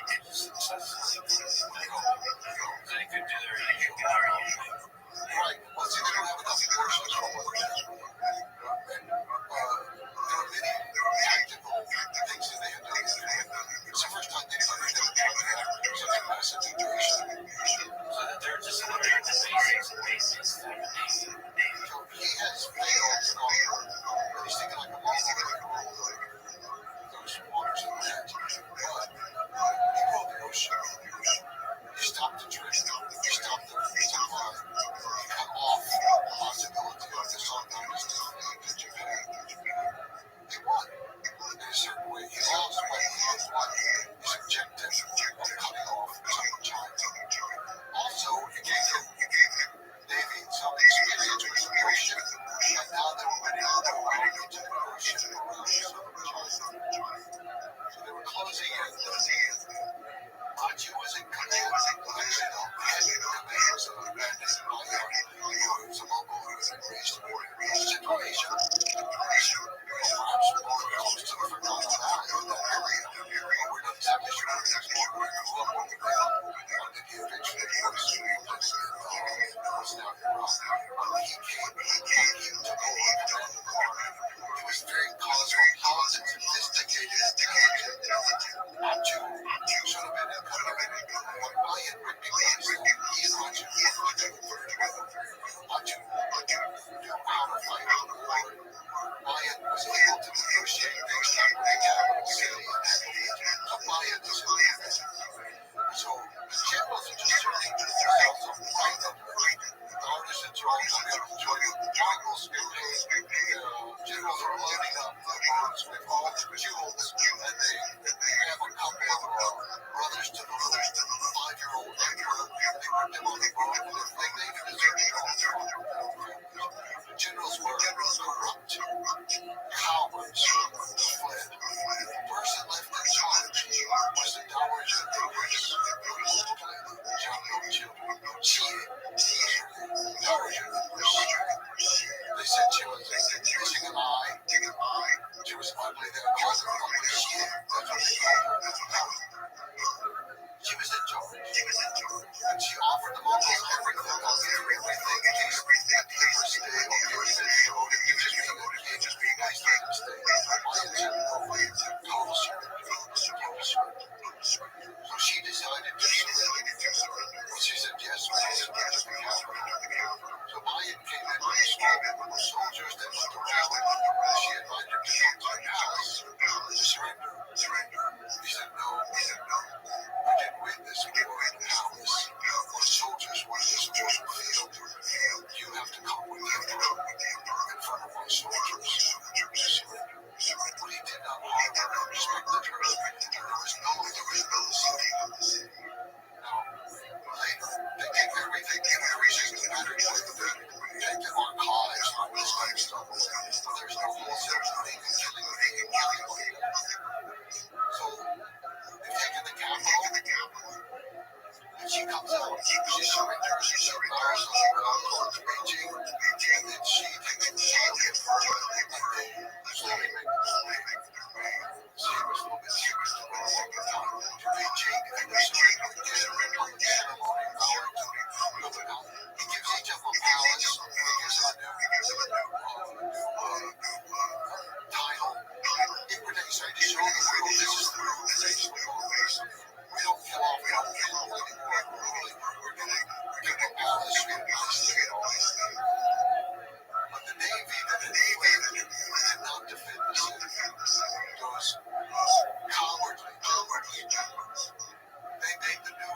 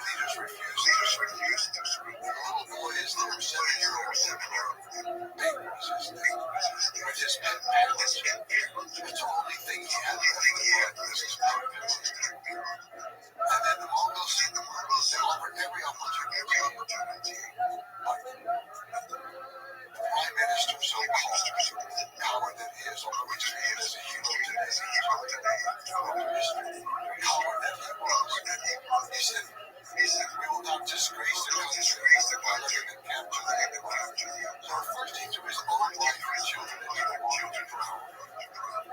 And then he took the emperor and held him. He's 7 years old. He's a just church. Jumped into the water and his child. A child murder. He's a child murder. Somehow and miraculous, the cage came undone. The parent fell in the water. So the 7-year-old boy died. That was the end of one of the greatest dynasties in the history of the world. The Song Dynasty, they were intellectually great, artistically great, technologically great. They were just one of the greatest in history. And it ends with this coward killing a child of his parents in order to save the honor. That was betrayed by this man. Men lost the war. Who's to blame?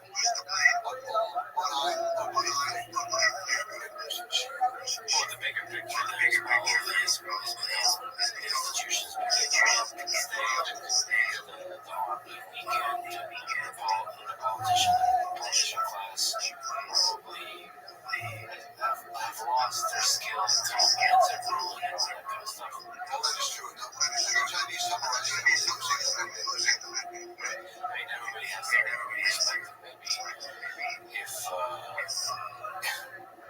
the way you told the story was a very kind of objective way of revealing the absurdity and the cowardice of it. But in the Chinese perspective, as they tell the story, it's maintain honor to the last moment. Very often, stories depict the shield as the traitor to the country. Because they know this boy lived on for another 45 years. And so she did her betrayal.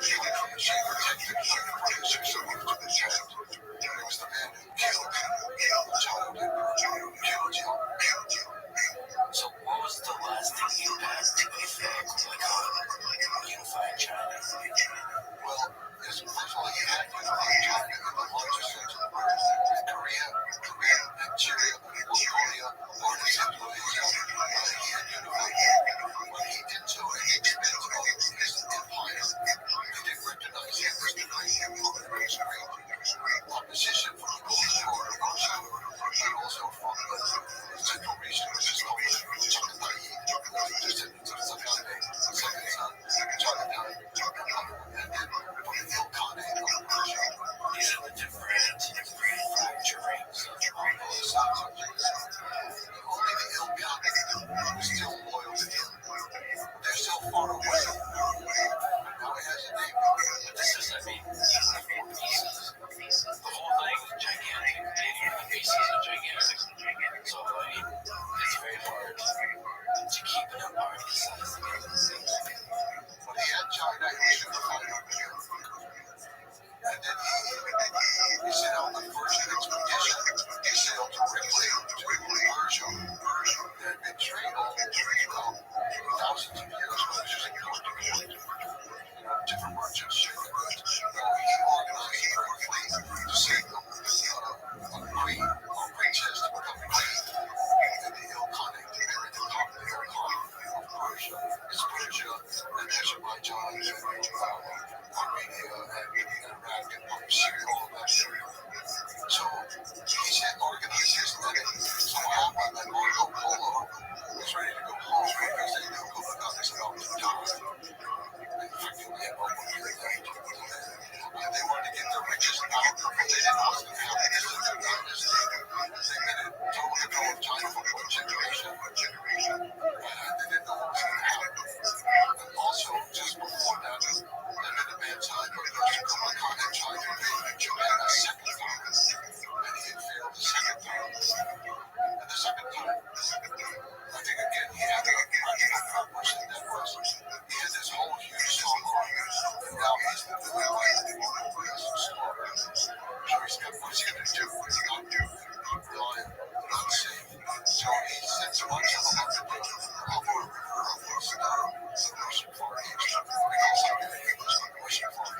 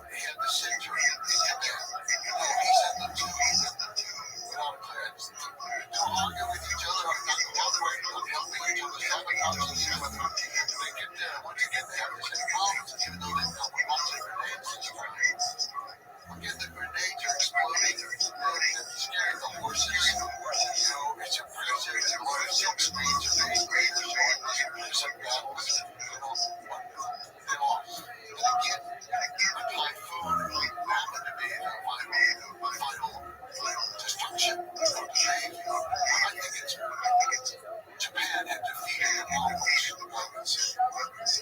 Japanese deserved and the sinking of the ships was more caused by the typhoon. Already the Japanese had developed good strategies for almost a middle way. They knew that at night they could fire flaming arrows, and the ships set them on fire. They were doing great things. So again, Kublai lost the invasion of Japan. But the soldiers were all on the ground. He didn't kill them all. The problem was solved. This is one of those ironies of history that is hard to quite understand. So this had happened. Kublai Khan was coming to the end of the line. Mongol Poland was one of the rounds ready to go. And Kublai Khan allowed them to sail on this expedition with Christian was her princess to go to the harbors. And so they went to them again. There was system of turning back and turning back. Kublai Khan died soon after that. And so it was not so well restricted. Myself and the drunk because it was too late. But he wasn't drunk when he was young. But his grandfather had gained a couple times in public. And he cured him. Actually, he was not a drunk later on. He was, first he knew wisdom of the Mongol Empire. He did. He called him hard and clear those. He could recognize him as very hard and just immovable. The Chagatai was a Asian native culture. The Kane was already and all declared loyalty. He is the empire and he had the greatest navy in the world. And he set out envoys to every place that every eyes and traded with. That era is over. We're no longer a power. We're changing from conquest to commerce. We want to trade with you. Come to China. Bring your goods. We're going to trade. He instituted a short and less forever. It was a great era of the exchange of all kinds of things going back all the way to Africa. Also, and exchange of Somalia. And some people say it can't go very wide. Technically, he ruled the largest size Mongol Empire ever had. Yes, actually, the world of the Lord of Russia, they were quite independent by now, and they were free and they were loyal to him, and they were still exchanging for all kinds of things. So there were Ossetian soldiers in China. They had a whole contingent of Ossetian soldiers, and from Russia, They got to communicate. They're using like the postal service against them. They have to literally deliver them on it. over time, those groups started intermarrying. They were allowed to intermarry. The Chinese were not. They were intermarrying with Mongols, and they were switching to Mongolian language. At first, it's not clear. Again, Kublai Khan became this internationalist. They needed to develop for the world. Everybody in the world wanted to know. Chinese, Mongolian, Russian, Arabic, everything. It didn't work. He tried to find some inscriptions or still there. Russian, maybe. We think that's what we've talked about. So he's this now famous explorer, traversed the continent, the Silk Road, and stayed in Lebanon for a while. And I guess was one of the primary documenters that during the Koran. Is there something else interesting to say about Marco Polo and about his like both of them. I use his work a lot. I find him very reliable in areas where he's not reliable. I can tell that because he wasn't there. Well, the places he was, he reported a lot of stuff. So I'm very much indebted to him for a lot of things because something like the princess, who did also another fighting princess from Central Asia.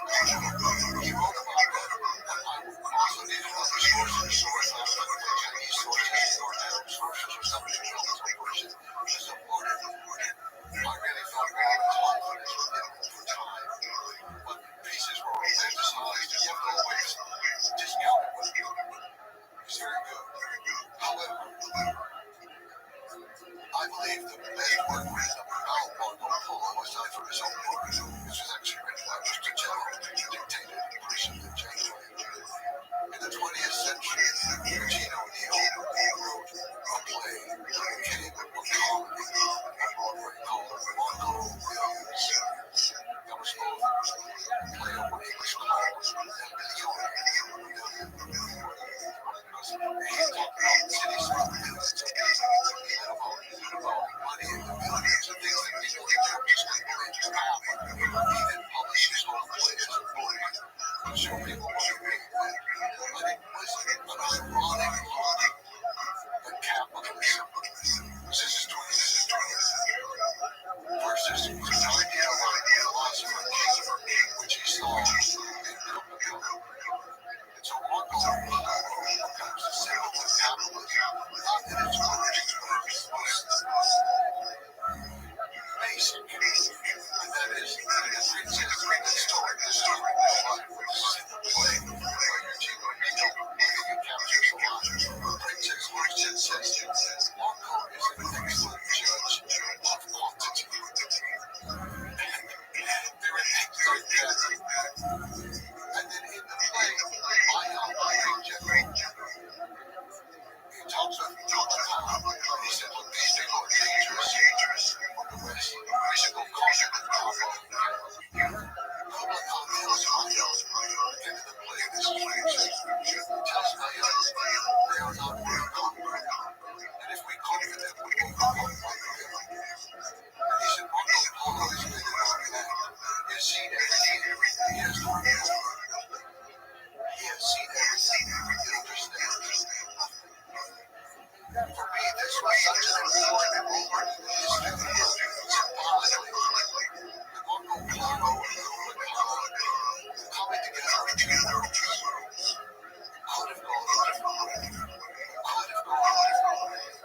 But I am stuff that I did not have was like the way so many things went down. There was a misstep in history. Maybe we took a wrong step at that moment. We could have learned more from cooperation. They didn't quite integrate successfully. But today, we've returned to the east and the west and the west and the top to get a little more equal terms. For a long time, the west was so dominant and the east was so downtrodden. It was an internal problem. Today, there's necessary equality and there's more of a balance. And which way will we go? And again, there's a lot of energy for division, for misunderstanding, versus integration. The East is demonized in the West. And one of the great regrets I have that I hope to alleviate is just how little I understand China and the East. Just not just economics, politics, reading a few books about the way you understood and felt the Mongolian stuff. Like understand the Chinese people in a way, because it does feel like from that understanding there could be integration of ideas. You know, my work recognized the progress Chinese which I think is ironic. It's always been growing in history. But for the last program, we still promote China, which is about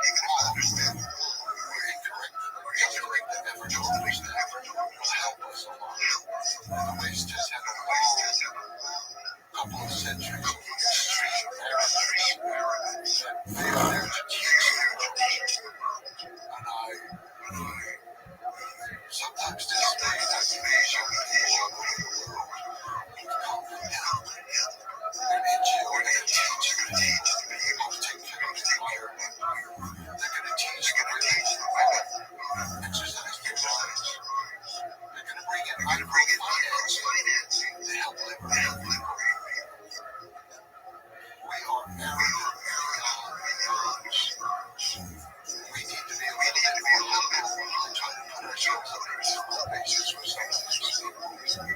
Not as a period of years.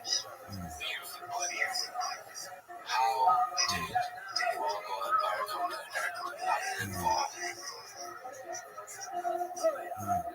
Despite the fact that the Rothschild had united the empire, and they had been trading the world, the Mongols never done that well. And they began having problems.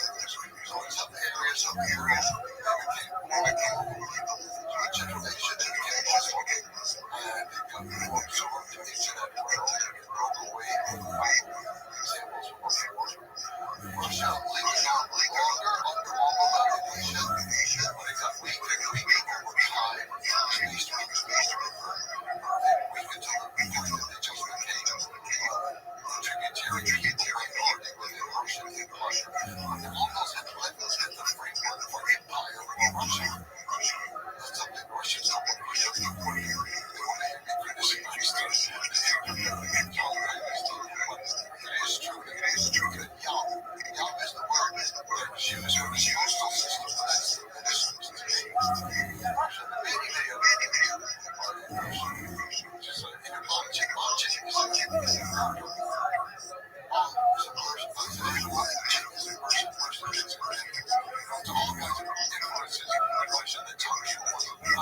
there's always a great, powerful strand of research, researching the nourishing that supports this understanding of the world. I depend on it's not just on this one famous one, or famous little bit more magic. I depend on a lot of research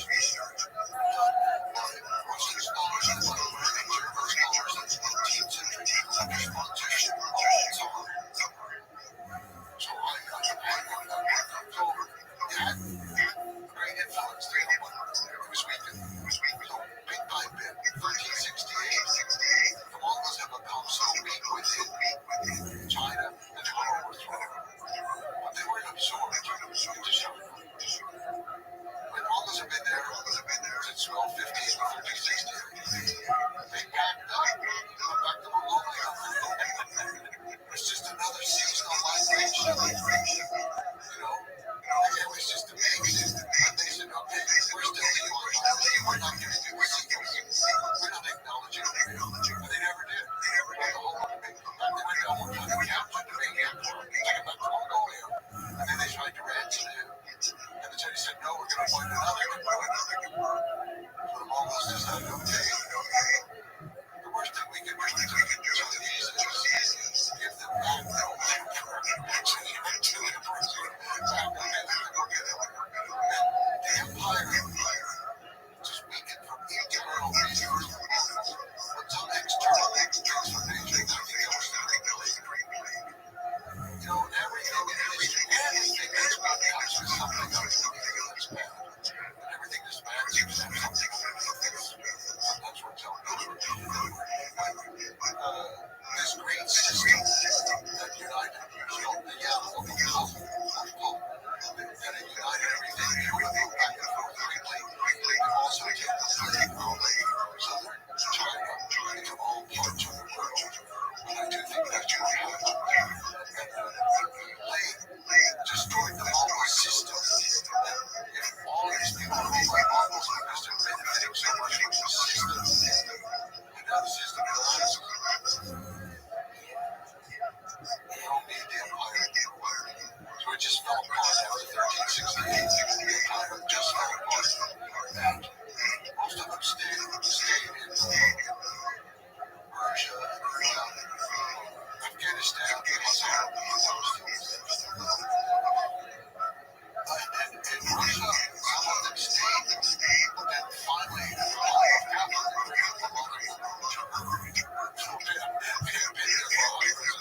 and then they returned to Mongolia.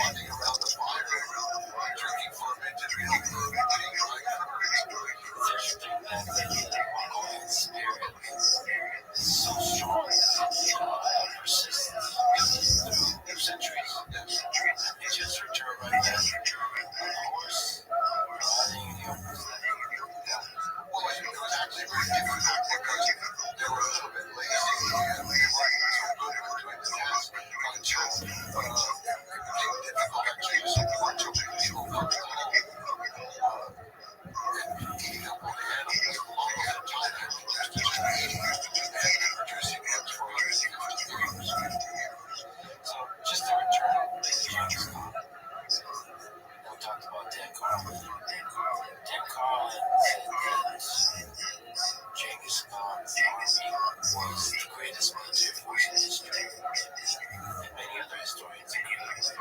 Before rifles came into popular use, Genghis Khan basically beat every single army in Ukraine.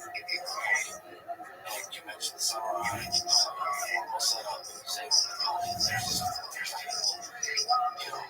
people, several hours to set up the chess pieces in the military war. You can just imagine Genghis Khan, the dynamism, the speed of everything that could do to Napoleon. So, I guess the question is, where do you agree with that notion that Genghis Khan's army was the greatest military force in history? Short answer, yes. Absolutely. No other power in the history of the world has conquered Russia and China and Persia and Central Asia and Turkey and Korea. No power in the world has done that. Not Alexander, not the Romans. Nobody will ever do it again. Nobody's going to conquer China and Russia and both countries. It's just not going to happen. It's applicable to modern warfare. Well, I think there's a very good reason. The Mongols took Iraq. They took Baghdad. They held it.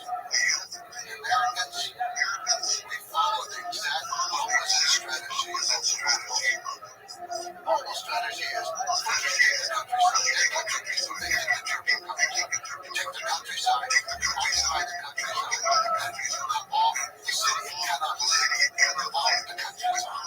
That's how they did it every time. Every time, as I said, some cases took years to advance, clear people out to their forces, and then pasture for the horses, or take the small towns and the small cities, and then the last one, Americans, we're going to take Baghdad, we're going to follow Baghdad, we're going to have the shout in the mall, we're going to go away, we're conquer the country from Baghdad. So they go in, they get trapped there, they get tiny, read to. They never conquer. The strongest army in the world. This is something that worked in World War II. Yes, we bombed the cities. It was a city. The center of production for the modern era. The countryside is the place that produces the food. The Mongols were very aware of it. That's why you walk. You get off the water from the city. You get off the foot from the city. What's it to do? We're going to surrender. The Americans were applying something that worked in Western Europe to conquer Germany. It did not work to conquer Iraq or Vietnam or even North Korea or Cambodia or Laos or Syria or China. It worked on every day. I think that's all. In my lifetime, that's the only successful war we had. Less than a couple hours. Otherwise, they've been chased out of every country in the past. See how much we know. We dropped more bombs on Cambodia than we dropped on Germany. It's hard to believe. We dropped more bombs on Cambodia than on Germany. We did nothing. Germany could destroy the cities and people surrendered. France was gone. In Cambodia, you can bomb the countryside for Cambodia. You can kill the people and they did. You can use chemical warfare and they did. But you can still go into the eastern part of Cambodia and you can go to large areas where you don't hear very single because of their chemical warfare American bombs. So we still do it, but we don't want to admit it and we don't want to go into it. In World War II, the Americans did it. Unconditional surrender. Well, I mean, you can support the war, not support the war. We did it right, we did it wrong. These are all issues that people want. We had a clear policy. We go into Afghanistan, we're fighting terror. We're going to bring democracy, we're going to free the women. What? That's absolute sheer insanity. The things that we do. And we kill people. Not only did we use chemical warfare and kill a lot of people in Vietnam and Laos and Cambodia, we killed American soldiers. We killed American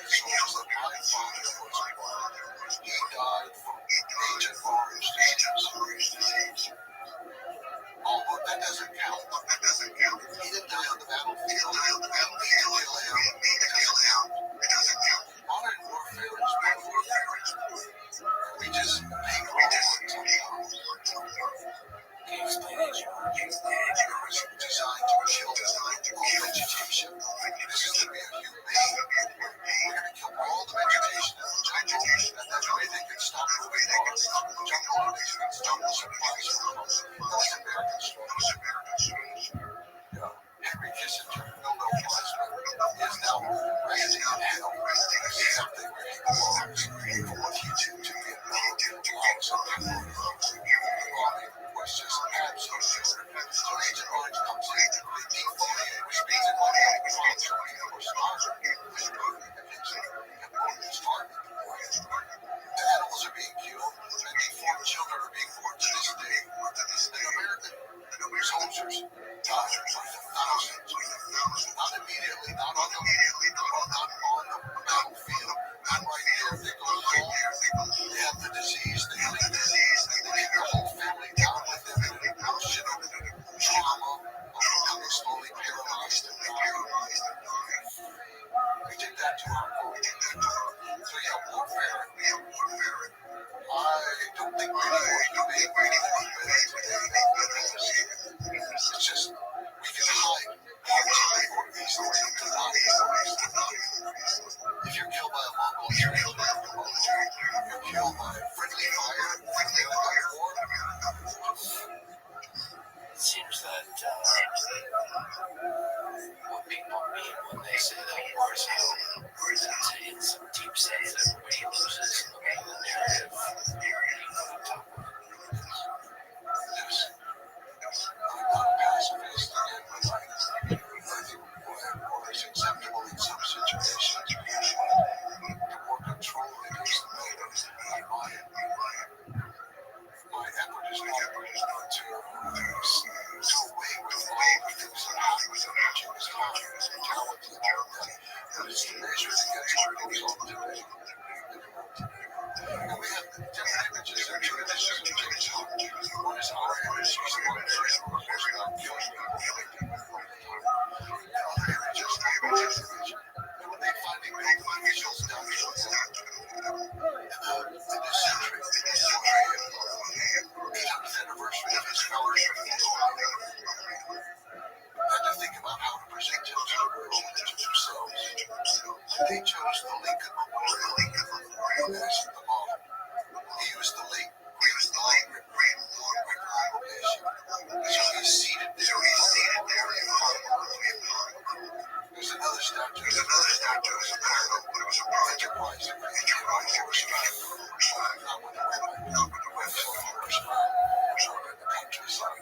The official one, the government, is Genghis Khan seated like Abraham Lincoln. And they should stand to show that he is the great lawgiver. And the truth is somewhere between. Well, there are, depending on where you are and how you want to see it. There are many things that happen that were terrible and harmful. And for people who lose a war, it's going to always be terrible and harmful. Let's return back to Genghis Khan's life and the end of it. How and where did he die? After conquering the Juarezm Empire in Central Asia, Genghis Khan returned and they had an annual great celebration in the summers of the world. They had so much wealth distributed everywhere, doing all kinds of things, all what they had done, including the people who helped save him when he was taken, the monks yoke. They were rewarded. Everybody was rewarded. It was a great time. The first place he had attacked our tribe was the Taino nation, and they had sworn allegiance to him, and then when he went off to the Middle East, they refused to send troops. He didn't forget that. He's going back to the Taino nation, and he's going to conquer again. As he was crossing the Gulf, which takes a while, and crossing the Gulf, he saw it was just a hunting the wild. He's in the wild house. I used to say wild horse. It sounds so weird. The whole lot to say, someone fell from his horse, and he injured his leg very badly. And he seemed to be blind from that point. It took some number of months before August of 1227 was very much used for blind. And then reading online and exactly very specific. The truth is we don't know much data because it is what it is going to account. And they keep it a secret until the defeat of the Taco was completed.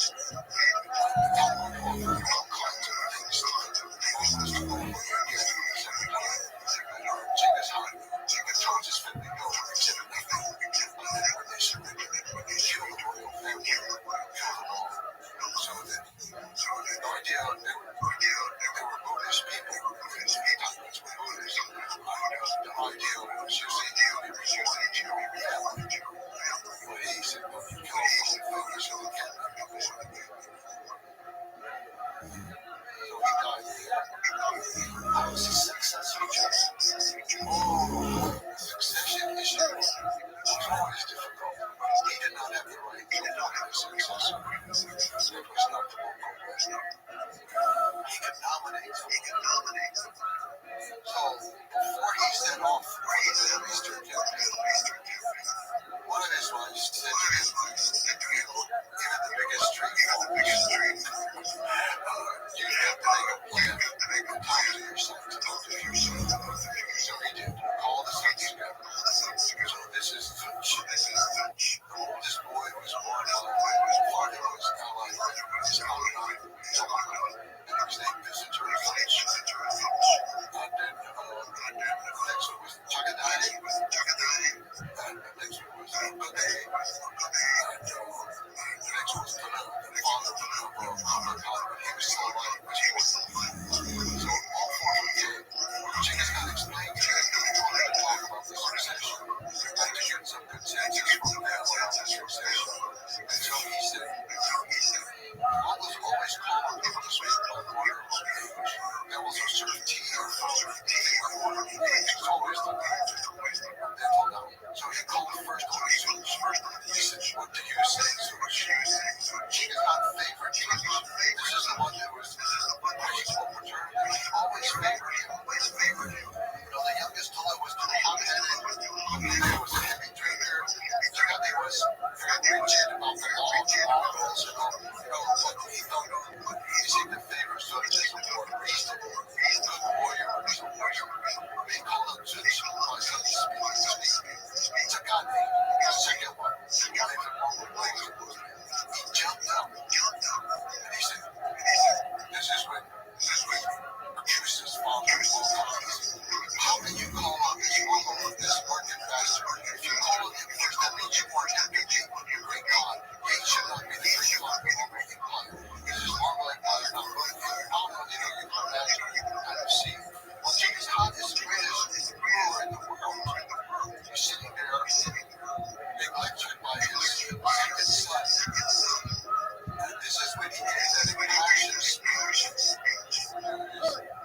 Actually, the way the secret history makes it look like there was an assistant speaker that said he was very often Howard doesn't say somebody else said to me, the spokesperson. I think it was his words like he said the one thing they said was right on his business. You do not know, you were not there. The stars were moving in the sky, and it was turning around, and it was turning over. You do not know who you are. You do not know who you want to know. You do not know what you want to do. If I say he is my son, you will say he is not my son. By the way, pretty just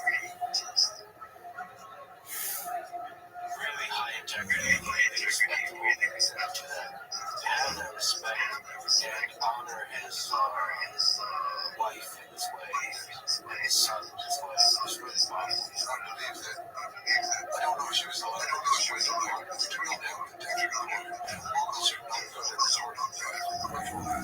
They used to just say, have some euphemism for it. He made that impassioned speech. God, they had to say, he said, yes, our Father, we accept what you say. A tear shot with words could be worse. A tear shot with words. So, Genghis Khan, so he said to the boys, he said to the men, what do you want to do? What do you want to do? And they said, I don't think it's about it. Because of his attitude, the situation, and the law is still hot-headed. He actually drunk upon early, so but the other guys, they said, chose him because he was the most generous, working on him. He was very hard.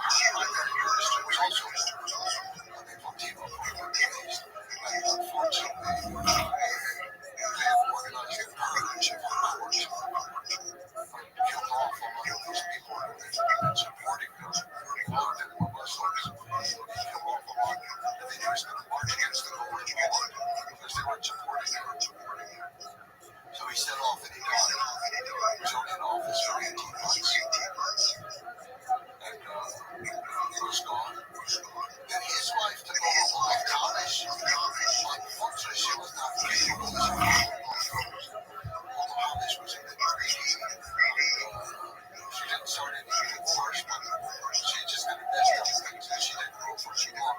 This is what Kumakan's mother, Solar's daughter, was able to have a revolution. She united with the Golden Horde.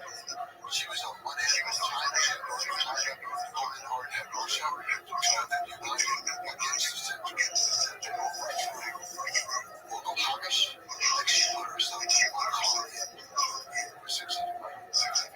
I should say probably that, this whole succession by King probably goes against the initial spirit of what Genghis Khan stood for. Yes, in the end, he was a father, and he favored his sons, even knowing they were not so capable, and he lost a grandson to the throne.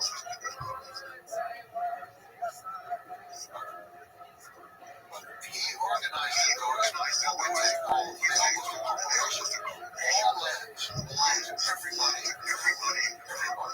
So, Kublai Khan, that's why he had soldiers there, Christian soldiers, Ossetian soldiers, and Chechen soldiers, 10,000 come in, and then they own.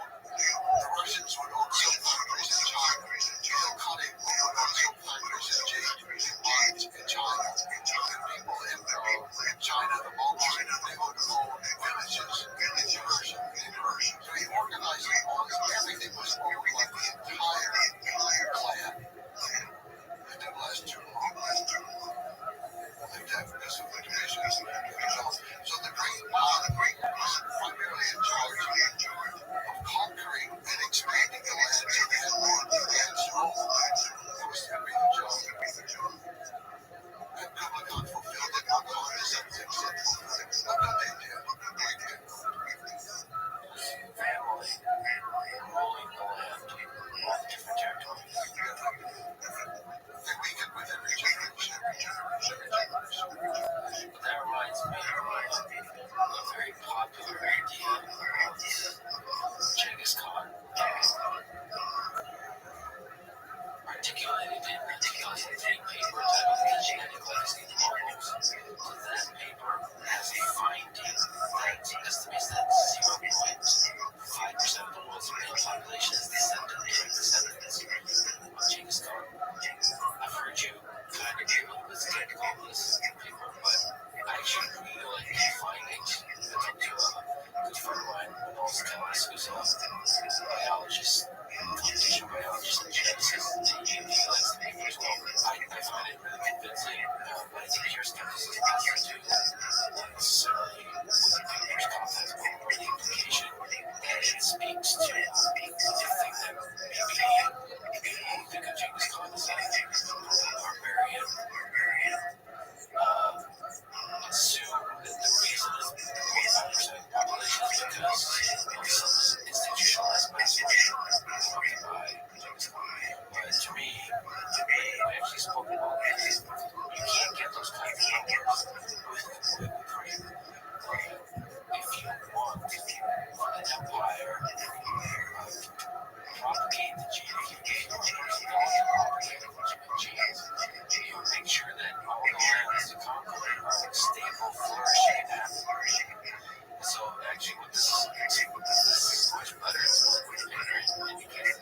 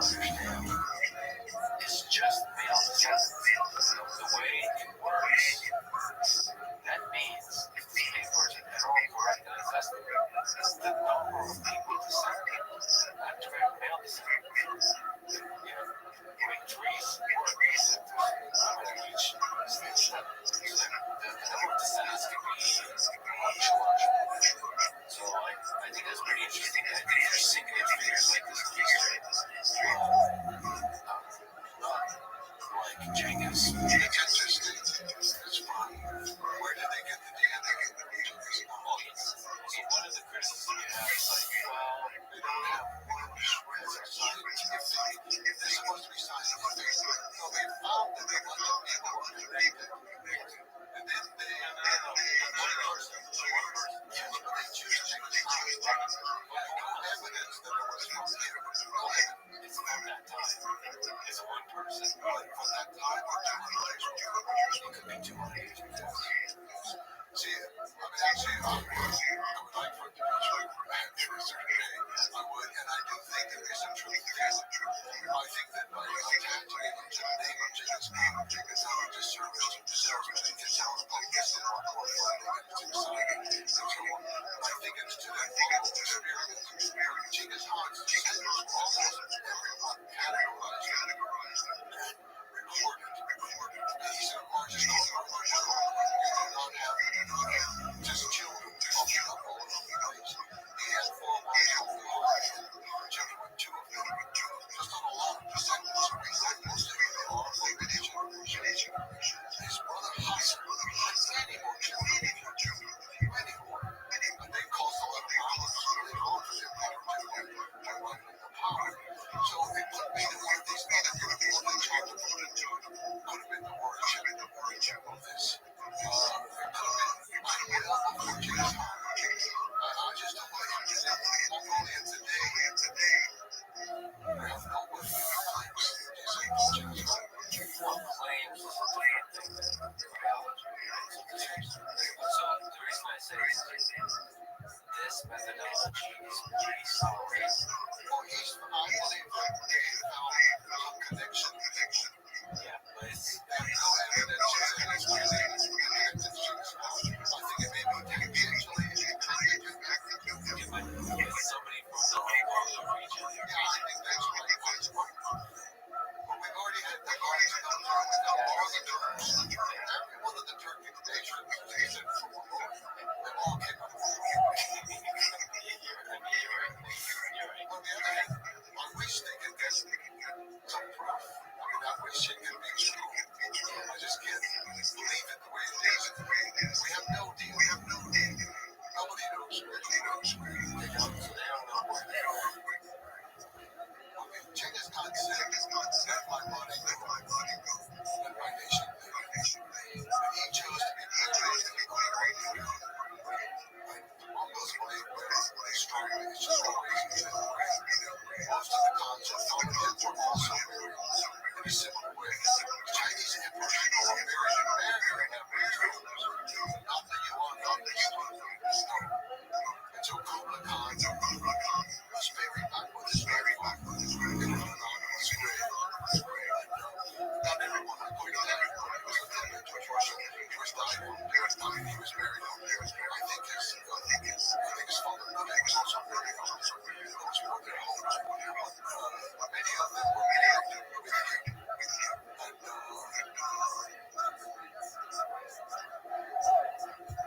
it's known and not known at the same time. It's officially it should never be disturbed. It should never be disturbed. We're not going to have but you're saying people of Mongolia, they believe he's in the circle. They believe that nothing. Just leave it as it is. No roads, no buildings, no killing, no chopping of trees. Nothing can be done. It's a holy land dedicated to his family. And he made it for the greatest history of humanity. For good and for bad, most impactful. One of the most impactful was in history. I believe in his thing.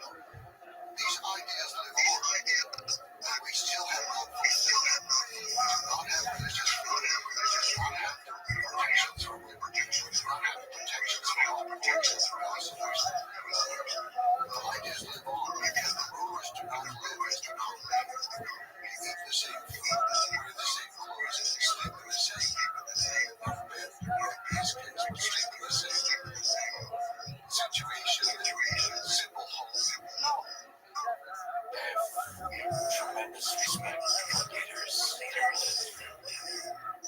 just as the people who they lead. It's mostly what it is. Just infinite respect for that. That's the way. What lessons can we learn from James Todd that where he said religious freedoms and these ideas? Well, I think those policy ideas are important protection of diplomats, not lying and selling having religious freedom of individuals. Also, interesting they have tax-free status for all religions, all physicians, and all teachers. Even Jesus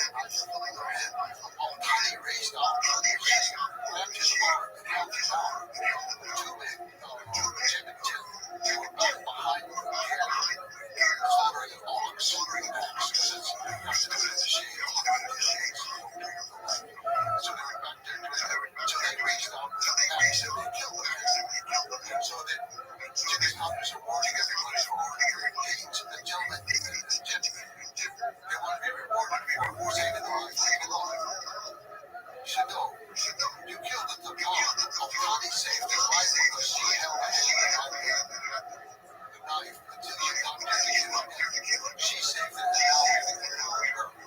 So he's finished that story. Kids to 50, he says, now let us reward our daughters. Which I told him phrase I said, Grace is gone. Cut out. It's missing. And I was just so, and I looked at all these different translations, all the different, most often translated, and now it was very, oh no, it was very clear. Each one of them, I'm giving these people you have three husbands. You have your honor, you have your nation, and the man that I give to you. But the man I give to you goes in the army. Excuse me. The Chinese, when they arrived at the port of they didn't know what to think. There she is, and they said, well, she can read and write, and she's a big judge, and she doesn't allow any death sentence without her permission. But they didn't say which legislation she finished. So you're saying the secret history we have gotten access to has been edited to remove the significance of women, even though they're still there. In that case, and in other cases when this mother and his mother on and on, but I think in that case, that's what happened is most of these women have these women as a husband was gone. And all Tanya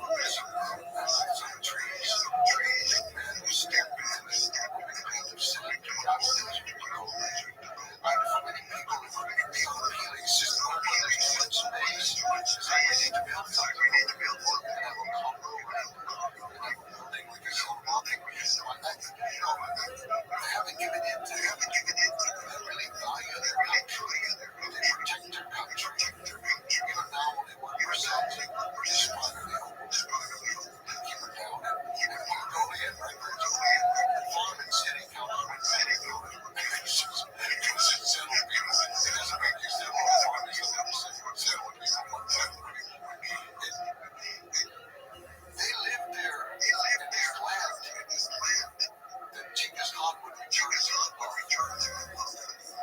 to the capital city and held up the city and all the people who said, I have the hat, I have the buckle, I have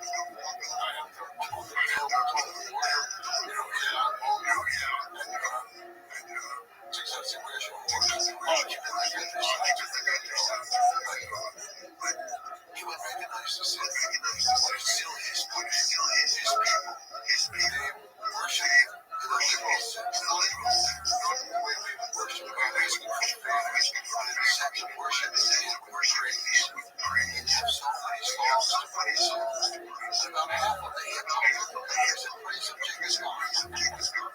It's something we can't understand because we pray, we're using thank you God for this and thank you God for this. There's so wonderful relationships. Would you please give me? Would you please do this? Would you please stop this pain in my life? We're asking for things all over. But Genghis Khan, no.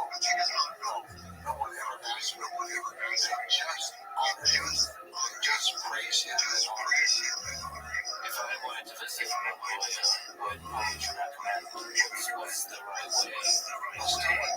Let's start there. You come over there.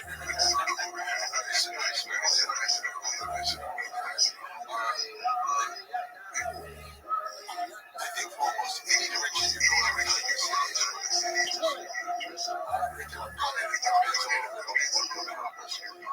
most people go south to the coast.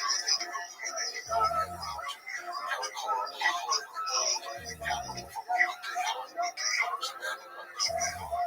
and then they sort of got to sit here, and they stop off base. We call Prince Waltz, wild horse, to see the Tigers, what do they go on, to host go later, someone from the so that's a beautiful experience. If you want to see the full traffic, there were far west, is where the Cossacks were. And the mountains are the clouds are most mountains are gentle, gentle. Farther west you go, the way dramatic, they would come to the snow.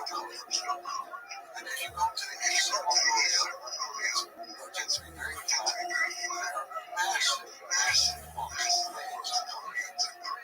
Millions and millions of trees. There are also countless swans and ducks and all kinds of beautiful birds out there. So each area has something special. The Mongolians worship him. They don't do too much to utilize all these area. If you go to the Hittite areas, you can worship. They don't have the system where they send the noise. They go there themselves. The only one place they go to is the largest equestrian center. But it's a place where they say which is when he was coming back from being at the camp of asking for my home. He's coming back to his family and his ways and all his ways. It's just a small stick, take a more straight and issues. But for Mongolians, it's a symbolic thing. Because obviously it's used for worship. For Mongols, your destiny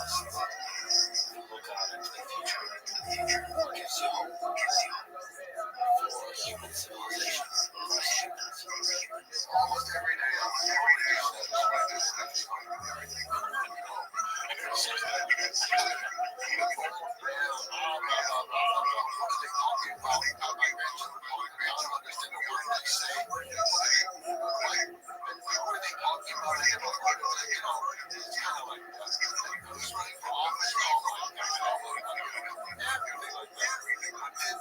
But then almost every day I meet somebody, just one person, who gives you somebody. You just see somebody goes, or they do something nice for you. You can find an Asian that happens a lot. People just do nice things every day.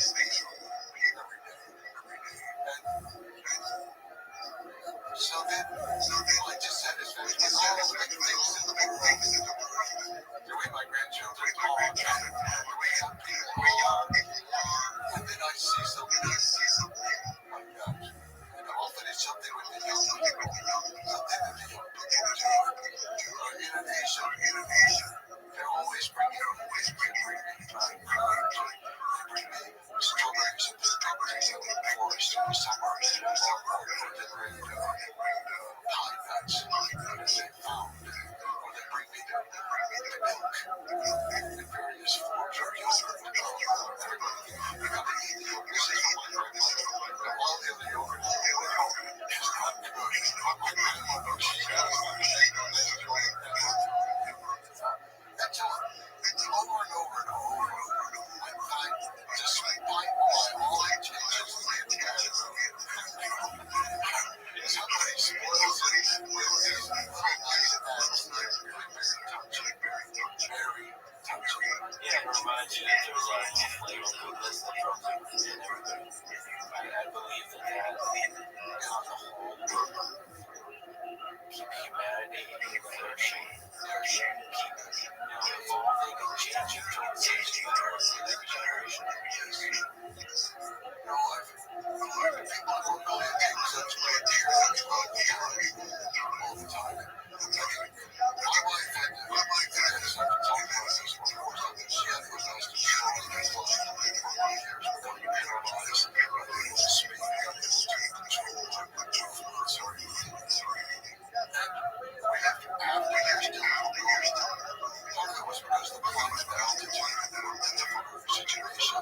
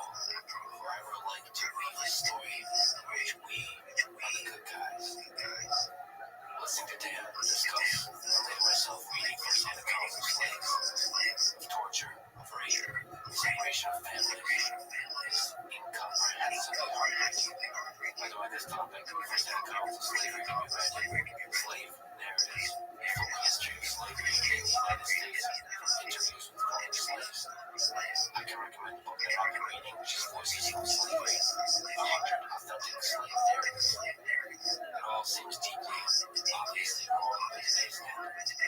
Slavery was seen as normal for most of human history.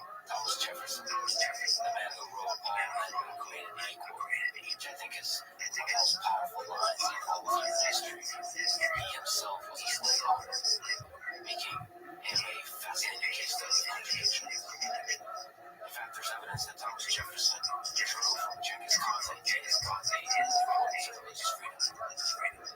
Calling as he did, foundational ideas of human freedom, jaws, deep history. Dan in his episode documents these contradictions and complexities by a full range of human psychology, including how violations of basic human rights breed generational hatred. This, I think, is important lesson to understand the consequences of our moral failings can reverberate through decades and centuries. That is perhaps more than enough to study this. It is later an atrocity, but it also contains people who are flawed, dare to rise in some way above the moral decrepitude of the day, and try to build a foundation for a slightly better future world. As MLK Jr. put it, the arc of the moral universe is long, moving bends towards justice. And now, please allow me to say a few words about Gaza, Israel, and Palestine. I'm not sure I'm good enough or know good the right words to express what I'm feeling. Let me try. I think what is happening in Gaza is an atrocity. And I think that the Israeli government is directly responsible for it. And to the degree the U.S. government is assisting the Israeli government in this, which I believe it currently is, it needs to stop immediately. For me, as an American, it makes me sick to know that my government has any role in this atrocity. This needs to stop. Yes, there's geopolitical and military complexity, nuance, historical context that told by some so-called experts that I don't understand. And perhaps they are smart than me. But like mentioned before, I like the moral complexity of deep history and often spoken about, from the Roman Empire to the Atlantic slave trade. This is the 21st century. This is today. In this, the 21st century, I see things quite simply and clearly. To me, the death of a child is a tragedy. It doesn't matter what their skin color is, what their religion is, or what plot of land they call home. In my view, they're all equal. And the death of each child is a tragedy. Hamas did a definitively evil act on October 7th, brutally murdering over 1,000 civilians.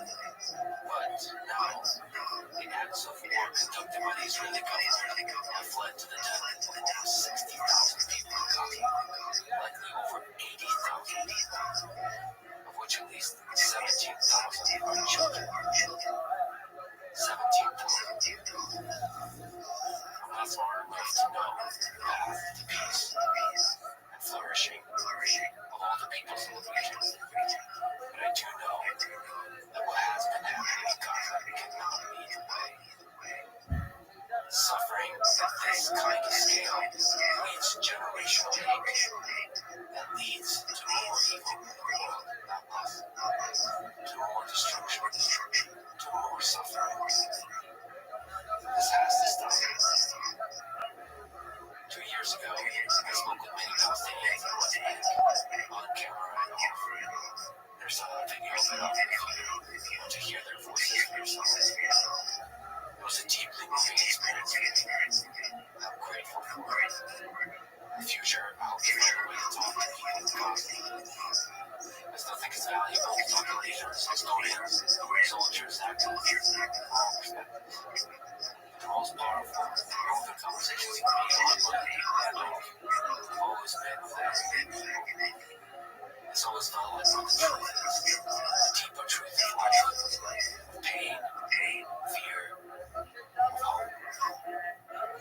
And I still have them. I believe we humans are good at the core, and I know we'll find our way. Thank you for listening. I love you all.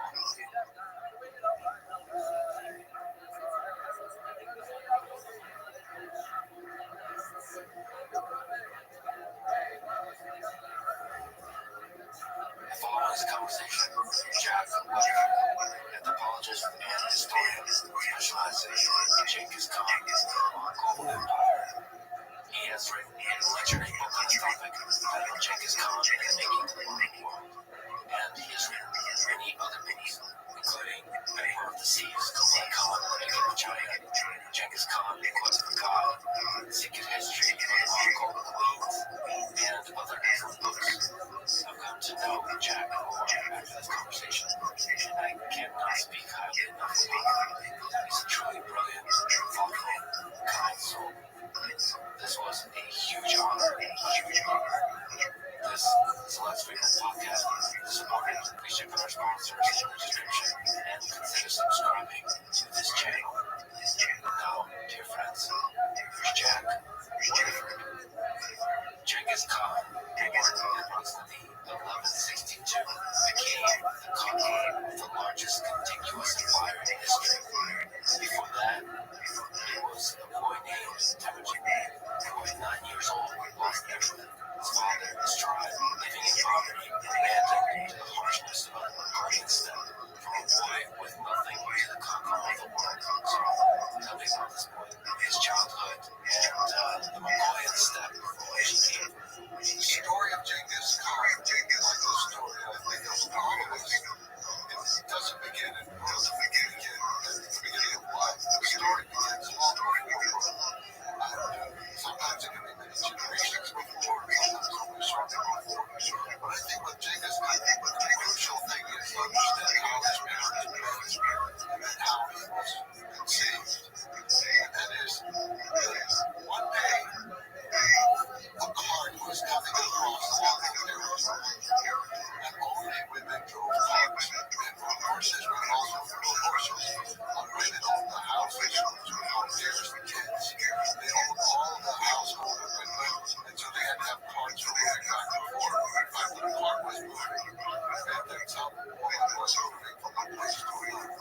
And in fact, her husband was with her. She was in his life, and her husband was on a horse close to her. So what happened was, a man named Yasuke, the future father, Yasuke was up on the hill. He was hiding with his father. The words of the secret history of the Mongols were very clear. He looked down and he saw her, and he could barely glimpse her when he knew she was young, when she was a new bride.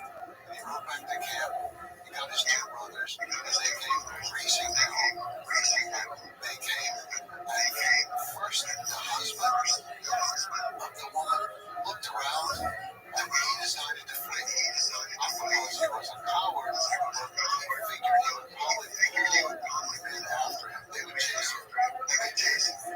He went far away. He circled around. He came back. He arrived back at the cart where his wife was murdered. The girl had time to think while he was riding around, being chased by the Mongols. And she decided that it's more important for him to live. And she told him when he came back, we must flee. If you stay here, they will kill you. They will take me. But if you flee, they will take me. But you will have the chance to find another one. There are many women in the world. You find one and you call my one after my name. But you remember me when you're with me. It's a very dramatic moment. He rode away. And he looked back and forth, and his head with the pigtails, his were hanging down, looking back and forth from his chest to his back. He was divided, obviously, whether he should go or stay. But the three men were approaching again. They were headed straight for the cart this time. And they came in, and they took them. She didn't say a word until her husband was over.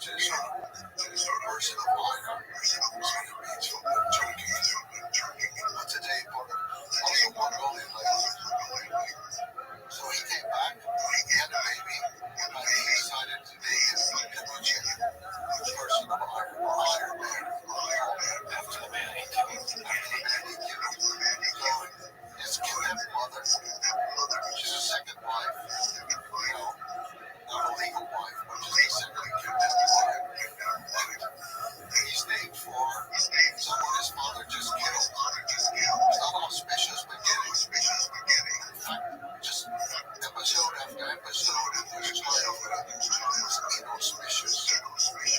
The father and mother both camped one time when he was quite young, and somehow they overlooked him and forgot him. He was left behind. Here's this young child who was and he was left behind. It turned out some other people actually found him, and they kept him for a while, and eventually he was reunited with his father and mother. It's very odd to me that I never have any inkling of a smart relationship like between a father and his son. Because then when Temujin is 8 years old, his father decides to take him off and find a wife.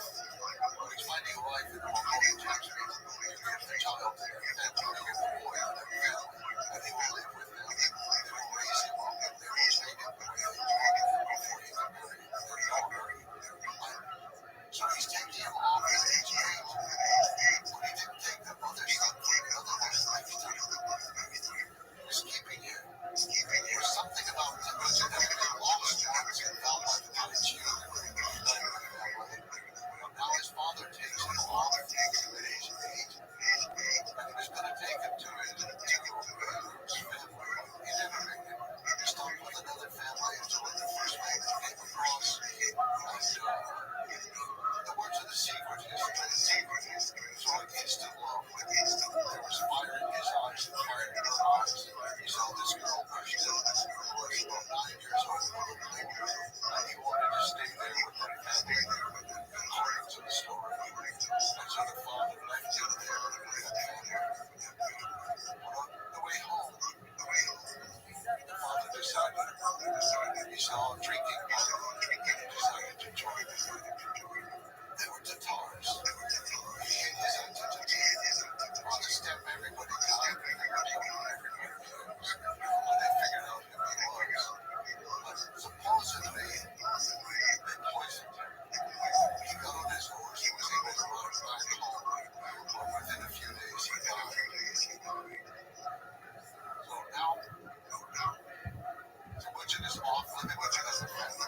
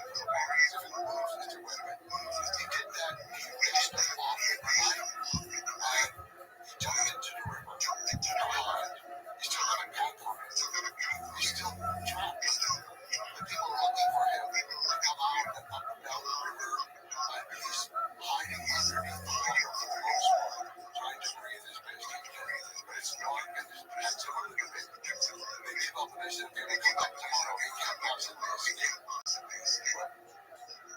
The next day, he knew one thing that he thought he could go to.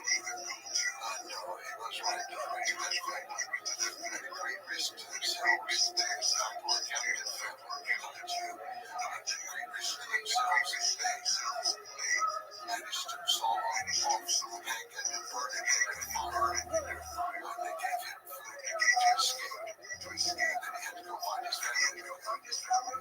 So this is the kind of life that this boy did what you had. So he stayed here, this trap, they hit the trap. We think that's how it is.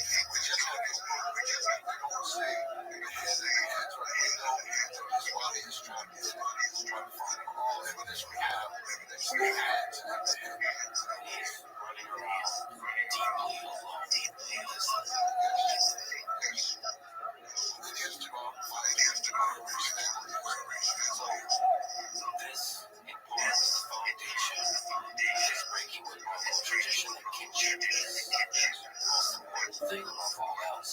Because here's a story where he's abandoned. From his father's brothers, to the men who kidnapped her, they had an obligation, law, custom, to marry her, they did not. We should take care of her children, her children, mother encounters the sons of his land. They should. No, they have all deserved it. All deserved it. They learned very early on. You cannot trust men.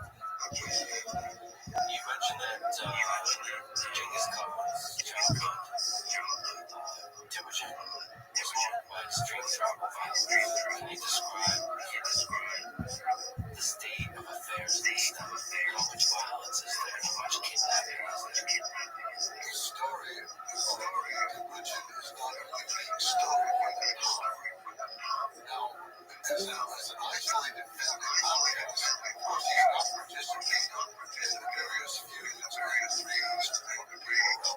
They are constantly raiding for women and for horses and for any kind of life. It's almost like their way of getting trade goods from China. One group breed the other. So find out whatever they have for textiles and almost produce nothing. They produce felt, make their tents. But they were not rich. So they had to get these items somewhere. So even in the genealogy, you see going back generation after generation, women having been kidnapped, children born unnecessarily, father's child, unclear who honor was. All of these issues go back a long time. Later, Genghis Khan going to become Genghis Khan, realized that the true source of most of the fighting on this community is later he will outlaw the kidnapping of women and the sale of women and the sale not because of what happened to his mother, but what happened to him next in his life. And this is one of the things he talks about in this, in some ways, the love story of his wife was her kidnapping was the defining point to one place. Genghis Khan, the Khan was created that point. That's why he described his father's love for this woman, what that means, and what the kidnapping of her. At age 16, her girl he had met with her kids over the UFR. She's now 17. She and her mother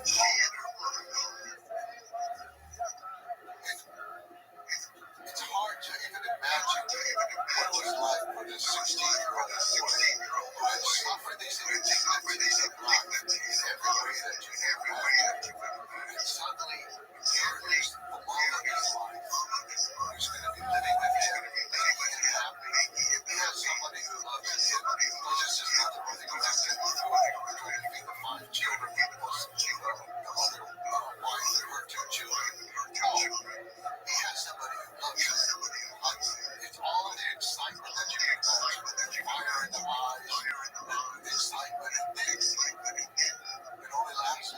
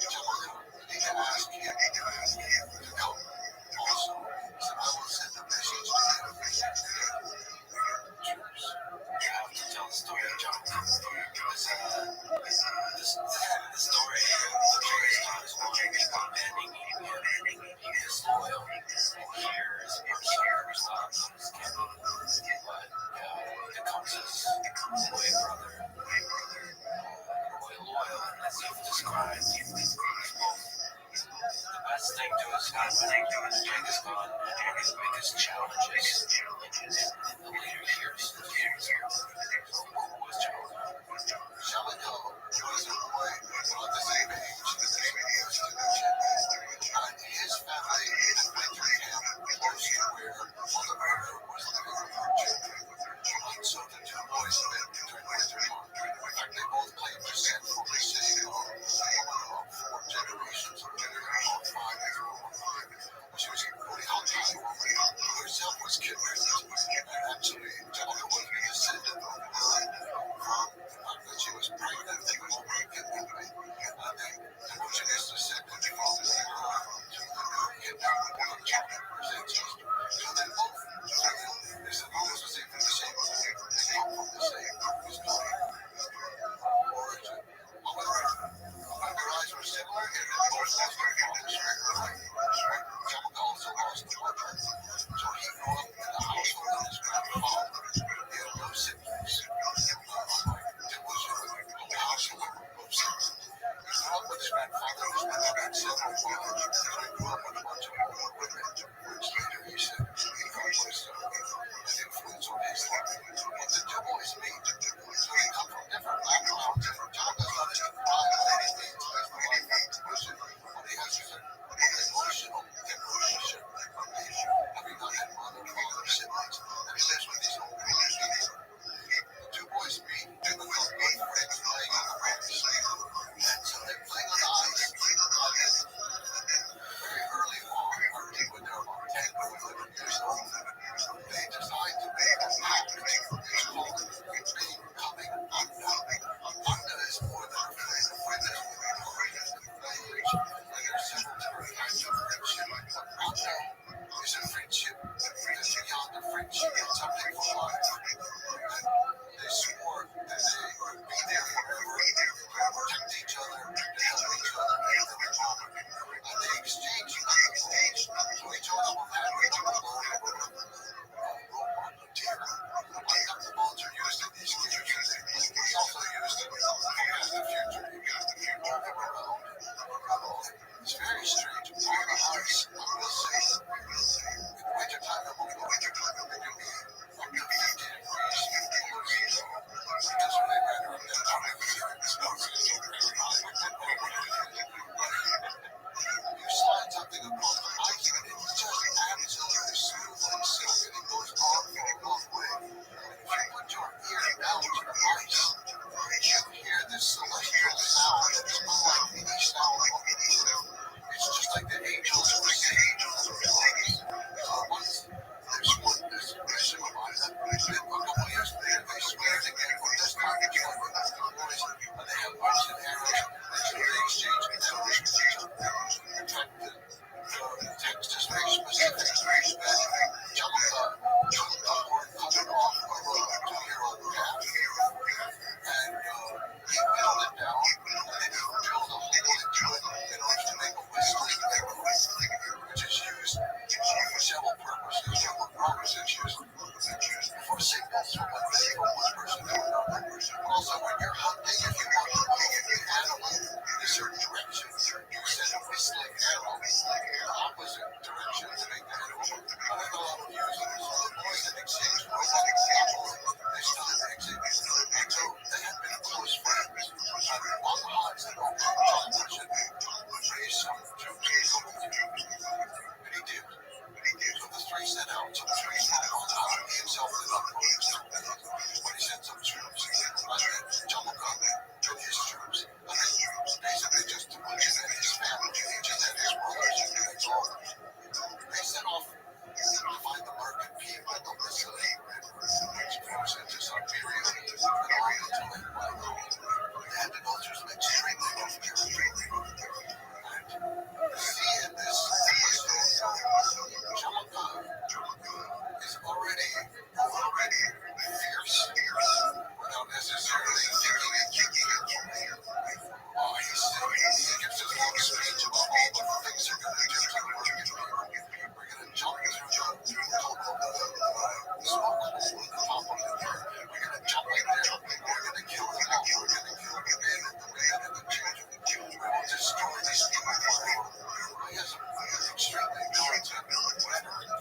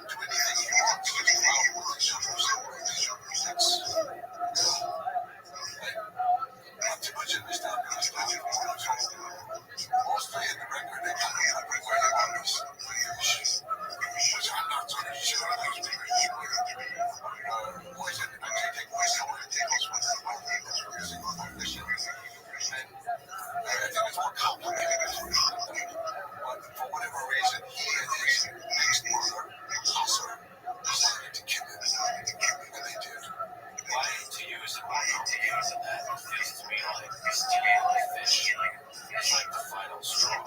Here, he's being abused over and over and over, and the fish is a symbol of that. So here he takes matters in his own hands. I think it is a symbol of that. I think that fish is an fish, but it's all these other tensions of what's going on with the family. Because they shoot him with arrows. What happens afterwards is also interesting for the dynamics of what's going on with the woman. We hear nothing from Fletcher. She and her younger son, Megan, they stay with the family.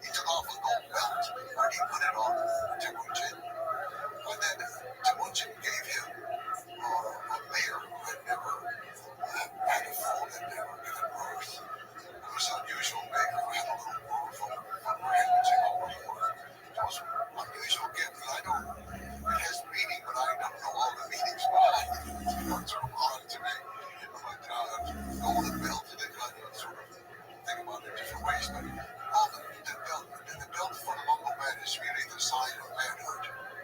And in fact, this belt or wallet was often then and even now called person without a belt. Because that's how they work that time. Today, women wear belts, of course.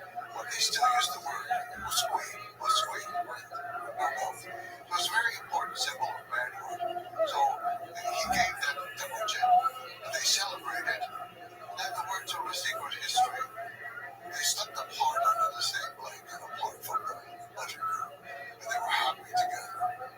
And then when the baby was born, Ujin named the baby Touch, which means visitor. Some people say, well, it's because the child was really the working child. Other people say, no, it's because he was a visitor on the territory of Tamuk at that time. And other people can say, well, Tamuk's ancestor, who had been born from the kidnapped woman who was pregnant, they had named that Joringadai, which meant foreigner. So it's kind of like a parallel visitor, the foreigner. And so Tamuk's clan took the name from him. They were called Jagavar. And so there are all these things that sometimes we can't quite understand because we don't have the total mentality of that time that we're not here. But we should say that it's a pretty powerful part of this love story is that the child is likely not his, and he accepted that child as his and defended it as it becomes much more important later as his first child. Yes, he defends his child through his entire life. And but not long after the birth, he and Jomoko break apart. Or really, it's Temujin breaks apart at the urging of Urshta. She said he lords it over you too much. He orders you around too much. You need to be free. You need to break away. And she urged him when he loved his wife more than anything. I think there's been a certain way the most important other character in his life, adult life, would be the Manga relationship, which gets up being severely tested in future years. But they run away through the night. They go all night long to escape from him. But he obviously loved Earth the most and took the baby, of course, with him as well. So here's this breaking point of the movie. How did that relationship evolve? The two of them never claimed to break it. They had just separated. And now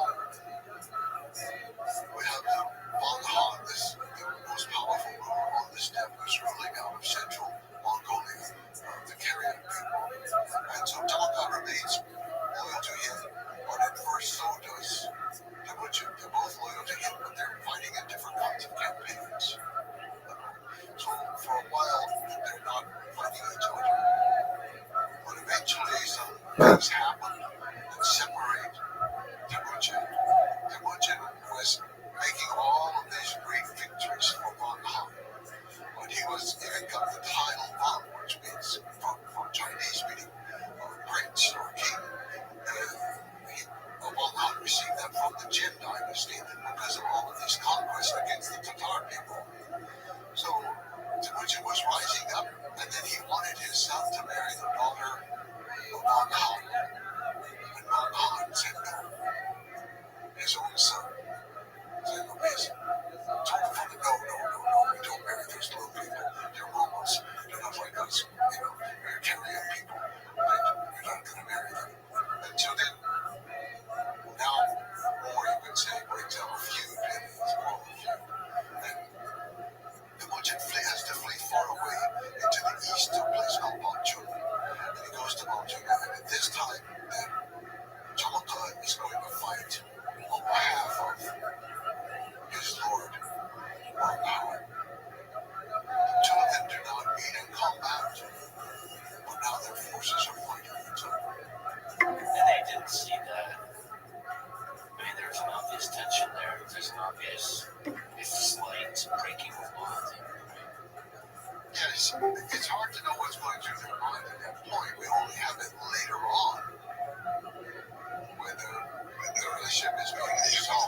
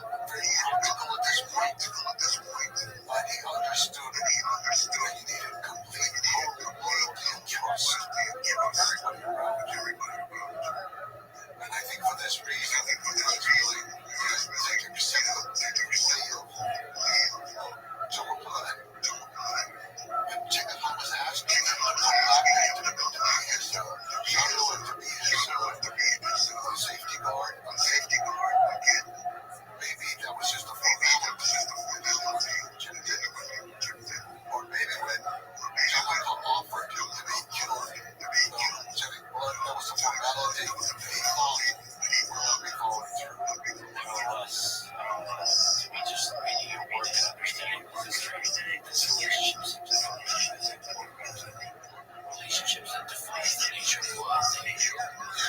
For Jiggers, I would say both negative and positive ways are the most important relationship. Because I don't know the side from personal relationship really denouncing negative aspects. It's not just great on them, it's all of that. So she was my him, she was positive, she was going to force me to go forever. She was not submissive, and she was always on his side. And it was just a little too hot.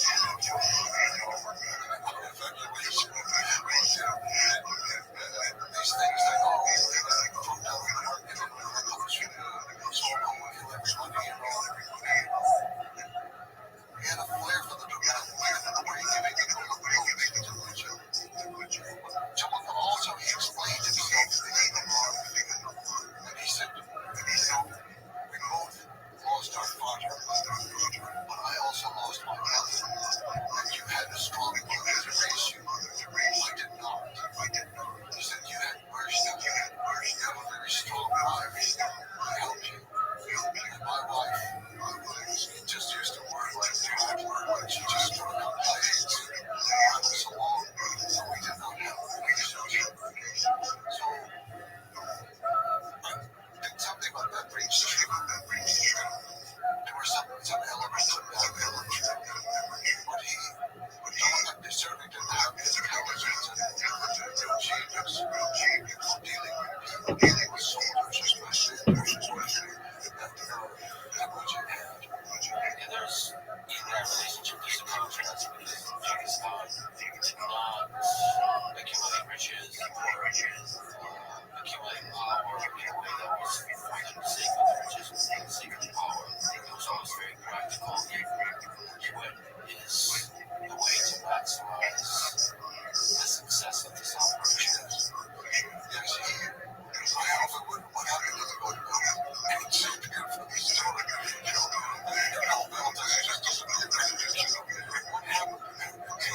Interesting because so much of us never interested in material things. As Jim is not as right?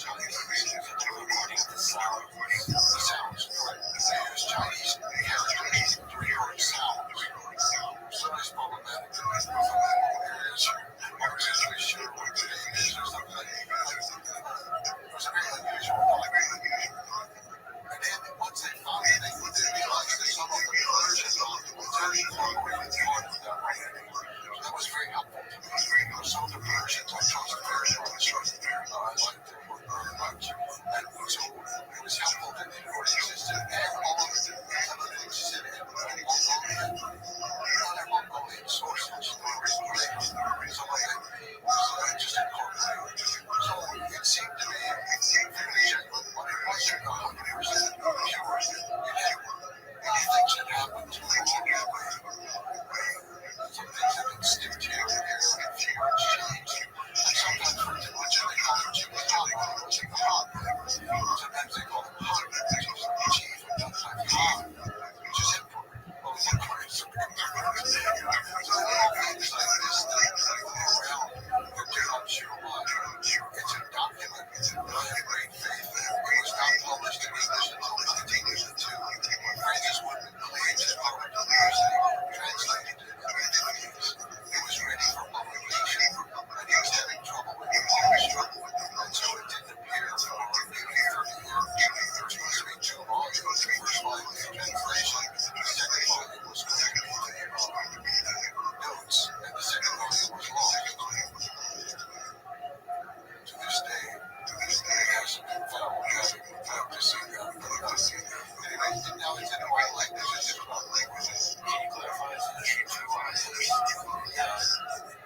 19th century Chinese manuscript covers the first volume. Yes, that was translated and published by Harvard. But the notes were just the notes from scholar Francis Woodman. That's what his notes are. The non-Chinese notes were written because the Chinese had trouble understanding a lot of things. And they also disapproved of some things that there was other parts of the margins to kind of correct the story and explain away why the Mongols women would be often marrying their stepson. It just did not match with Confucian ethics. So there's several things like that that they tried to skim around. So it's interesting just to read the Ming Dynasty notes that are attached to it. But this document itself, opening notes to John, it's just so important for me. It was the guiding document. I didn't want to be guided by anything else first. Everything else I was generating on the way. Fill in blanks in your information.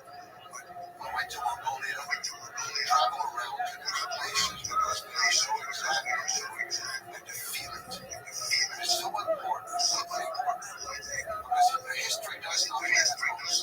History does not live in books or even lovers. As much as I need them, history lives in the people. History lives in the people and the culture. And for example, the episode with the kidnapping of Persian, so went to that place.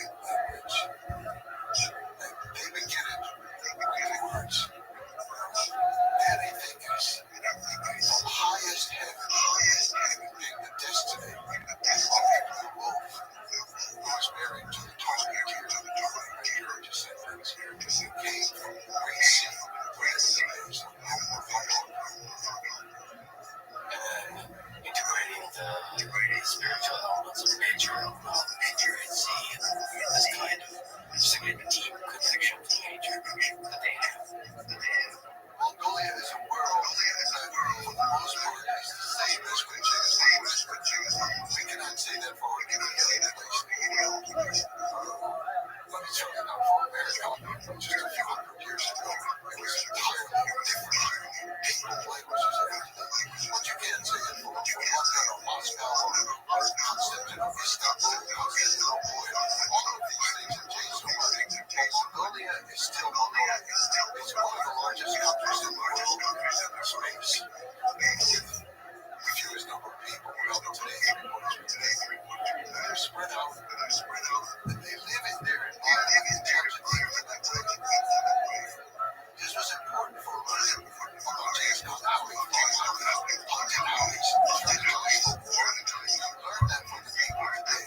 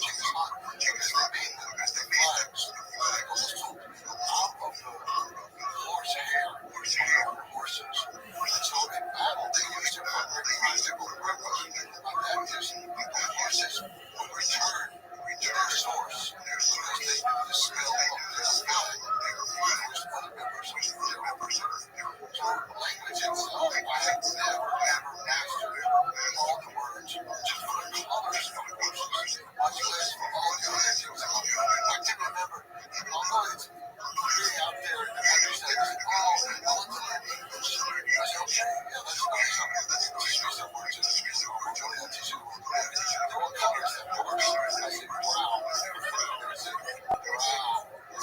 What color is that horse? Brown. You said this color was brown. What color is this? I said, wow. It's just amazing. They have words based on the coloring is, the variation, the variation, and all the different, today in English, I'm not going to put them together, basically, like yellow, brown.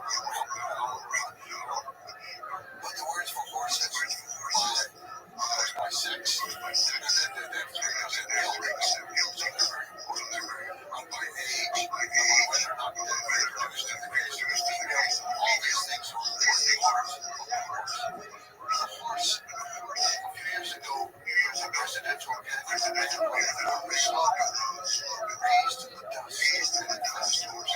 It just resonates with the Mongolian spirit, the dust itself. The Mongolians, they don't like the sweat of the dust off the horse. They wipe it onto their forehead, which is the most sacred part of the world, where the good soul resides. This is how intimate the relationship is with the horses. They're hard on them in some ways, they train them, they ride them very hard. But the horses are also trained for that. There's a very small group. It's a little bit like a stick with a slave at the end of the day. On the horse. Never anything else. They're modified in Western England. There's metal spurs, metal to harm the horse in the start. To harm the head of the horse. They say it's a capital crime to cut down on a horse or execute before it. But you never ever harm a horse's head. Horses are important in every way. Even religiously important. They fermented the horses. The mother goes out every morning and she throws something into the circulations.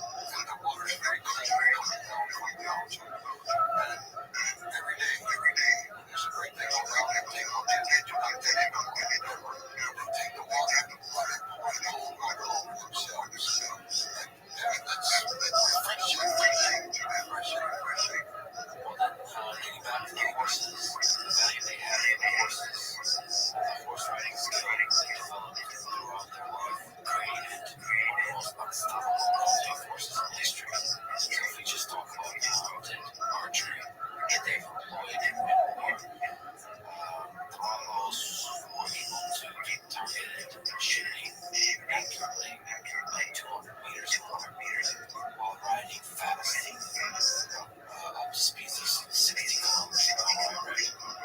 So, there's a lot to say. Like, you have to time just watching some of the videos. It's just incredible how steady you can get on top of the horse. Like, it's just supposed to be shooting, and all the gallop went off, the feet of the horse are off the ground. Because you have to time all of that. You have to position your body to maintain balance. And there's the skill of the actual shooting the ball accurately. There's all this technology involved in the ball. Very cool. And also, crossbows later adapted technology. There's a particular kind of draw that you use for shooting where you come out and pull that works for horse. The thing is, we don't think up or down. It's drop the air. It's incredible to be able to shoot while the horse comes 60 kilometers an hour. Yeah, we can use speed pieces. Exceptional excellence that Genghis Khan and Mongols had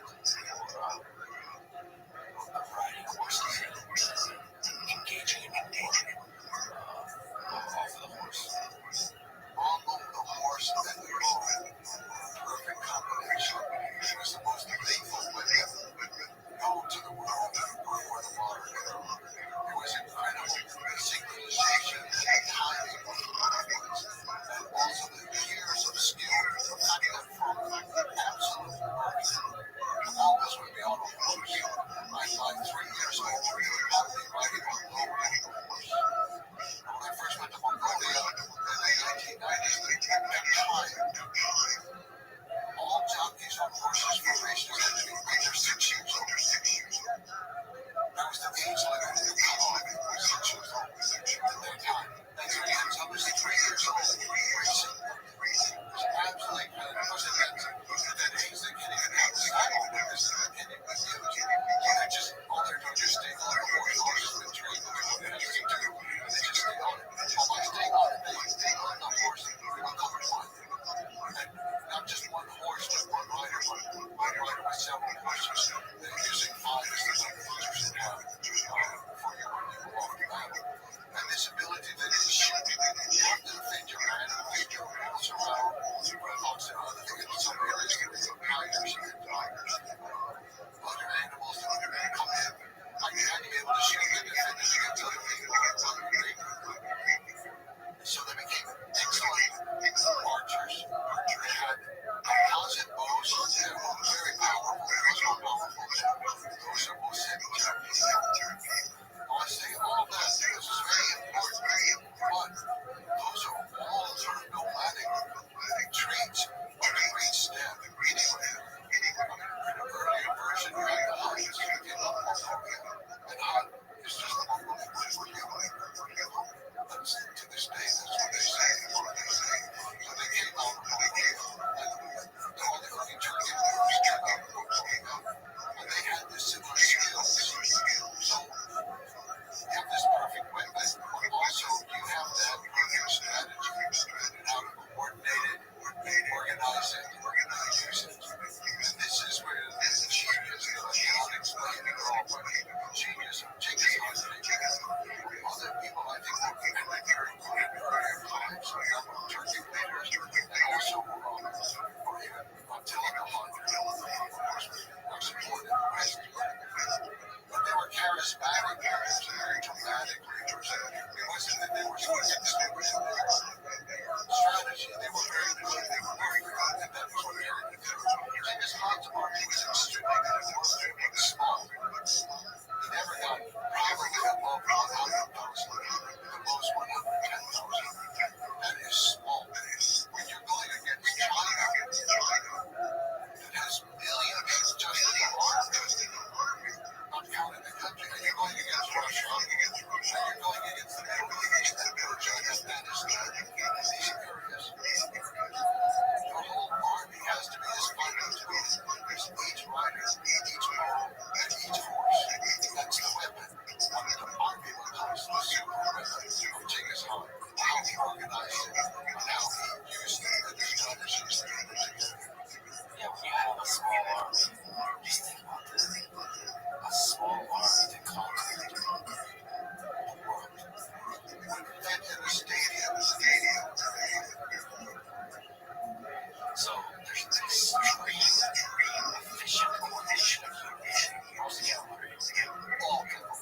walking, had no infantry, and he had no baggage train, he had no backup commissary, really all going to the core what was happening, all cavalry. And so there's light cavalry, heavy cavalry, breaking down units using decimal systems at 1,000. So there's a kind of hierarchy where you delegate authority to the degree there's commands, they must be followed strictly. So for like extremely efficient, accurate, precise deployment of these troops in the battlefield and the dynamic movement of troops, including all the interesting tactics that utilize, you have to have really good communication and coordination. For that, orders must be followed. Is there something to speak to that? Like, how do you do this kind of system where everybody is working together so well? I think the first part is the extreme loyalty people who choose on the church. These kids, this kid, his Anda, his personal relationship, all the others that he found were just common people, murders or hunters or triggers, and they were loyal to him and never against him, never betrayed him. So he had extreme loyalty. As he organized his resistance, so the smallest unit of the army was the powerful 10 squad of 10.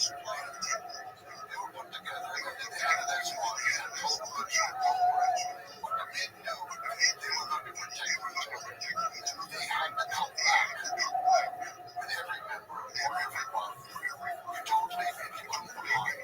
This was extremely important. So if you submit to the orders of the man in charge, you know that he's risking his own life for you also. And you know that your brother on the left and on the right is risking his life. The army was organized with 5 horses each man. They had a lot of arrows, but they also retrieved arrows and hit arrows in battle. And they also retrieved the enemy arrows. This was a great advantage. In Russia, because the Russians could not use Mongolian arrows. They like arrows here. The Mongols could use Russian arrows. So all these little things, it's not even just the arrow. Also, they had to carry needle and thread. Every soldier had to be able to sew. And sometimes that could be a thrown weapon. It could be a piece of skin or a ball that's on a pad. It's a very odd thing. But a lot of your thing is odd. Because they're learning everything themselves. They don't have their hand to your heart. But one of the things they have to carry is needle and thread in order to sew everything. Please self-reliance. Yes. They also carry dry dairy bottles. It's called dry curd. They can keep it for a couple of years. You dry it and then you put it in a flask of water. Right all day. It channels it down. It turns into kind of tea. It's said that the Mongols days they go 3 to 5 days straight. They were building a fire. Had enough food. So all these little things that they lost as well as the highest loyalty of his men to him. And he went all the way down. Loyalty was extremely important. And he organized the army into left wing, right wing, or east and west. All those word for left is east, right is west. So those 2 weeks, and then in the middle was the center. So the main center was his bodyguard, his unit. And you see that how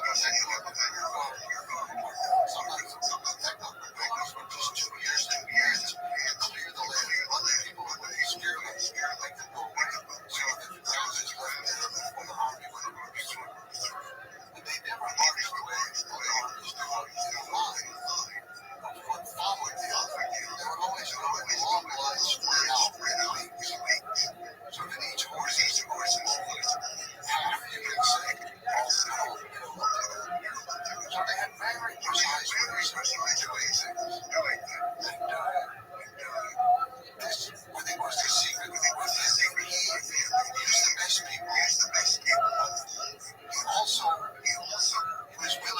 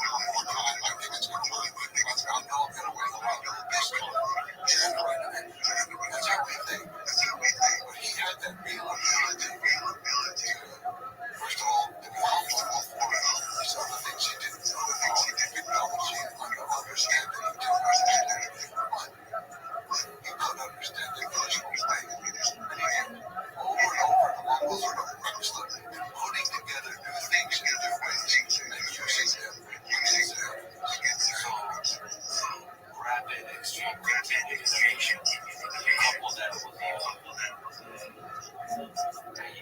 you have to say a revolutionary idea. Promotion should be based on that idea. The innovative approach to the military is just feeds in itself because the people want to make mistakes and constantly improving people to get promoted in positions of power and they inspire males to do the same. And so it's just every action is judged based on the excellence of that action. And over time, routine and iteration creates a more powerful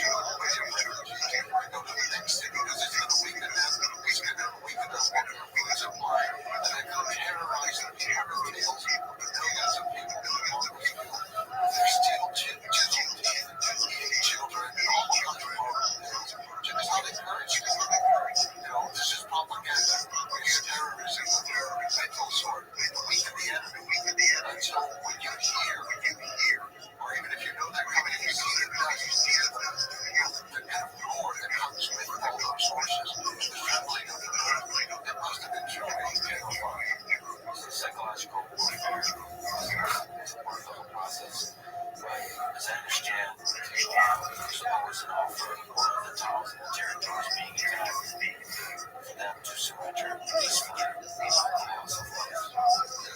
And the alternative would be a complete loss of life. Can you speak to that?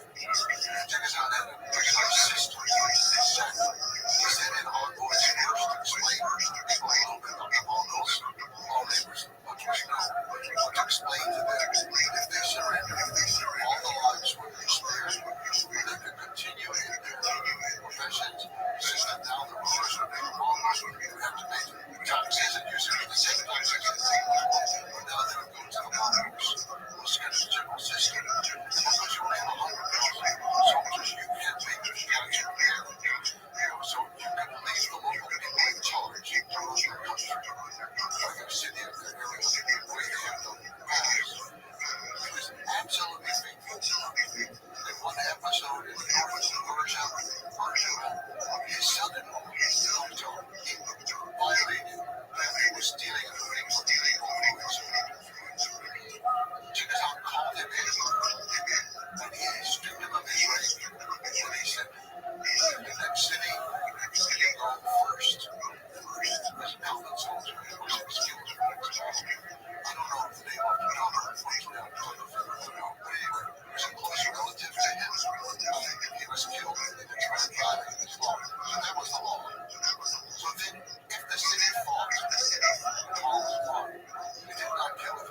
What they did was, they killed all the leaders. They felt like they had no territory. So they usually killed the bodies because they couldn't incorporate the army into the group. The army had failed. The one thing that they valued were all the artists. Everybody who had skill. That skill could be making a pot. It could be hammering out a metal plate. It could be weaving carpets. It could be translating or just reading and writing. Every person with a skill was spared. So the killing of the people who were defeated wasn't so severe. It was truly severe. It was a few surrendered. And many of them did. And then they did very hard till it got hard. The war was go on. The war was on. It's a miles away. Forget about the Mongols. Take a concept where you're supposed to send so many thousand sheep. Well, forget about the Mongols. They're far away. No, he stopped. He returned. He conquered the city. And he killed it. That's the way it works. So the most drastic slaughter happens when there's an agreement and injury. As it turned out, that was there was the east of the world around the block in Afghanistan. These were the worst cases. And I'd say only in Afghanistan, sometimes the emotion of the slaughter take over in an unfortunate way. He had us